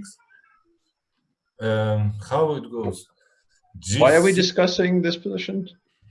Because it's all over the YouTube. It was played in some of this Lila against Stockfish because now there were two super finals of two biggest computer events of this TCEC and CCC. Yeah, there are two biggest engines tournaments. And in both Lila and Stockfish made the super final, which is, unsurprising. And both were won by Lila. And in one of the games, it was something like this. Yeah, it was. The game is actually very nice. It's somehow bishop c4 at some point. It's like c6, d5, g6, bishop c4, e6, d6. I think it's like this. I think. Yeah. Your YouTube looks different from my YouTube. This is old news. Okay, yeah, of course, everyone gets his own suggestions in YouTube, right? Yeah, of course. I get chess ones, basketball ones. Basketball ones, maybe we get similar. Do you watch B-Ball Breakdown videos? Is that Coach Nick? No, Coach Nick is. Maybe it's Coach Nick because I watched three. I watched B-Ball Breakdown, Coach Daniel, and Thinking Basketball. I think those are three main. I think B-Ball Breakdown is Coach Nick. He's good. Yeah, but the channel name is B-Ball Breakdown. People are asking, what's your favorite basketball team, Sasha? Team? Okay, I really like Khimki for some reason. For some masochistic reasons. That's why you're suggesting that Magnus should be tanking today, yeah? Like it's your school of thought. And in NBA, it's Houston. Yeah, Houston is my most favorite team, but I like actually a lot of teams. I like Clippers as well.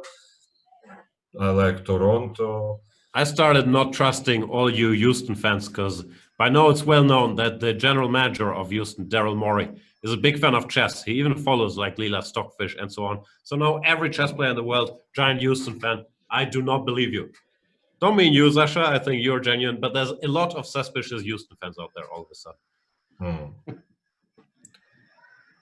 And in the meantime, I think Jan actually has very decent compensation now after Queen A2, Knight E4. It's actually not that easy to play because you kind of don't know which way to turn with the king. Like c7, c8 is bad. Also, e7 will allow Queen G4. The Nepomniachtchi Firouzja game. Sorry, I'm confused. Which game we're talking about here? Yeah, this one.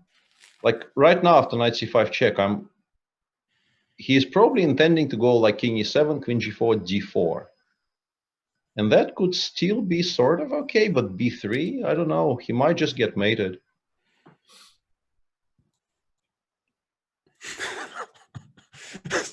No, but this is theory. Whenever I see a Magnus opening, it makes me laugh.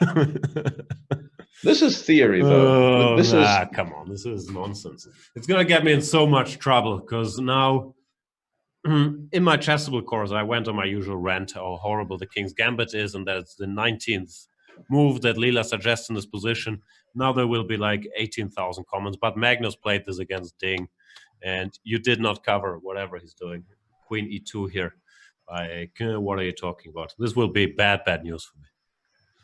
But I think Queen e2 is like one of the main. No, options. d4, d6, Queen e2 is the main line. But I think Queen e2, they were playing in this one of these computer matches as well. Maybe they were given this position. I'm not sure which one. Maybe this TCEC. Yeah, actually, do you know, Peter? I think Jan most likely knows, but you, I think, most likely don't know. If you play f4, ef4, bishop e2. Yeah, okay. It was now completely refuted in one of those engine tournaments. What is the refutation? I know. F5 or something, I don't know. Yeah, f5, and it's already more than -1. It's funny, it's the only move that's big advantage here according Why? to And me. after EF? After I EF, guess what? d5. No, I don't know. Bishop I have h5 no check? Like, what are we doing exactly? I don't know. I don't know. I mean, I could guess because, like, as always with such questions, the reason, like,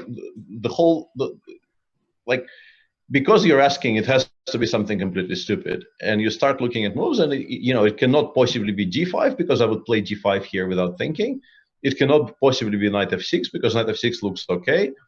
It shouldn't be d6 or anything, and then you start looking at moves which,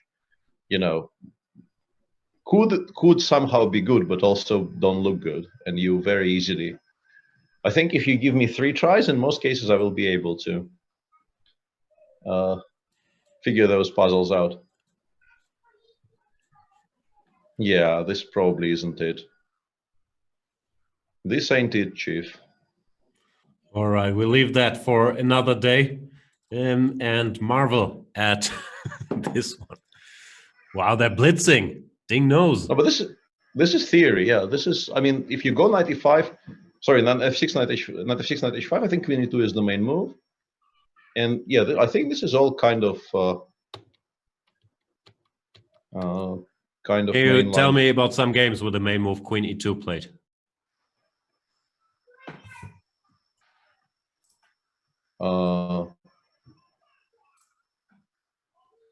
I'm half trolling, half serious because I don't think. I honestly there are thought such games. I honestly thought knight h5 queen e2 is very, very sort of central to knight f6 knight h5 variation. As mentioned, this will get me in trouble either way.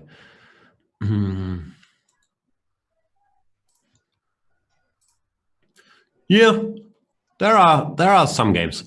d4 is the main line, and then there's d6 queen e2 that I know. But yeah, maybe Magnus is inspired by this recent computer stuff. So they're both blitzing. They reached this position after Longcastle's knight to d7, which I'm sure is good for black because, white gave a pawn or move to. But Magnus keeps playing very exciting stuff.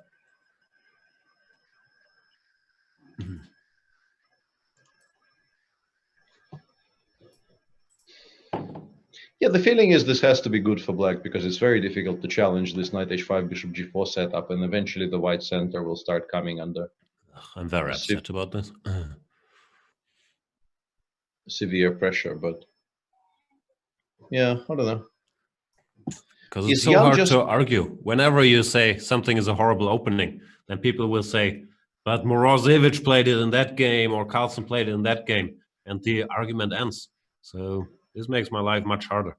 I think he's done it once before, the King's Gambit against Wang Yue in the old days, but it's been a while. Sasha, have you played the King's Gambit? Yeah, just at the, I think, the end of last century and beginning of this one. I played, I actually had fantastic results. I think I scored like 4.5 out of 5 with white, and with black I won in 12 moves against a future quite decent grandmaster Arizmendi Martinez. Oh yeah, I know you. I once won in 8 moves. My most recent King's Gambit ended in me blundering a piece on move 8. That was kind of regrettable.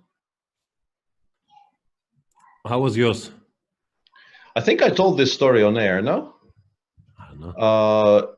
That when I played this exhibition match in Corsica against Etienne, the organizers are, extremely generous people, and also I think the whole culture there is very geared towards, dealing really well with the guests and being very hospitable, and also drinking.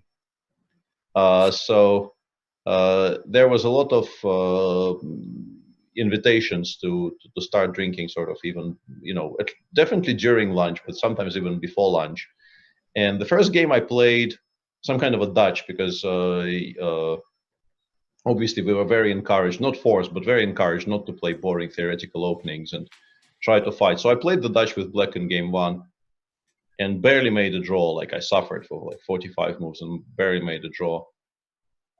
And then somehow King's Gambit came up during, I think, that evening's entertainment. And people started sort of seriously asking me to play the King's Gambit the next day. And I checked what, because, I mean, obviously there's nothing at stake and there's kids watching and you want to entertain them. I checked what Etienne does against the King's Gambit, and he exclusively plays Knight of 3, Knight Doesn't he play E7. this stupid 97 line? Yeah, that's the reason to do it, actually. Yeah. Which is actually, I think it's perfectly fine. It's not a bad move. And I tried looking at what people normally do here and didn't come up with anything. And then next morning, we were living sort of outside of town. So they drove us into town, and then they gave us lunch. And lunch was already sort of quite spirituous. And by the end of it, I became very serious about playing the King's Gambit. And during that lunch, I came up with the idea of playing Bishop d5 in this position, to stop black from playing d5 for now, because it's illegal. And then after c6, Bishop a4, d5, you play Queen e2, and you fight against that knight on e7 becoming unpinned. So I did all that, and then it didn't go well for me, because obviously I should not have drank as much as I drank during lunch, and I blundered a piece somewhere. That's an important lesson, kids. Drink as much as you want, but never play the King's Gambit. Drink responsibly. Exactly. All that. For that, yeah. Possibly that. All right, Magnus, in the meantime, he's trying to open lines, which looks logical. Queen e1, Bishop e2. We haven't looked at Alireza's game in a long time, and I think his position is extremely exciting. But maybe Jan is just winning. Sorry, this King's Gambit distracted me too much. This looks bad for Alireza, no? No, Knight takes e5 is. I thought it was just better. Then I spotted this, but Queen e4 probably keeps everything completely under control.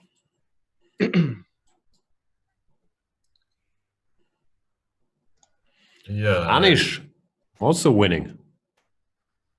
Anish is winning? Come on, it's dream position. No, dream. Okay, what is winning? Winning is a bit strong, but I like it. Yeah, this is Dutch going wrong. Yeah, this is not how it's supposed to go somehow. No, every time I see the Dutch, I somehow want to tell the story that some days ago, like 3 days ago, I was playing a tournament on one of the sites, this Bullet Arena, in which you play 2 hours non-stop of Bullet. And I was streaming it for the first time in my life. So I was a little bit commenting before the games. And I was doing very poorly, playing very poorly. Actually at the end I finished not so bad, taking 5th place, which is the last prize place. And so I was commenting like what is this? It's such a weak arena this time. 2 leaders are very weak players. One is playing Dutch, and he's from France, so it's probably Jules Moussard. Another is a completely unknown guy. I don't even know who is it, but definitely very weak. And they turned out to be Magnus and MVL. Those two. Yeah, I knew about Magnus, but I didn't know about MVL. Yeah, I knew that you didn't know who Magnus was. It was but somehow MVL was playing Dutch. In this tournament. Shots fired at Jules Moussard, very strong player. No, he's very good, but I mean, he's really good, but not as good to be winning those arenas, because I mean, those arenas are usually won by either Magnus or MVL. Right. I think there was one exception, it was Savely Golubov winning it. But other than, and once by this Penguin guy, and the tank. Right. And Bullet, yeah. And no, I know he plays very good, but just. So what's happening in Magnus's game right now? Can you take and go f3? And if you can, why aren't you kind of winning? Or maybe then h3, g4 will come. Bishop just goes somewhere, and those pieces are still stuck. What do you mean, Bishop c4 and f2? We just f2 I wasn't so worried about. I was thinking like Bishop g5 or something to start trading pieces. But yeah, I don't have a reply to h3 currently, so, or at least not a good reply. He goes Bishop d3. He goes Bishop d3. Also creates a threat of Queen e4, which is maybe even smarter. Yeah, very concrete position. It's Black will obviously be better if he can work out the tactics here, but. Maybe Bishop g5, because now after Queen e4 we'll have Knight f6, yeah? Wow. We need to, Bishop takes g5, Bishop takes d8, doesn't work. Why? Knight e4, Knight c3? Or maybe it does work, actually. f5, Queen c4 check, but also f5 does exist, yeah, but I thought Knight f6 might just win if it works, so I was hoping to try that. Ding goes Queen d4. Also looks very interesting because we are now threatening f2 even stronger than before, and we've stopped all the Queen e4 nonsense. Maybe he is just close to winning, I don't know. Because clearly if White has to give up the pawn on e5, like play Bishop e3 or something and give up on e5, then the knight will return to f6 and you have no compensation. All of your compensation here is based on the fact that the knight on h5 has no squares. And we're trying to attack it. Or not, at least not let it return into the game. So tournament situation-wise, if Magnus loses this, then he loses the match, or if he draws, he also loses the match. And then Ding passes him, and Hikaru, if he wins, would pass him. Same with Fabiano. Question becomes, do they want to pass him then, or do they want to say, you know what, Ding, you play. You finish first. It's too complicated for me. Let's have the standings on the screen. Yeah, and Hikaru is. I don't know if that is actually winning or not. The position he's now trying to play.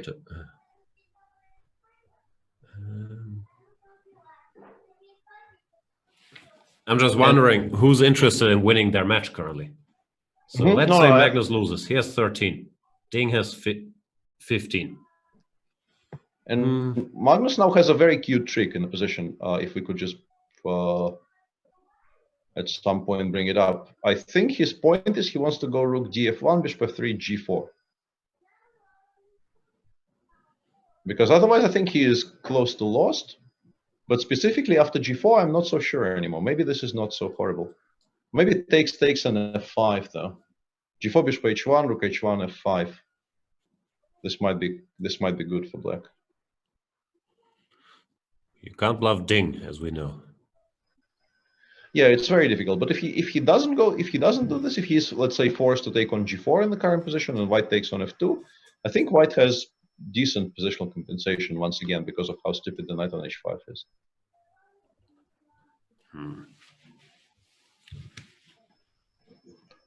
And yeah, in the other matches, Jan did win game 3, so Jan actually goes 2-1 up against Alireza with 1 to go. And Hikaru is trying to win some kind of a strange 2 against 2 rook and knight against 2 rooks.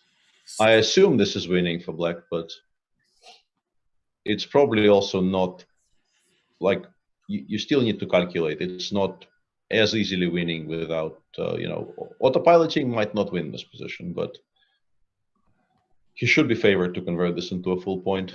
I mean, it's, I think, extremely hard to win, but also White just had the same position with pawn on f5, so Hikaru is definitely making progress. Yeah, and Ding found something else, but I'm not sure what his point is. He wants After knight bishop G3 h4, gh, rook takes e5, just giving Yeah, that knight. And after knight G3 now? Why is this so great for him? Like, I understand he wants to take rook a8, yeah? Takes. How do you take? Knight, yeah? Yeah, I thought about taking on G3 actually, or maybe even rook a8 instantly. Just now, like maybe I don't even want to take on G3 maybe. Or anywhere. Yeah. Your point is if takes, we have Bishop f2 and rook h5, we have to be much better, right? I assume. No, we are very safe after rook e1 check. Yeah, yeah, of course. Yeah. I mean, without taking on f2, just immediately. Yeah, rook a8 played, so we will see. And Magnus instantly goes bishop c3. But now bishop g3 will finish the match, yeah? Or bishop g5 check also, I think, wins on the spot, right? Bishop g5 check and bishop takes h1. Ooh. And we resign. Am I missing something? We just resign after bishop h1 here, right? Why? Well, because rook takes e5 and rook e1 is made. Yeah. No, yeah. Yeah, not good opening choices, Magnus. Don't play King's Gambit, don't play 3h5. So he ends up losing 3-1 if he loses this one, right? Yeah. Sweet surrender. Yeah. Yeah. I'm still wondering if he could still end up playing Ding. It's hard, yeah, because the Americans, they would have to score like 1 point. They would have to reach Armageddon and lose, I think. Yeah, I mean, at least they have quite a puzzle now. Because, yeah, like Ding at 15, like Magnus 13. In this round, the intrigue came out of nowhere. Yeah, but if they make it to Armageddon and lose, then they manage that Magnus still plays Ding. That would be cunning. Yeah. We're just making up stuff. We have no idea who wants to play whom. But Ding, if he wins a match, has 15. Magnus has 13. So to go to Armageddon and then to only score 1 point would work for Caruana and Nakamura if they want to play each other. Yeah, play the. And Ding has won. Ding has found bishop g5 check, unsurprisingly, yeah, and the game has concluded. Congrats to Ding Liren, defeats the world champion and takes the lead after the qualifier with 15 points. Yeah, Magnus by his opening choices. Yeah, doesn't like to lose, but maybe saving his best for the semis.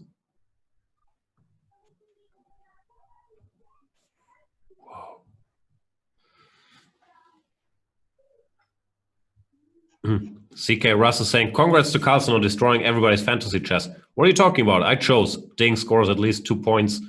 The winner in the match loses the game. I'm very thrilled with how this went.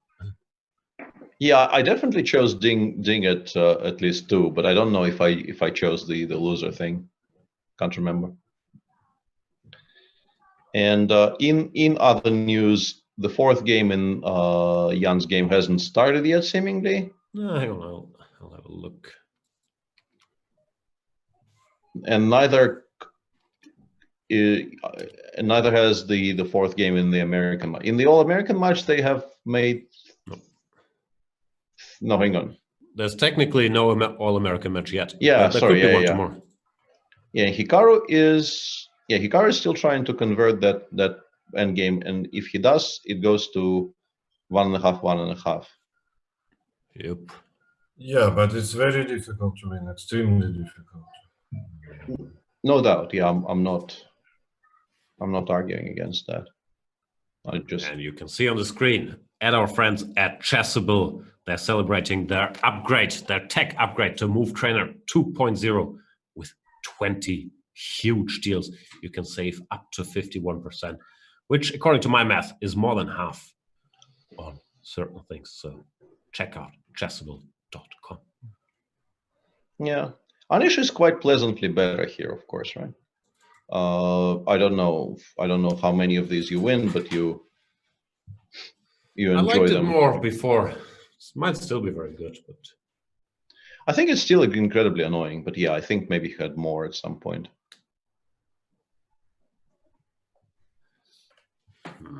Yeah, Rook B1 is not even close to working for various reasons. 92, for example. yeah, he went C4. That's a little bit surprising, but I guess he wants to, among other things, just restrict the bishop on F1 as much as possible. Also, Rook B3, I guess, is an idea in some positions now. So now if Rook D6? Yeah, I don't know. Rook B3, Queen Queen D2. D2, I guess, yeah. Yeah, it looks like it might collapse. They still have plenty of time. One of the fun things about today's round is, just how difficult the tempo is in every single match. And yeah, for Hikaru, there was a cute way for him to blunder something, but he sidestepped it just now. That endgame will go on for a while. Peter, I gotta step out for 2 minutes. I think you can control the pieces. Yeah, I think if you... Yeah, okay, I can now, sure. So Rook B3, he starts with Queen D2, actually. He didn't go Rook D6. He starts with Queen D2, sidestepping the Rook B3 counterplay and also attacking the pawn on D5. I think it's a very annoying position for black. On the other hand, doesn't it allow bishop F7? Or Maybe even Knight C5 straight away, yeah? Yeah, No. Knight C5 maybe, I don't know, you can win a pawn with... And if we take, what do you want to do here? Knight C where? Or just C3? On F4, what's that? Ah, Knight F4, yeah, I thought you were going for like Knight C5 or Knight C7. And I had the reply to that, but Knight F4 is good, yeah. Okay, so Bishop F7, we play... Good, I mean, it's still probably black a little worse, yeah, after Queen D6. Yeah, but it's an improvement. It's an improvement. I think after Queen D6, we should be able to hold somehow. Even Rook takes, no? Maybe even Rook takes. He goes Knight C5 instead, which is... Yeah, this is what I thought, but I thought... Pawn if he wants, but maybe it's not that good, yeah, because we take, we go C3, we actually get counterplay. Knight E4, Rook B1. C3, if Rook C6? Maybe not C3, maybe we go Rook... Yeah, I don't know. Rook B1, but yeah, probably Rook B1 well, first. Rook C6. Yeah, Rook C6 and then E6. Yeah, we are likely to actually see this position now, unless... Could it be that E6 is very strong right now? I'm wondering if maybe this is what he meant. Is there a chance this just wins? Wins? And yeah, he played E6, so this is now very exciting. What do you want to take with? With the bishop, I was going to take. I think this wins, no?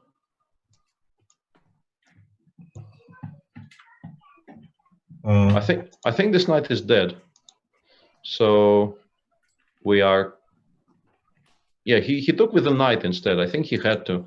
But now we can just go bishop takes c4, and I think our advantage actually increased, not the other way around. I don't know. There's also queen e5, queen e5, which might not be so stupid. No, queen e5. Yeah, maybe queen e5 now. No, white is dominating. Yeah. Queen e5. Yeah. Because after bishop c4, I thought this move was impossible, but I think black can actually play knight c7. And after everything gets traded, rook a7, maybe rook b1 c1, or yeah, I think rook b1 c1. No, check on g5. No, give check. I still go king you g8. go to g8. Yeah, to g8. Yeah, I go to g8 anyway. Yeah, in both cases. Rook a7, and I defend the knight from the c file. And it's okay, but it's also fantastic for white. Yeah, it's a horrible endgame, but maybe you don't like, I don't know, h3, I guess, and then g4, and yeah, it's a horrible, horrible endgame.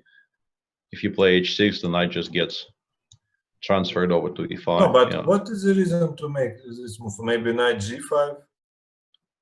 Which knight g5, I completely missed it. Yeah, knight g5 is much stronger, of course. No, but then I think it's a very solid reason to play queen e5 instead. Yeah, but it looks like he already played bishop c4. Yeah, he played bishop c4, but yeah, now after knight g5, I think black probably just makes... Yeah, I mean, I don't know how clear it is that it's a draw. Like queen d4 or somewhere...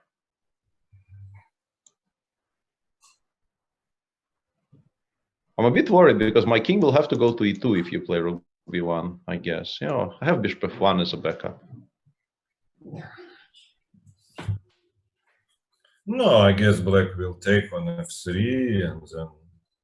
Yeah, but those positions, like Fabi already won one position like this in this tournament, right? Very similar against Hikaru in one of his games.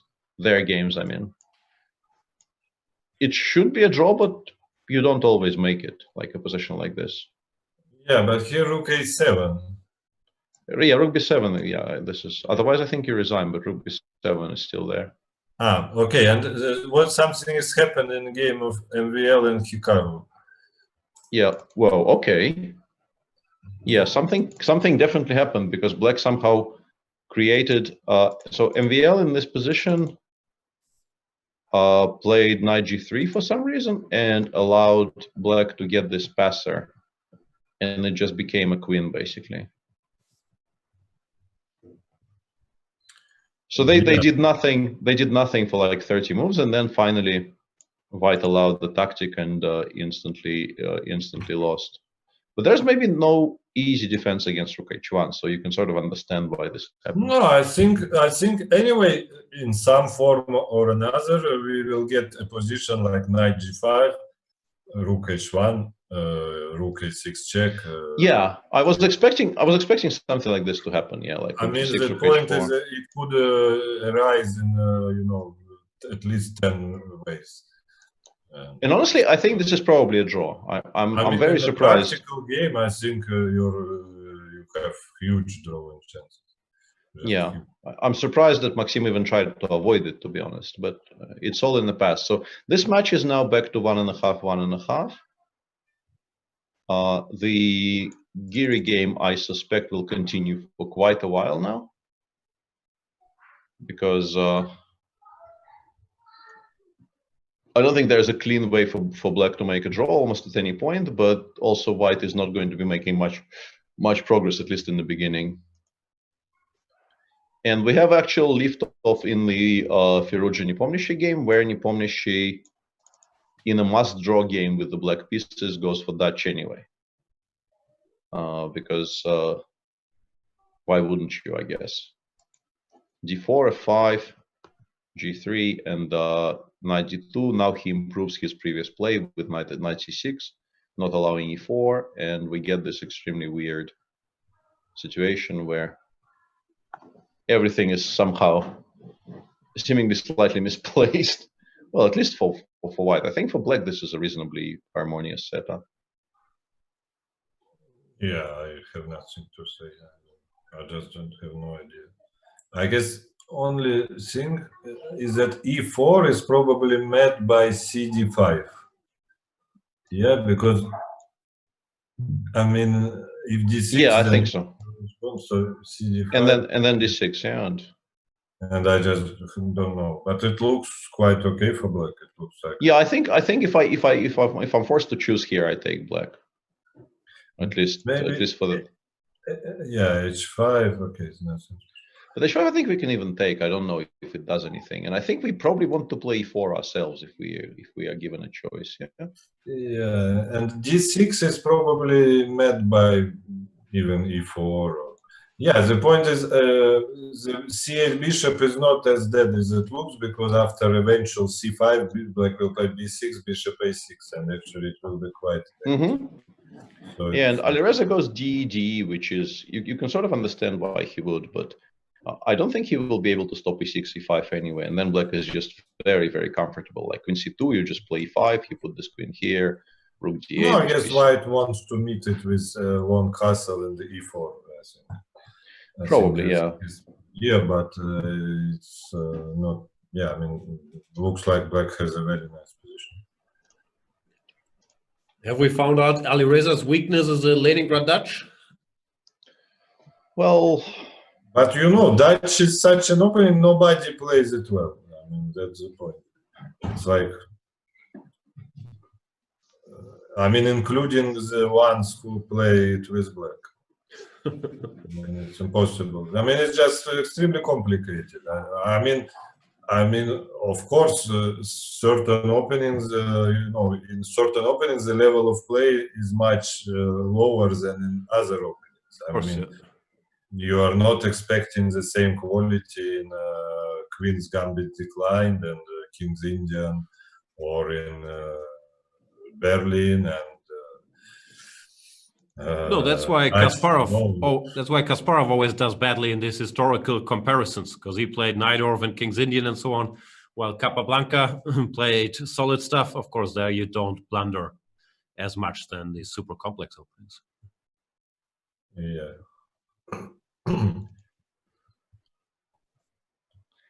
Yeah, this is now some kind of a bar brawl, but it looks like objectively black should be doing quite well. I don't think black is in any trouble, but obviously for a must-win game, you're also extremely happy with white here because most of the pieces still on the board, opposite side castling, you know, sharp position, plenty of scope for mistakes. But I don't know. Again, it's very easy to make you happy. Yeah, you think? I would also be extremely unhappy with white here. Yeah, I would be extremely unhappy with white. I mean, whether it's must win, must draw, or whatever. You think it's so bad? I don't know. It just looks like it went wrong.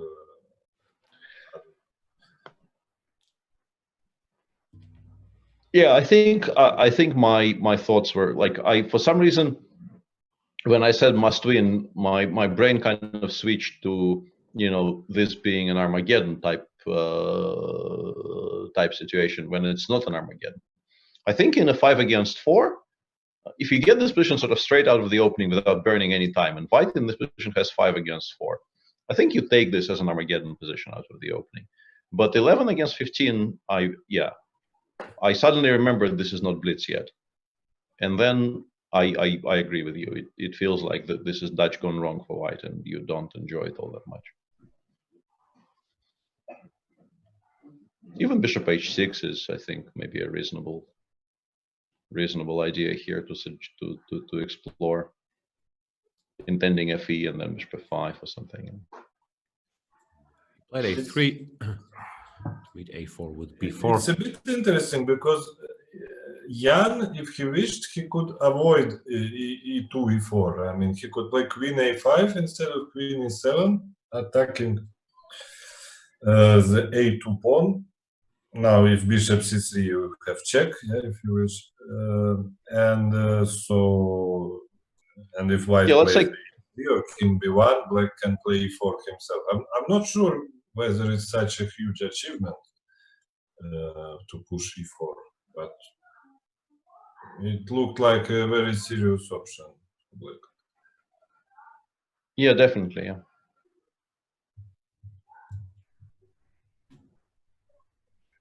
Okay, so f4, g4. So Jan forgot that white castled the long side instead of short. Trying to trick me. Because usually in those structures after e4, f4, you don't even consider g4 because you're getting mated with the king on g1. But now, I guess what is his plan? To take on h3 and then play... You can actually continue like you would in those positions as well, but bishop h3, ef wins the pawn back, but I don't know if we're so happy about it. You could also go like ef, knight f4, knight g4, and go for some positional play. But he does take on h3. Bishop h3, ef, and now... Still looks nice, no? If he gets... If he gets it, yeah, because I think white can probably fight for it, maybe even immediately with knight f3, because I'm not sure how happy. Maybe you are happy if you take on e4. Very If happy. you're happy and you know it, grab that pawn. Wow. Maybe e5. Yeah. E5 is an option. Yeah, e5 is probably a better way of doing the same thing. What Yeah, is I don't know. I don't know how happy I am E5 about plate. this. Yeah, as we said all along, White should have been very happy. Jan's eyebrow moved a little bit. He probably missed this move.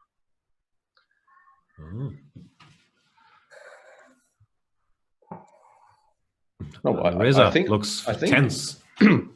I think his position is just bad now. Knight h5, knight f3. I think he just gets crushed there. No, I mean, if it doesn't work for black, yeah, I think just completely toast. I mean, just. What kind of move is f4? It really makes no sense.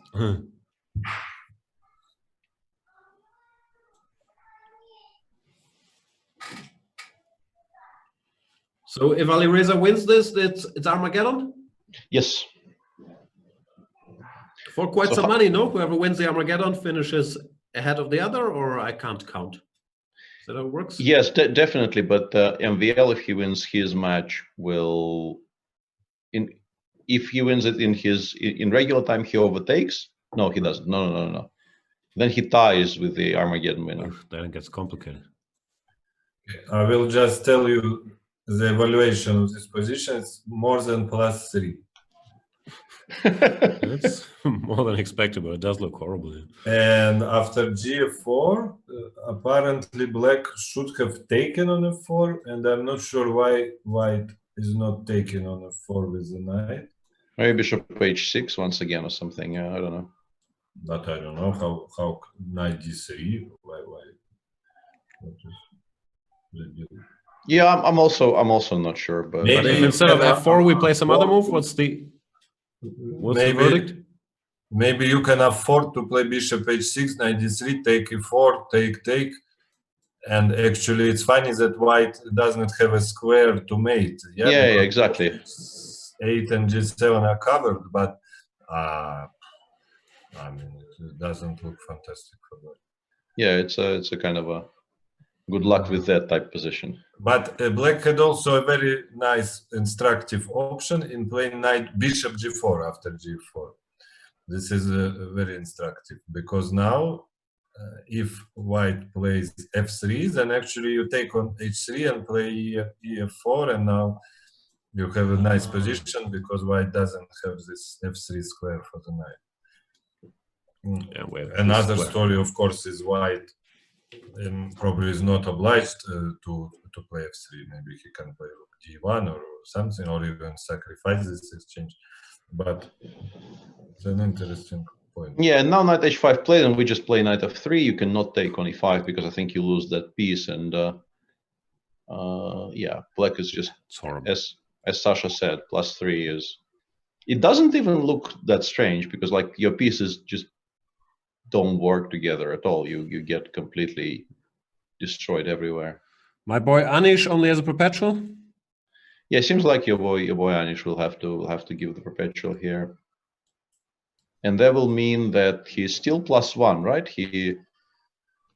Yep. He could have won the match there and then, but he's still, I guess, reasonably okay with how this is going. Yeah. Then again, nice, almost winning position with white. Might as well end it there. Mm-hmm. And Hikaru apparently is maybe winning already in his game against MVL. And they've just begun playing, which is... I just got the link. It can't have been more than a minute or two they've been playing. It hasn't been more than a minute, but yeah, the machines are suggesting that he can just sacrifice on h5 and win right now, which is honestly What's the not score a in their shock. game? In their match? It's level. Ah, so MVL is making sure that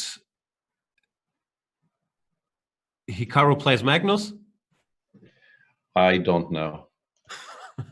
This is all very confusing. If Hikaru wins, then Ding has 15. It's not updated yet. But if Hikaru wins, then he finishes first. And then it would depend on Fabiano. If Fabiano manages to make the Armageddon.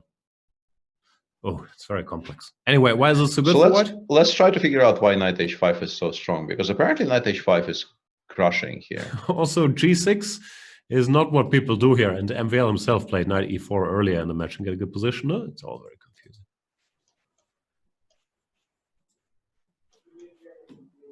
So yeah, you just if you take g4, just absolutely destroys here. First of all, g5 is a threat, and also bishop. Yeah, here I guess g5 wins, and after bishop e6 we can play bishop d3, and that's the second facet of the same position. Now f5 will be met by opening of the g file, which is kind of horrible. And if you go rook e8, I guess queen h7 followed by h5 h6 more or less ends the game as well. The bishop on g7 is just gone. Yeah, so as long as you see the idea of playing g4 after queen h5, king g8, I think you go for this. These variations aren't even very difficult to calculate. This does not feel impossible for an attacker of Nakamura's stature. Yeah.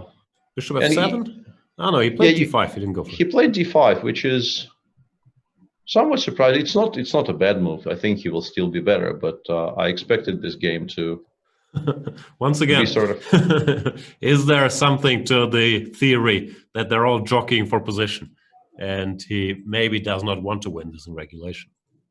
Actually, the machine, like it surprised me just how much the machine hates d5. It went from white completely winning to white being sort of slightly worse after f6 or 5. Maybe That's not what I'm worse. saying. If he wins this game, he gets Magnus. d5 in the same structure. It was the same. It went from more than +2 to around equal. Right. No, Once this is again, quite disclaimer, remarkable. we have no idea What? people's plans are, but it's a funny narrative, I mean, nonetheless. Yeah, and Jan just took on e5 now, and after rook d1, he loses the piece. Yeah, maybe he thought knight d3 check works, but it doesn't. So this match actually is going to the Armageddon. Hmm. And Anish won. Wow. Anish's How exactly? match is, well, he refused to give the perpetual, and then he gave mate instead. So that kind of worked out He for must him. have defended against mate first. Yeah, rook f2. Yeah, and then Fabi somewhat surprisingly allowed that rook to get to g2. And rook g5, intending rook h5 check and queen h4 mate is kind of cute. Fabi's done the math. This is all Magnus avoidance. Yeah, By Sasha's losing, face just Fabi now. cannot No, meet but Magnus. look what is going on in Hikaru's game. Look. That's what I said. I mean, instead of giving mate, he is now playing an endgame where he is just Worse, no? No, No, but I mean, he's after not- bc6, white had bishop f7. Just resign. I'm sorry. This is somebody already called me out for giggling like a schoolgirl, and I No, continue but giggling I like. mean, this game is so tough for This I Hikaru would because spot. he doesn't want to lose and he doesn't want to win either. And Right. very Gotta difficult. keep the balance. And the guy is just trying to resign to him. And what to do? I mean, it's. But Maxime, it must be in his interest to win, no? Like, he just has to score as much as possible so he can finish highest. Maxim seemingly just can't calculate here, but Hikaru, I mean, knight h5 and g4, okay, maybe, but bishop takes f7 is really not a difficult tactical shot. Also, it's not like Hikaru is spending oceans of time on all these tactical problems he's faced with. Yeah, he is still sort of solidly slightly better, but yeah, it's Maxime has spent zero time on the whole game. Oh boy. No, but I think he plays rook c1 instead of bishop f7 to sort of guarantee that on the next move, Maxime doesn't blunder something again. Because how in the world Ah, understood. So, yeah, you this is no longer an move idea. your rook from the open file otherwise. I mean, okay, you somehow don't spot bishop take f7, which I'm not buying, but okay. But then you castle, or maybe, I don't know, you play knight a4. I mean, you don't play rook c1. No, it's a very interesting stuff going on. But once again, it can only explain, first of all, we have no clue what's going on, but our theory makes sense with the tournament standings, which unfortunately we can't show updated. But Ding Liren has 15 points after he defeated Magnus Carlsen. Magnus Carlsen has 13. So if Hikaru Nakamura wins in regulation, then he gets 16, which means it's quite likely he faces Magnus, because it would be number 1 playing against number 4. And similar things. Oh, hang on a second, but Fabiano, Fabi is Fabiano losing lost his though. match. So Yeah, Hikaru yeah, can win, no? Yeah, exactly. Why is Hikaru not winning? Because Fabi is losing, so Fabi will finish 4th for sure. Maybe we're reading too much into all of this and they just missed some moves. Yeah, possibly, but Also, I don't even math, bro. So you have to figure out who plays whom here. so in the final count, Fabi will finish on 13 and Magnus will finish on 13. And somebody actually knows who of them will finish 3rd and who will finish 4th. Magnus is better tiebreaker, I think. So Magnus will be 3rd and Fabi will be 4th. So if Hikaru wins, Hikaru goes to 16 and he plays Fabi. And that would mean, once again, Ding plays Magnus after all? Yeah, and that would How really can they keep playing each other? no, but that would also really undersell the idea that Hikaru is kind of playing not to win this match, because I think it's very much in his interest now to win in regulation. Also, we're assuming everyone's trying to avoid Magnus. Maybe they all want to play Magnus after what he did today. Like, who knows?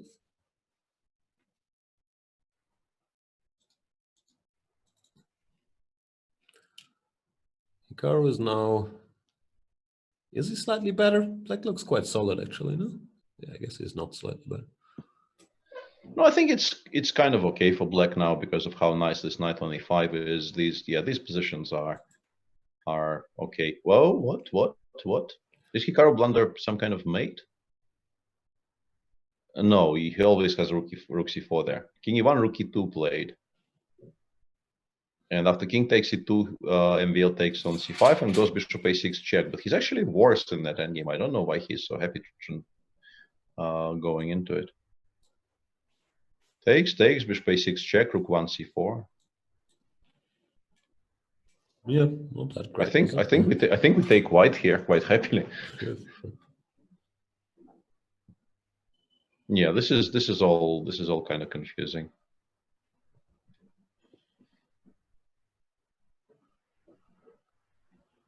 Also, I have a feeling that we can take with the knight right now on e2 and give up the exchange this way, and we're also slightly better for white. Also, so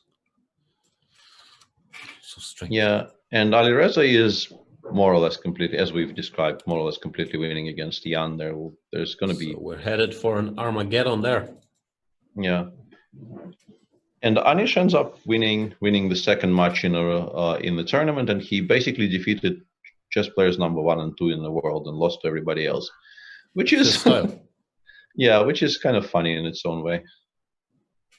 Sure. All right, this will be over soon. So the Hikaru drama.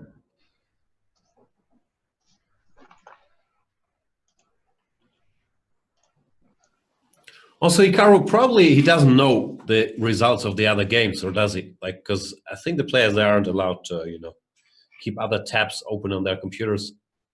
I'm not sure how much information everybody's working with here. Yeah, I don't know. I'm not really buying into all this, knowing these guys, but I will have to say that the Hikaru game is extremely weird. It could be that he is just tired and also not very emotionally invested into playing this round and is missing stuff. Yeah, I mean, this has happened to people obviously before, but normally I think it takes him about 3 seconds to spot bishop takes f7 and about 30 seconds to take on h5. Yeah, taking on h5 maybe, yeah, but bishop f7 it's a tactics that I feel I should spot in most games. We should maybe recap for people who are new to the show that today, everybody's playing at the same time. This is the last round of the preliminary stage. And somewhat unfortunately for the drama, our 4 semi-finalists that are playing the semi-finals tomorrow were already known. It's Magnus Carlsen, Ding Liren, Hikaru Nakamura, and Fabiano Caruana. Therefore, a lot of the drama today comes from who plays whom in the semi-finals. Is someone trying to avoid the other one? Or do they just try to score as many points as possible? Magnus lost his match against Ding Liren 3-1 after playing some, experimental openings like 3H5 in the Rossolimo and the King's Gambit. Still, were interesting games, but Carlsen took some liberties in that match. In the other matches, Fabiano Caruana already, is he down to 1? Can't we count? Why have we assumed it's like 2.5? Probably lack of counting skills, yeah? No, because he lost that rook endgame and then he got mated in game 3. So why does it say 2-1? That's wrong? Yeah, I think 2-1 is not right. Okay, it no. says 2-1 on my screen. Half. Someone please check.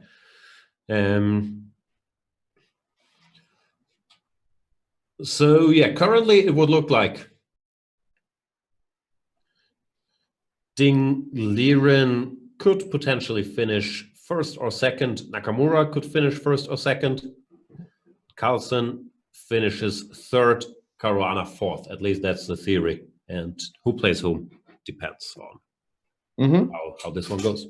And Jan is sort of making a game out of what we assumed was just a completely hopeless situation, which is a bit surprising. Can we just check what happened after e5 knight e5? Why isn't he just so bishop instead of rook d1, Alireza played bishop takes h5, which is also good, but allowed Jan to bail out to a quote-unquote only exchange down position. And now after queen c3, you still actually have to show it. Queen c3 creates maybe it's a little bit of a bluff. Yeah, I wonder if we can just take. He took on h4. Yeah, then maybe it's not a game. Yeah, because we can just take and then run towards the king side, and this is probably not a perpetual of any kind, I assume. And of course, once the checks stop, White just gives mate of his own. So. Hard to bluff Alireza. Yeah, the bottom 4 that aren't making the semifinals, it's in their interest to score as many points as possible because the prize money is bigger for 5th place than for 8th place. So there's no jockeying there. So we assume that black probably wins a few pawns with checks, but then the king gets to g2 and intrigue is over. He's played knight g1. Is this going to end peacefully? Is that the result he wants? No, I guess I'm surprised because he could play king g2 just to force the draw. Yeah? So. No, but maybe now he had time to. If we continue with the whole tinfoil discussion, maybe he had time to check the scores and now realizes that winning is good, so he is now trying to win. So I honestly don't know how tinfoil we want to get here. But if he wins, he will play whom? Fabio, I think. Fabiano. Yeah, that's our current theory. And if he loses, this game, he will play Ding. No, but that would be a bit difficult to achieve, I think. Yeah. I think that is just not something that is possible to achieve realistically anymore. Okay, and if he draws, oh, he can still get Magnus if he scores 1 point, right? If he draws and then something happens in the Armageddon, because Magnus is 3rd, Fabiano 4th. So if Nakamura makes it to the Armageddon, he gets Magnus. Is that right? Pretty much, yeah. If he gets to the Armageddon, he more or less secures playing Magnus in the semi. Interesting. even if he wins Armageddon, yeah? Yeah, I think so, yeah. But why? If he shares with Ding, he's still first, no? Because he beat him. But he's not sure. So if he wins Armageddon, he plays Fabi. And if he loses Armageddon, he plays Magnus. Yeah, and if he loses this game, he plays Ding. So all opponents are on the table for Mr. Hikaru. If we are correct about this, which is not 100% certain by any. Yeah, this is not a given. So take it with a pinch of salt. Our calculations might be off.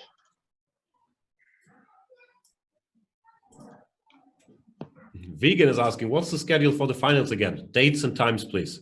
Tomorrow, same time, same place, semifinals. Day after tomorrow, same time, same place, semifinals. Day after that, same time, same place, finals.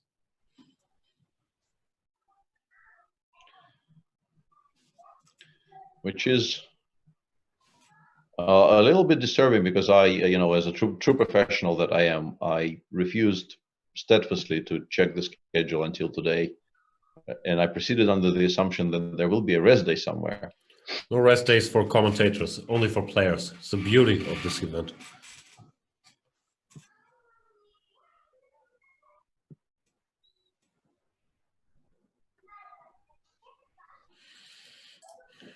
Can we get confirmation, because it's driving me crazy? What's the score in Caruana Giri? Is it 2.5 in Giri's favor? It very much is, and I think it got adjusted even by in the meanwhile. Yep. Yeah. So Giri won that match. All right. Maybe I just can't read. It's very possible. Okay, so Giri won either way. And then do we know, there's a question for the producer, do we know for sure that Magnus is ahead of Caruana? Like tiebreak wise? But apparently if Ding ties with Hikaru, their tie favors Ding. So Hikaru does not actually, once again, proceeding with the idea that he doesn't want to play Magnus, Hikaru does not want to have an Armageddon today. So Magnus always beats Caruana, so Magnus always third, Caruana always fourth at least. But a Ding Hikaru tie ends in favor of Ding. Okay.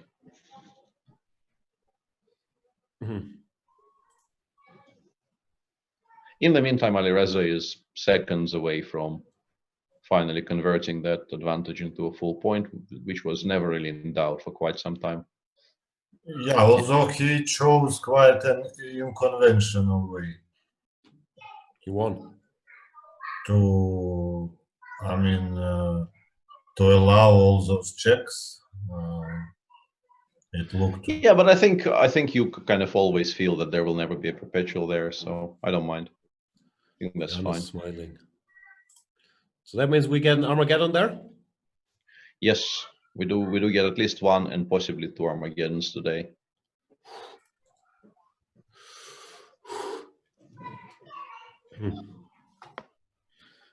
Stakes are mediocre.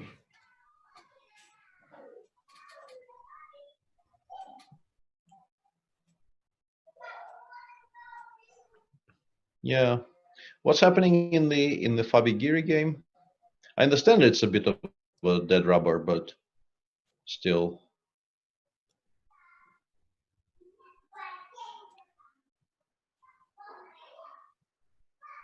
It's a curious I don't know position. what a dead rubber is, but yeah, that match is pretty over. That is exactly what it is. Yeah. Black is doing fine. I think Black is doing probably more than fine, but I thought he was worse at some point, but I think not anymore. I think Black should be completely okay here. Can start doubling on the C file quite happily, and yeah, don't expect any problems. Anish, showing a very dominant performance today, actually. He's a quality player. Does not play any H5 on move 3. Yeah. Yeah. No F5s.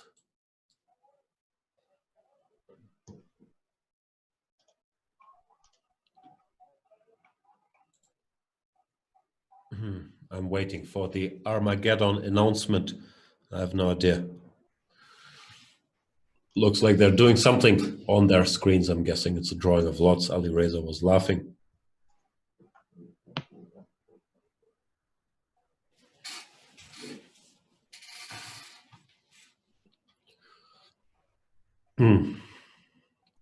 So Alireza versus Jan Nepomniachtchi. We'll play a blitz game for actually quite some money, no? Because whoever wins this finishes ahead of the other, and that will be a financial difference. Yeah, there's significant money on the line there, and also I think Jan will be quite annoyed with the prospect of losing yet another match. And he looks awake now. He's smiling. His body language has changed completely.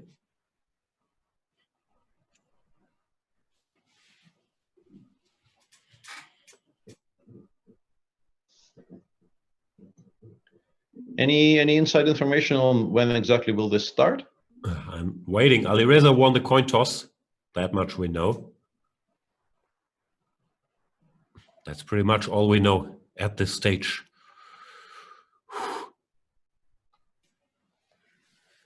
Which color would you choose in this situation? Think against, like, as Alireza or as Jan? Well, Alireza won, so it's his choice. It's his choice. Against Jan, I think I probably take black, because I don't know.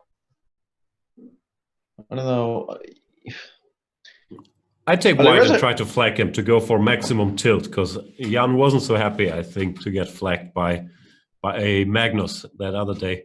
So maybe. Yeah, I think that is an early contender for understatement of the year.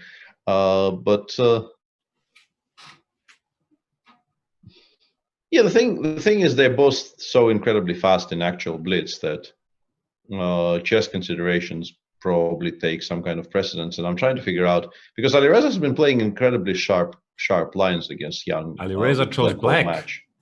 Horrible choice. Jan must be delighted, no? Yeah, I think Jan won't mind that one bit. More time also, if this Caro-Kann makes a reappearance. The game starts, I'm being told, in 7 minutes. So they can take a little breather.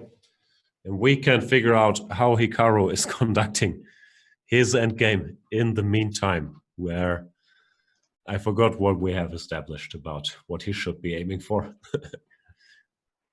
Yeah, I've also frankly lost track, and generally, as vanilla as I am on all these things, normally I would be kind of scoffing at the idea of some hanky-panky going on, but it's just so unlike Hikaru to me. It's two reasonably well, I mean, one difficult but definitely possible to find, and one just flat out simple tactical shot in one game. Would you consider it wrongdoing to try to get the opponent you consider you have the best chance against in the semifinals? Like, I'm not necessarily, no, but it's an ethical dilemma. I just honestly did not, after 2 days spent discussing all these things, I still did not expect to see any hint of it happening. And yeah, this game I think counts as a bit of a hint. Sasha would just resign if it gave him the opponent he wanted. He will go 1 e4 resigns. No, I don't know. I mean, it's just a pretty unfortunate situation to be. Yeah, and Anish just lost that game in 20. After the speech we gave about black being fine, Fabi pushed f4 and opened the f file, and Anish resigned because he's getting changes nothing for him. Yeah, he won that match. Yeah. Congrats, Anish. So yeah, there is still this Rook game going on, and there is an Armageddon starting in about 5 minutes, maybe 6. Yep. Yeah, and most likely there will be 2 Armageddons, because I think. Let me restart our little tool here for a second, just to make sure we're in sync for the Armageddon. MVL actually gave up some material there. Probably he's worked out that he can make some kind of a forest draw if white picks up on c5 and a7.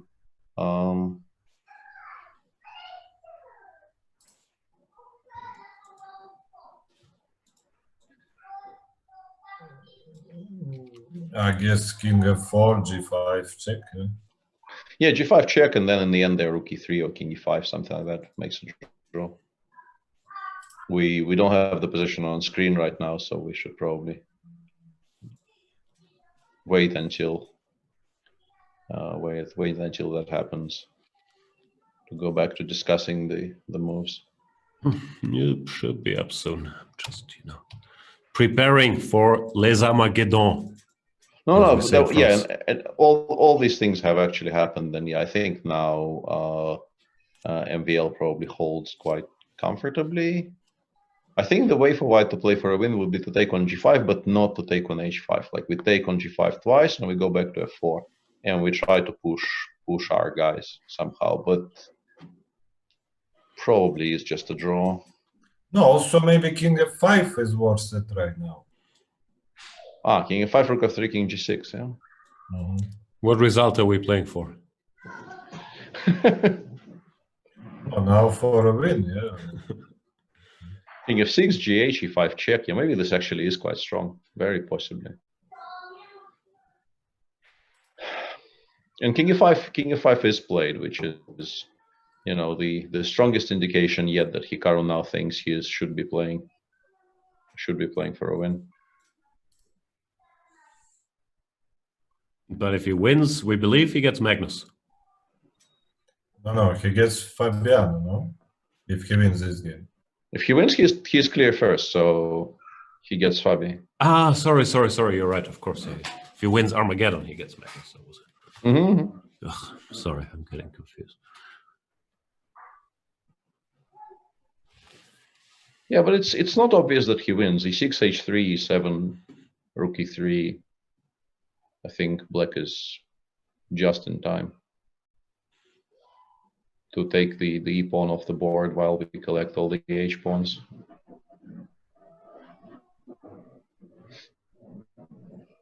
He probably needs to play something like rook h7 now, but then it should be a draw after h3 and rook takes a3. Very hard to imagine black even struggling to make that draw. So yeah, it seems like we're getting two Armageddons, and if it goes to two Armageddons, I think we should actually establish who plays who in case of which result, because it becomes a very linear situation.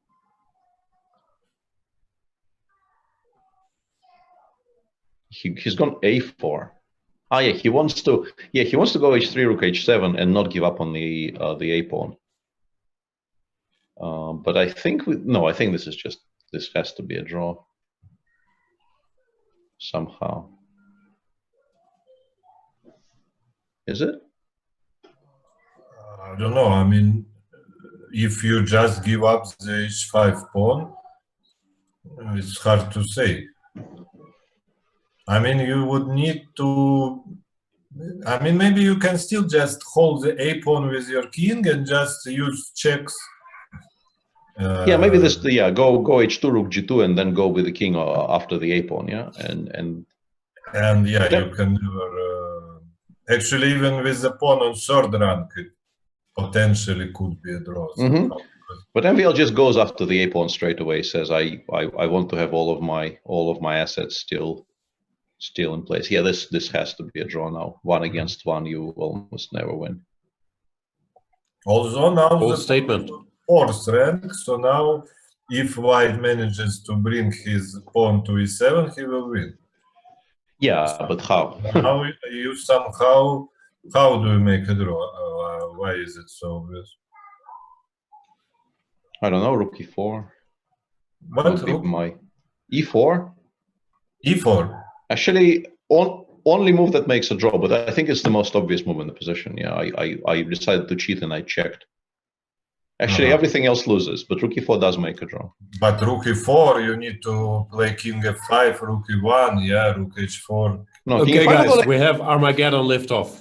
Rook f5, rook king d5, yeah. Mm-hmm. King f6. Check. I'll just ignore you and king podcast the Armageddon. But how do you make a draw?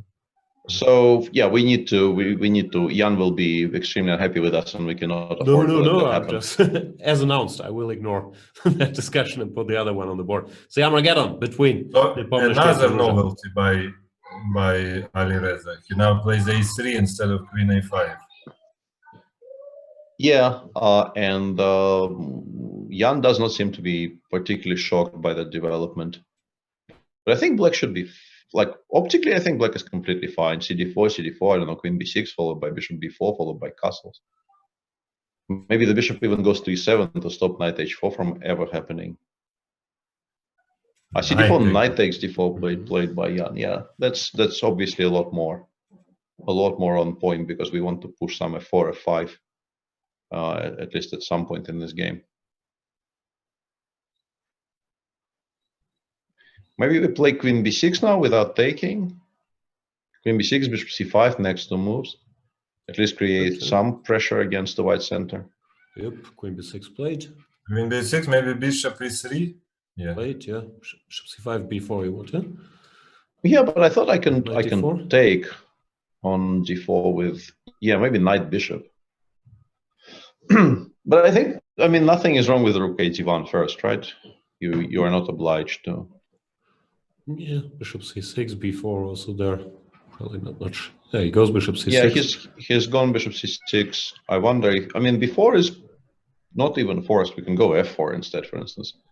Push for that play. Because b4, I think I'm reasonably happy taking and playing queen b5 or something like that. Yep, b4 played. Takes. Queen b5 or queen a6, yeah, queen g4. Yeah, this is very concrete, but it feels like the bishop on g6 is sort of too strong. Maybe h5, queen h4 too. Yeah. Queen h4, yeah, I was also very interested in that, but it doesn't reach the h4 square. Okay, so then what? c5. He played h5 anyway. Yeah, it's interesting that he's. Yeah, I don't know. Maybe. Whoa, h5 and c5. Yeah, looks logical. He kind of had. Yeah, having played h5, I think he kind of had to play c5 to at least have some play. Takes, knight e2, but now knight g3, knight b2. I think black is just doing very well. Reza does not pause for knight d3. Okay, I mean, it's no increment, it has only 2.5 minutes. Yeah, was no criticism. Rook f1. Now we just castle quite happily, I think. Queen c4 played. Queen c4 is also very smart, creates a threat of knight takes e5, knight g3. I know we don't even take on e5 here because f4 and then bishop takes g7. B2, no?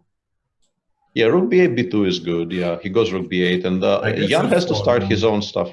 F4. Yeah, f4, f5, and hope this gets somewhere. But I don't think it does. I think black is. I don't know. Maybe it does get somewhere. Rook b2, f5. We take with the bishop. You take. Maybe you take with the rook and knight. He goes knight c5 to bring the knight over to e6. Smart. In case of f5, just not. He'll go rook f1. And now rook castles, we cannot castle because of rook takes h5, but rook b7 should be quite good for black because the a2 pawn is just maybe now queen f2 and take on h5 if you castle. Yeah, that's a good suggestion. I think we have to. So probably but maybe we go. But also f7 is not hanging, right? So I can play. Maybe it is hanging. Because I will have queen takes f1 if you take on f7, but maybe you are okay with it. I'm fine with it. Yeah. He goes rook h5. I'm very shocked by this, to be honest. I think this takes queen a2. How is this? Check. How is this good for white? I mean, depends if king g7. Yeah. I think it is king. Yeah, queen g8. Oh yeah. Yeah, that's why. Maybe even it makes sense for black to play rook f8 now. Maybe it does, yeah. Maybe this is what he is thinking about. Yeah, and he needs to make sure he doesn't click on the king first, because otherwise he will get the castle. Yeah, but he takes on d4 instead, and queen h8 check, and queen h4 check. Nice, but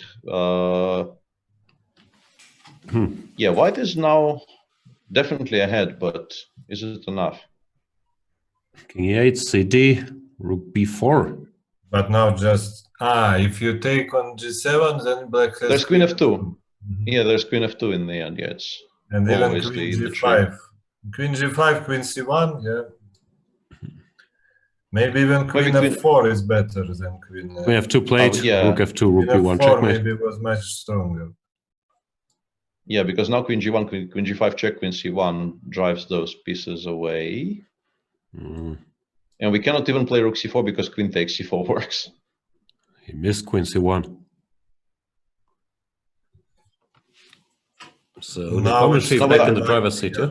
Yeah, but I want to say that this is I think the best and like the sharpest and the best played Armageddon of the ones we've seen so far. Sasha has not said farce once yet. Yeah, no, this is fantastic. Rook c4, queen c4, unfortunately. And now I think he loses black now. needs to pray basically to play like queen b2, queen c6, king e5, and just pray. Yeah, queen e2 played. But yeah, this shouldn't work. Now rook f6 is yeah. probably immediate mate. No? With queen g5 or how? Rook f6. King e5? I thought queen f4. Did you also blunder queen f4? Because I thought it was mate. Yeah, me too. Yeah. No, but there has to be c6 mate after queen 6, queen f6 somehow. Queen e5, queen e8. Queen e8. Yeah, that works. Go home. Oh, okay, nice. Game very Good well game done. by Nepomniachtchi. Congratulations. Wins the Armageddon. And in the other Armageddon, MVL won the toss, and we will find out very soon what he chose in terms of colors. I'm pretty sure he's going to choose white, just for the spirit. You are correct.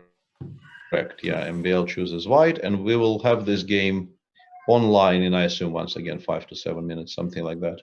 But this is a very nicely played game by Jan. I'm pretty sure Alireza was doing okay up to a point, but Jan kept on finding those very nice tactical ideas, and in the end, he won. Yeah, critical queen might have been this f4. queen f4 business, no? Like, Yeah, queen f4 even is zeros. Yeah, could be. yeah. Same idea you can't take because of checkmate, and we're covering against queen g5 check. Queen f6 check, I guess, is equal, or whatever. Yeah, this is just fine. And if the rook goes to g1, we just go, what, rook b2 or something? Yeah, and... No, but the queen on the 4 is just such a monster. It controls everything. Yeah, I think this is the biggest point here. It's just so difficult to even give a single check to that king on e7, and black has counterplay. Yeah. Yeah, it's because, in Puzzle Rush, it's always queen f2. So Yeah, it's pretty hard much, to yeah. resist during the real Pretty much. That gives us time for our usual reminders. If you want to support us this tournament, then consider going premium on Chess24. You get 40% off with the voucher code Stay at Home. And you also get the chance to challenge world champion Magnus Carlsen in his Banter Blitz, which he will play on the day where he's not playing the semifinals. So either tomorrow or the day after tomorrow, 2 p.m., there will be a Magnus Carlsen Banter Blitz. So go premium now and challenge the world champion. Our friends at Chessable also have all kinds of deals in place, so stop by there. As they are celebrating the launch of Move Trainer 2.0 with 20 different deals, where you can save up to 51%.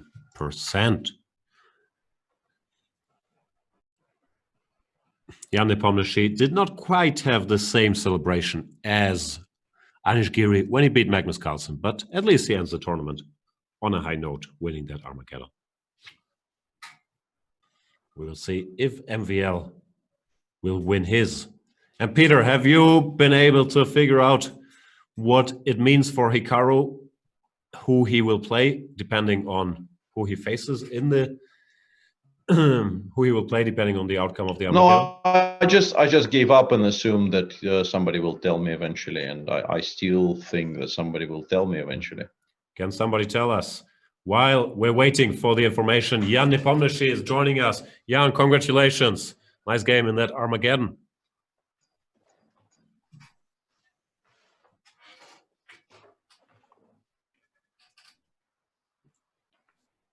Hello, hello. Hello.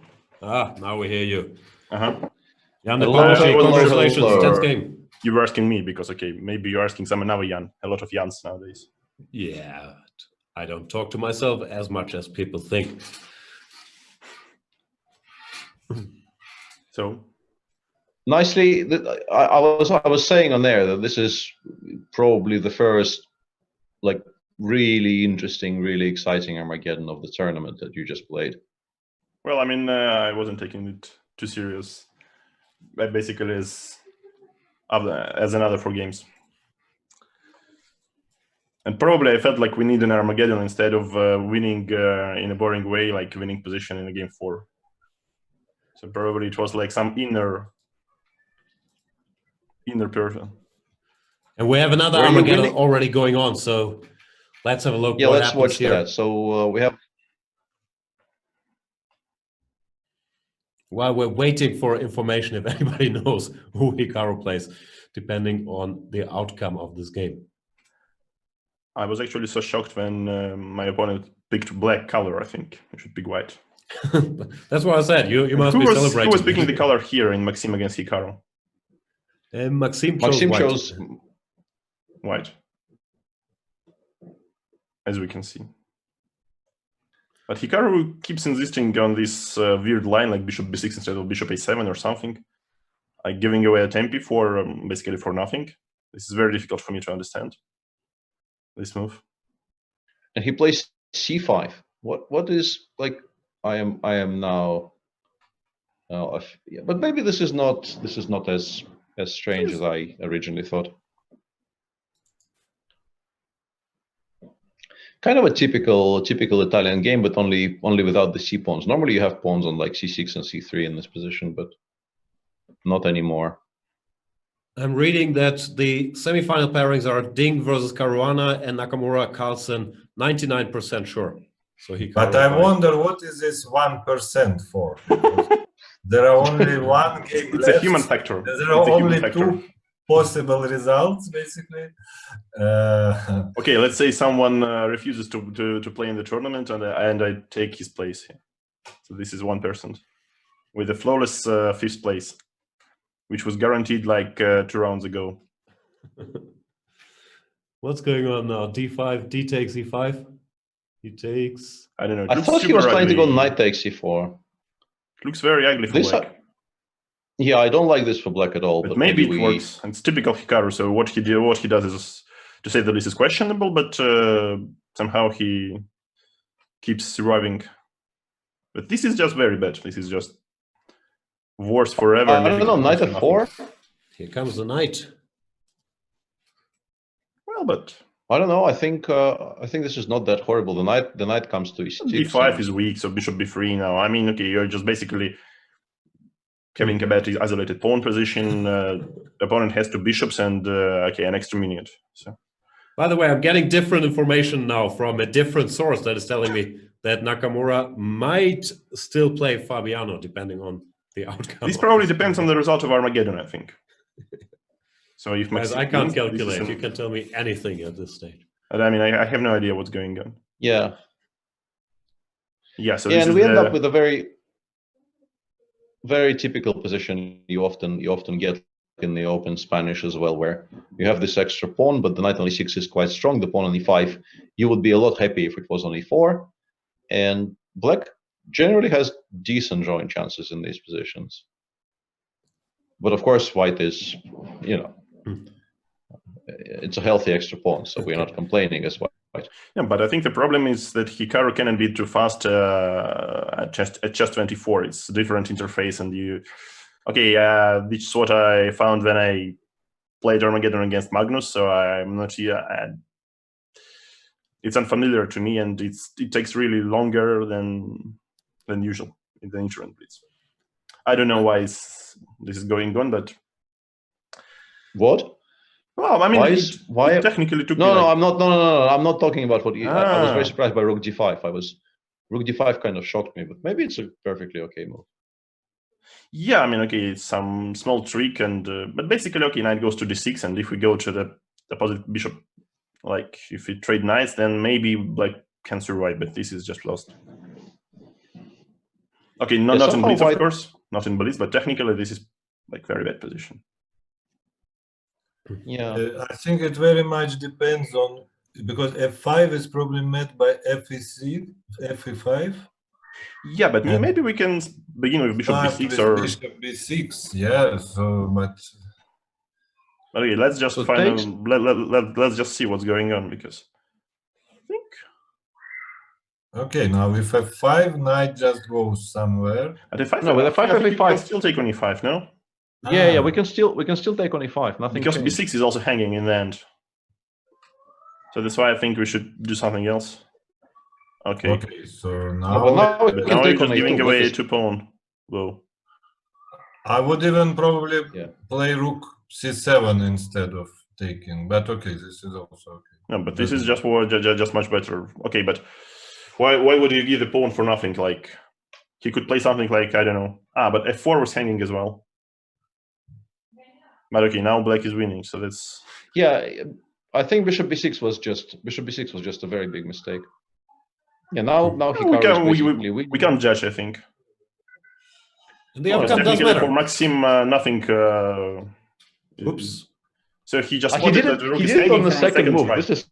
He had 2 attempts to spot the rook is hanging. So look what's going on. Yeah, rook d8, king h7, knight d6, knight takes d8 is a cute way to finish the game. He looks confused, but he does win the game. And from the information I got last, that means that Hikaru wins the preliminary stage and faces Caruana, who finished 4th. So the semifinal pairings would be Nakamura, Caruana, the Americans, and Carlsen versus Ding. Once again, could I ask you a question? Because as far as I know, Magnus played something like h5 on move 3. Yes. Yes. Why didn't he do this on move 1? So why would he wait for 2 moves like to punish with h5 move? This is the only question which arose, I mean, for me in between the games, and I saw this h5. So this c5 and knight c6 is unnecessary. You could probably like to play c6 and d5 after h5, so you just shorten your opportunities. Strategically, it's very confusing. But do you think h5 is worse or f4 in this position? Well, I mean, f4 is a superb move. I don't know. So, like 300 years ago, you would be like trialed by Inquisition if you mind. Burned as a witch. Yeah, you would burn probably on the Inquisition fire. But as we know, it's Lila's 19th choice in this position. Nobody expects the King's Gambit Inquisition. He could also try Queen h5. Yeah, so he used to play this before.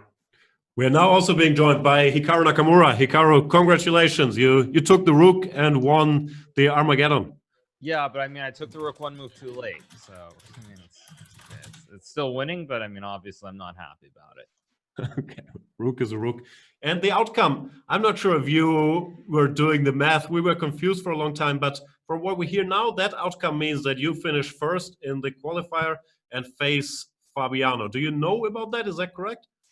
Yeah, well, I mean, I don't know what was the tie breaks to begin with at the start of the day? Because from what I understood, I'm actually not winning the tournament. I think in the 3-way tie, it's Magnus, me, and then Fabiano.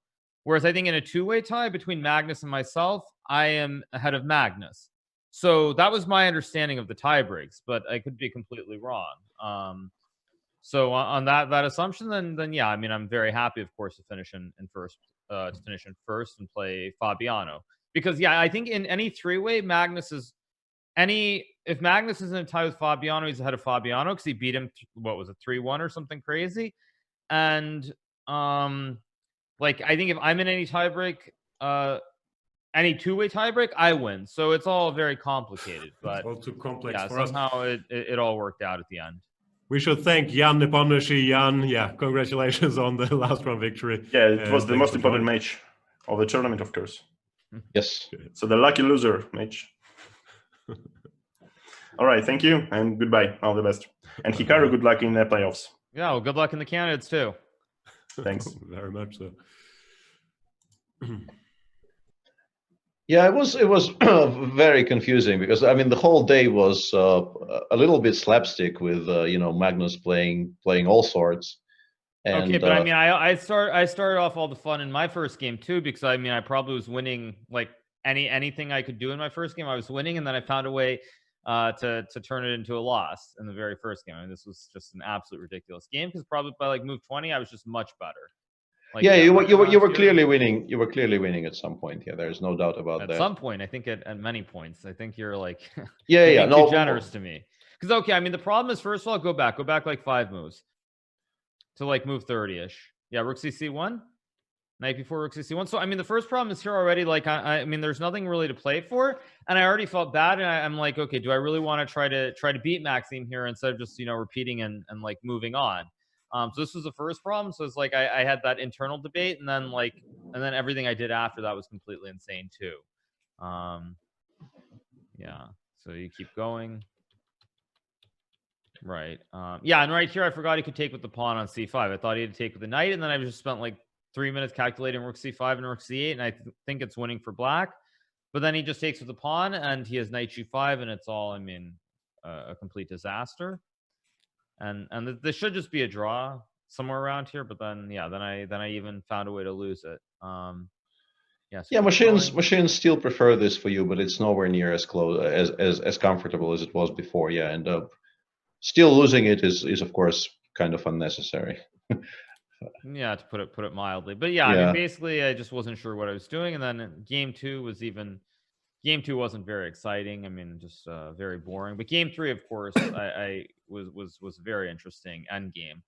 I mean, this whole thing was also kind of crazy because if you go back like 10 moves to when I played f4, yeah, like go back like 3 moves. Yeah, so I played this instead of taking this pawn on b3, go back 2 more. Yeah, back. Yeah, right here instead of f4. I mean, I could have just played knight takes b3, but for some reason I thought on knight b3, bishop c3. Maybe I'm wrong, but I thought that all these end games, if knights get swapped, it's going to be a draw. So I try to be very cute by playing f4, and then it became very, very tricky in order to win. Because I mean, I assumed at some point he has to take on f4, and technically there should be some way to win it. So yeah, what do I do here? Rook e2. Again, probably unnecessary, but like, yeah, takes, ba5, right. And somewhere around here, I think it's winning, but I allowed this a6 now. It's just insanely tricky. Yeah, and honestly, even 2 against 2, we weren't sure if it's so easily winning for you. What, you mean rook in 2 with the split pawns? Yeah, even that in practical terms, I think is not that easy to convert. Also, is the pawn on f5 always dead? Did he have to give it up? Because no, I mean, this was also completely insane. Yeah, go back 2 moves. Yeah, I mean, this was crazy the way he did this. So right here, instead of rook d5, I think white can wait here with like just king h2. And I'm not really sure how I'm doing anything because maybe no, wait, here I've got king f7. No, I'm just making arrows. I don't know. Wait a second. Maybe it's a Zugzwang. Okay, so instead of king h2, maybe king g1. King f7, king e7 anyway. King f7. Yeah, knight g5. Yeah, and how clear is this? King e7, rook f6. This one I'm not sure about at all. Yeah, knight e4. And then knight e4, knight g3, and f5. Yeah, I mean, it's very, very. This might be a draw. Yeah, this could very easily be a draw. Yeah, so like, I mean, I kind of saw this coming, and I mean, I was very worried about this, but then Maxime played rook d5, and after rook d5, king h6. I mean, it's probably still. It still should be good for. I mean, it should be good for black, but I'm not sure that this is cleanly. Yeah, exactly. If he plays rook d6 back, because once he goes f5, I think he always is going to end up losing this pawn on f5. But what we were discussing on air with Sasha as well, in particular, let's say even if we go all the way back to move 86, where you've already made quite a bit of progress, but let's say instead of knight g3 there, he just goes. Can I give you one important point though where I blundered in here? So on go to move 70. Was it here? One was my king in the center. My king was in the center and the rook. No, it's like move 75. Sorry, move 75. So right about here, yeah, right here, king d3 is a ridiculous blunder. I think actually it's probably I think it should be winning here somehow for black. I'm not quite sure how, but it feels like with this setup there should be. Maybe it's just. I felt during the game there's somehow to win. There's some way to win because once I go king d3, then the king gets sidelined again, and it's whole new. I mean, the game starts again. So go ahead, keep going. But yeah, sort of the larger point is eventually you start threatening the h4 pawn, but I think white always has the option of winning the g6 pawn in response, right? Wait, who has a chance of winning the pawns? Well, like instead of knight g3, if he just goes once again move 86, I understand we're kind of zeroing in on one specific position. But here, let's say we go knight g5 here. Rook h1, rook a6 check and take on g6 and king f5. Do you think this is easily winning for black, or? So you go rook a6, yeah? Yeah, just rook a6. I give up on h4. I take on g6, and I go king f5, f4. I mean, no, I don't think it's easily winning. So on knight g5, I don't think I was going to play rook h1 though. No, on knight g5 it wasn't. What I was going to do on knight g5 is I was going to start over again. I was going to play rook b4 and just start over and try to do something again because I still have like 35 moves to go. Yeah. Sorry, as we're having this discussion in the chat, might as well have it on air. I believe your match is tomorrow against Fabiano, no? Because you finished first actually now, and that means the first match was tomorrow. Is that correct? I'm just curious if anybody knows. Oh, so it's tomorrow. It's not Saturday. Okay. I think yours is tomorrow and the other is on Saturday. But... Yeah, and honestly, like we could discuss this as a rather dry technical endgame. We probably should touch on the last game a little bit because that opening play was. Dubious by Maxime, to put it mildly. No, but also you questions here. Yeah, you first of all, knight takes h5 kind of wins by force here. It does. Okay, takes. Yeah, and then g4 in the end, and like it's just you can't defend this position. Yeah, but okay. I mean, this is. Yeah, but 2 moves later, he goes d5 f5, and he allows bishop takes f7. This one. Yeah. Oh, this one I should have seen actually. Oh wow, yeah. Okay, this is very bad. No, I mean for some reason I think the thing is I was so sure he was going to take with the knight that it was just like programmed that it's like it was just such a shock that he just took this terrible pawn structure, and then it's like okay, I mean I'm just much better no matter what I do. I think that's part of the problem, but yeah. Yeah, we were at this point. We were very, very confused because, like, yeah, I was so sure he would go knight c6 or bishop c3, knight c6 that basically I didn't even bc6. I didn't even consider. So I thought, okay, well, I mean, I'm just technically much better after rook c1 and some knight a4, something knight a4 b3 and so forth. So I didn't see any need to go crazy. Yeah, we had all kinds of theories if this was planning your semi-final, but first of all we couldn't figure out who you played depending on result. And then we were also wondering, did you even know the other results? I guess no, I didn't know because the thing is Fabiano's third round game hadn't finished yet against Anish, so I assumed he was going to draw that. What was it, queen rook and 4 against queen rook and 3 or something? I assumed Fabiano would draw it, and then you never know what will happen in game 4. So no, I had no idea what was happening in that game, and also I had it wrong in my head too, because in my calculations I forgot that Ding was on 12 points. I thought Ding was on 13, so I thought the Armageddon didn't matter and I had to win the game. So I actually had it all backwards in my head as well, in terms of the standings. Because I had basically substituted Fabiano for Ding on the 13. So I thought that I actually had to like win the game to not play Magnus tomorrow. And then of course after the game was drawn, of course I realized, but no, I wasn't thinking about that. I mean, I just thought I had such a pleasant position. And I mean, it's actually quite unpleasant to play this endgame, this rook endgame, because I didn't really know what I'm looking for without knowing the results of the other game. Yeah, like exactly. This is obviously very, very good for white, but yeah, I don't know if it's winning, but it's clearly very pleasant. Yeah, I think somewhere around here, there's got to be some way to set it up better than what I did. Because I let him get the king to d5, and I don't think I should. I think there's got to be some way to keep the king back on d6. I mean, the soul's instead of rook a6, maybe I'll move 40. Yeah, I just forgot on king d4 is rook e4. Like right around here, I think f3. And I don't know if it's winning, but maybe he still has the same rook e7 trick though with king c7 b6. And maybe I can't actually get in here. I don't know. Maybe then he actually Maxime found the best defensive idea, because if I was sure that somehow this should be winning, but I couldn't couldn't quite figure it out. Yeah, I mean, I'm not sure. There's probably some way that you can win this, but anyway, the way I played, I thought was very good. And then he found these nice moves at the end once I finally played e4, and I mean, it's pretty standard. Yeah. Then the Armageddon, yeah, you came through in the end.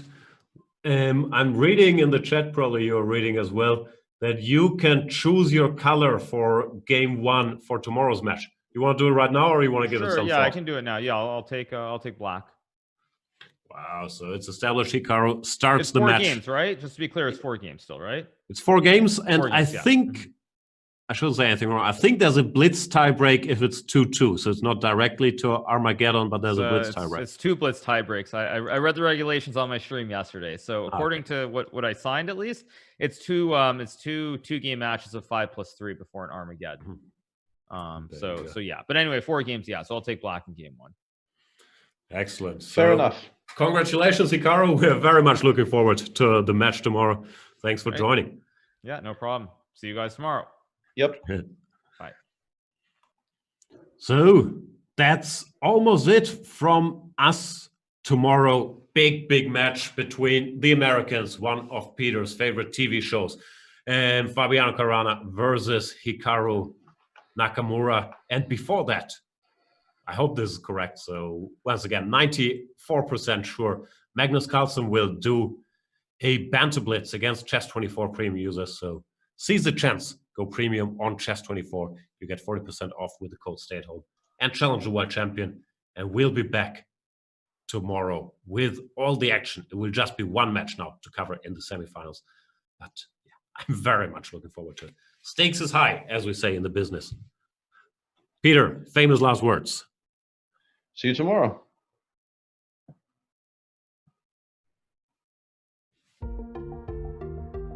So this is the broadcast tool here, ladies and gentlemen, as you can see in all its glory. You can see the notation.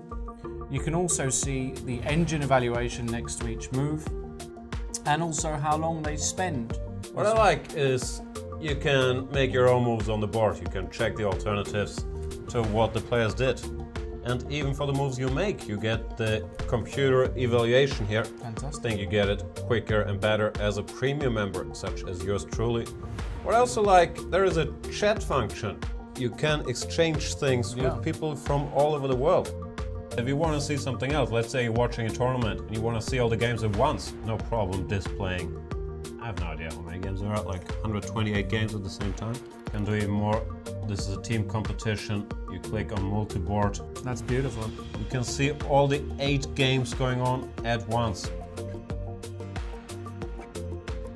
You can see the games and standings, which I... What we got? I'll click around. Games and standings here. Yeah.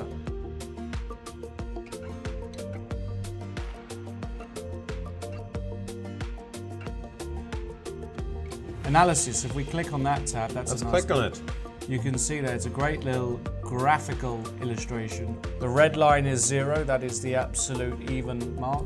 And if the white bars go up, the further up they go, the bigger the advantage. And the black bars show a black advantage. Then there is a database, and here we get the alternatives. And if we click on a move in the database, bam, it gets played on the board. Fantastic. And then the PGN can even be downloaded. I like that feature. Yeah. Whatever tournament or game you're following, you click it and you open it in the program of your choice. Yeah, and one of the great things I like to see as well is when we get a video from the playing hall. I like to see them in their seats, nervous, you feel the tension, you feel like you're there, don't you? Chess is really becoming a spectator's internet sport. Great that we can see that. I also love to see the fact that we can get in some of our friends to join us during the broadcast. And it's all interactive, that's what we love. And a lot of overview functions there. A lot of great functions there, ladies and gentlemen. Make sure you take advantage of all of them.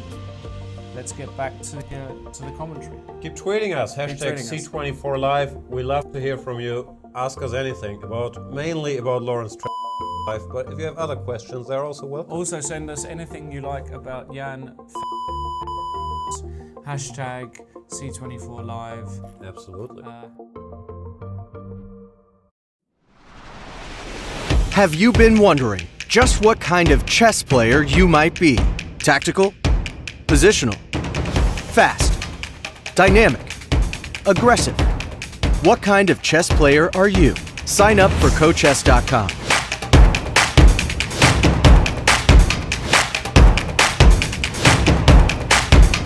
And let a chess coach guide your journey.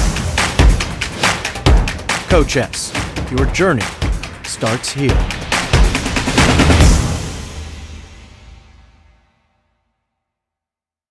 It's time to take control of your journey towards chess mastery. Magnus Carlsen introduces Chessable, the definitive solution for studying chess. Move Trainer uses the science of spaced repetition to identify your strengths and eliminate your weaknesses. There's no need to set up a board, remember which page you're on, or keep track of all the moves you miss. Move Trainer empowers you to go from the opening to the end game with confidence. It's a seamless, effective, and fun way to study chess. Choose from one of the largest online chess libraries in the world, with hundreds of titles ranging from classic books through to our exclusive Chessable courses, including over 100 free courses.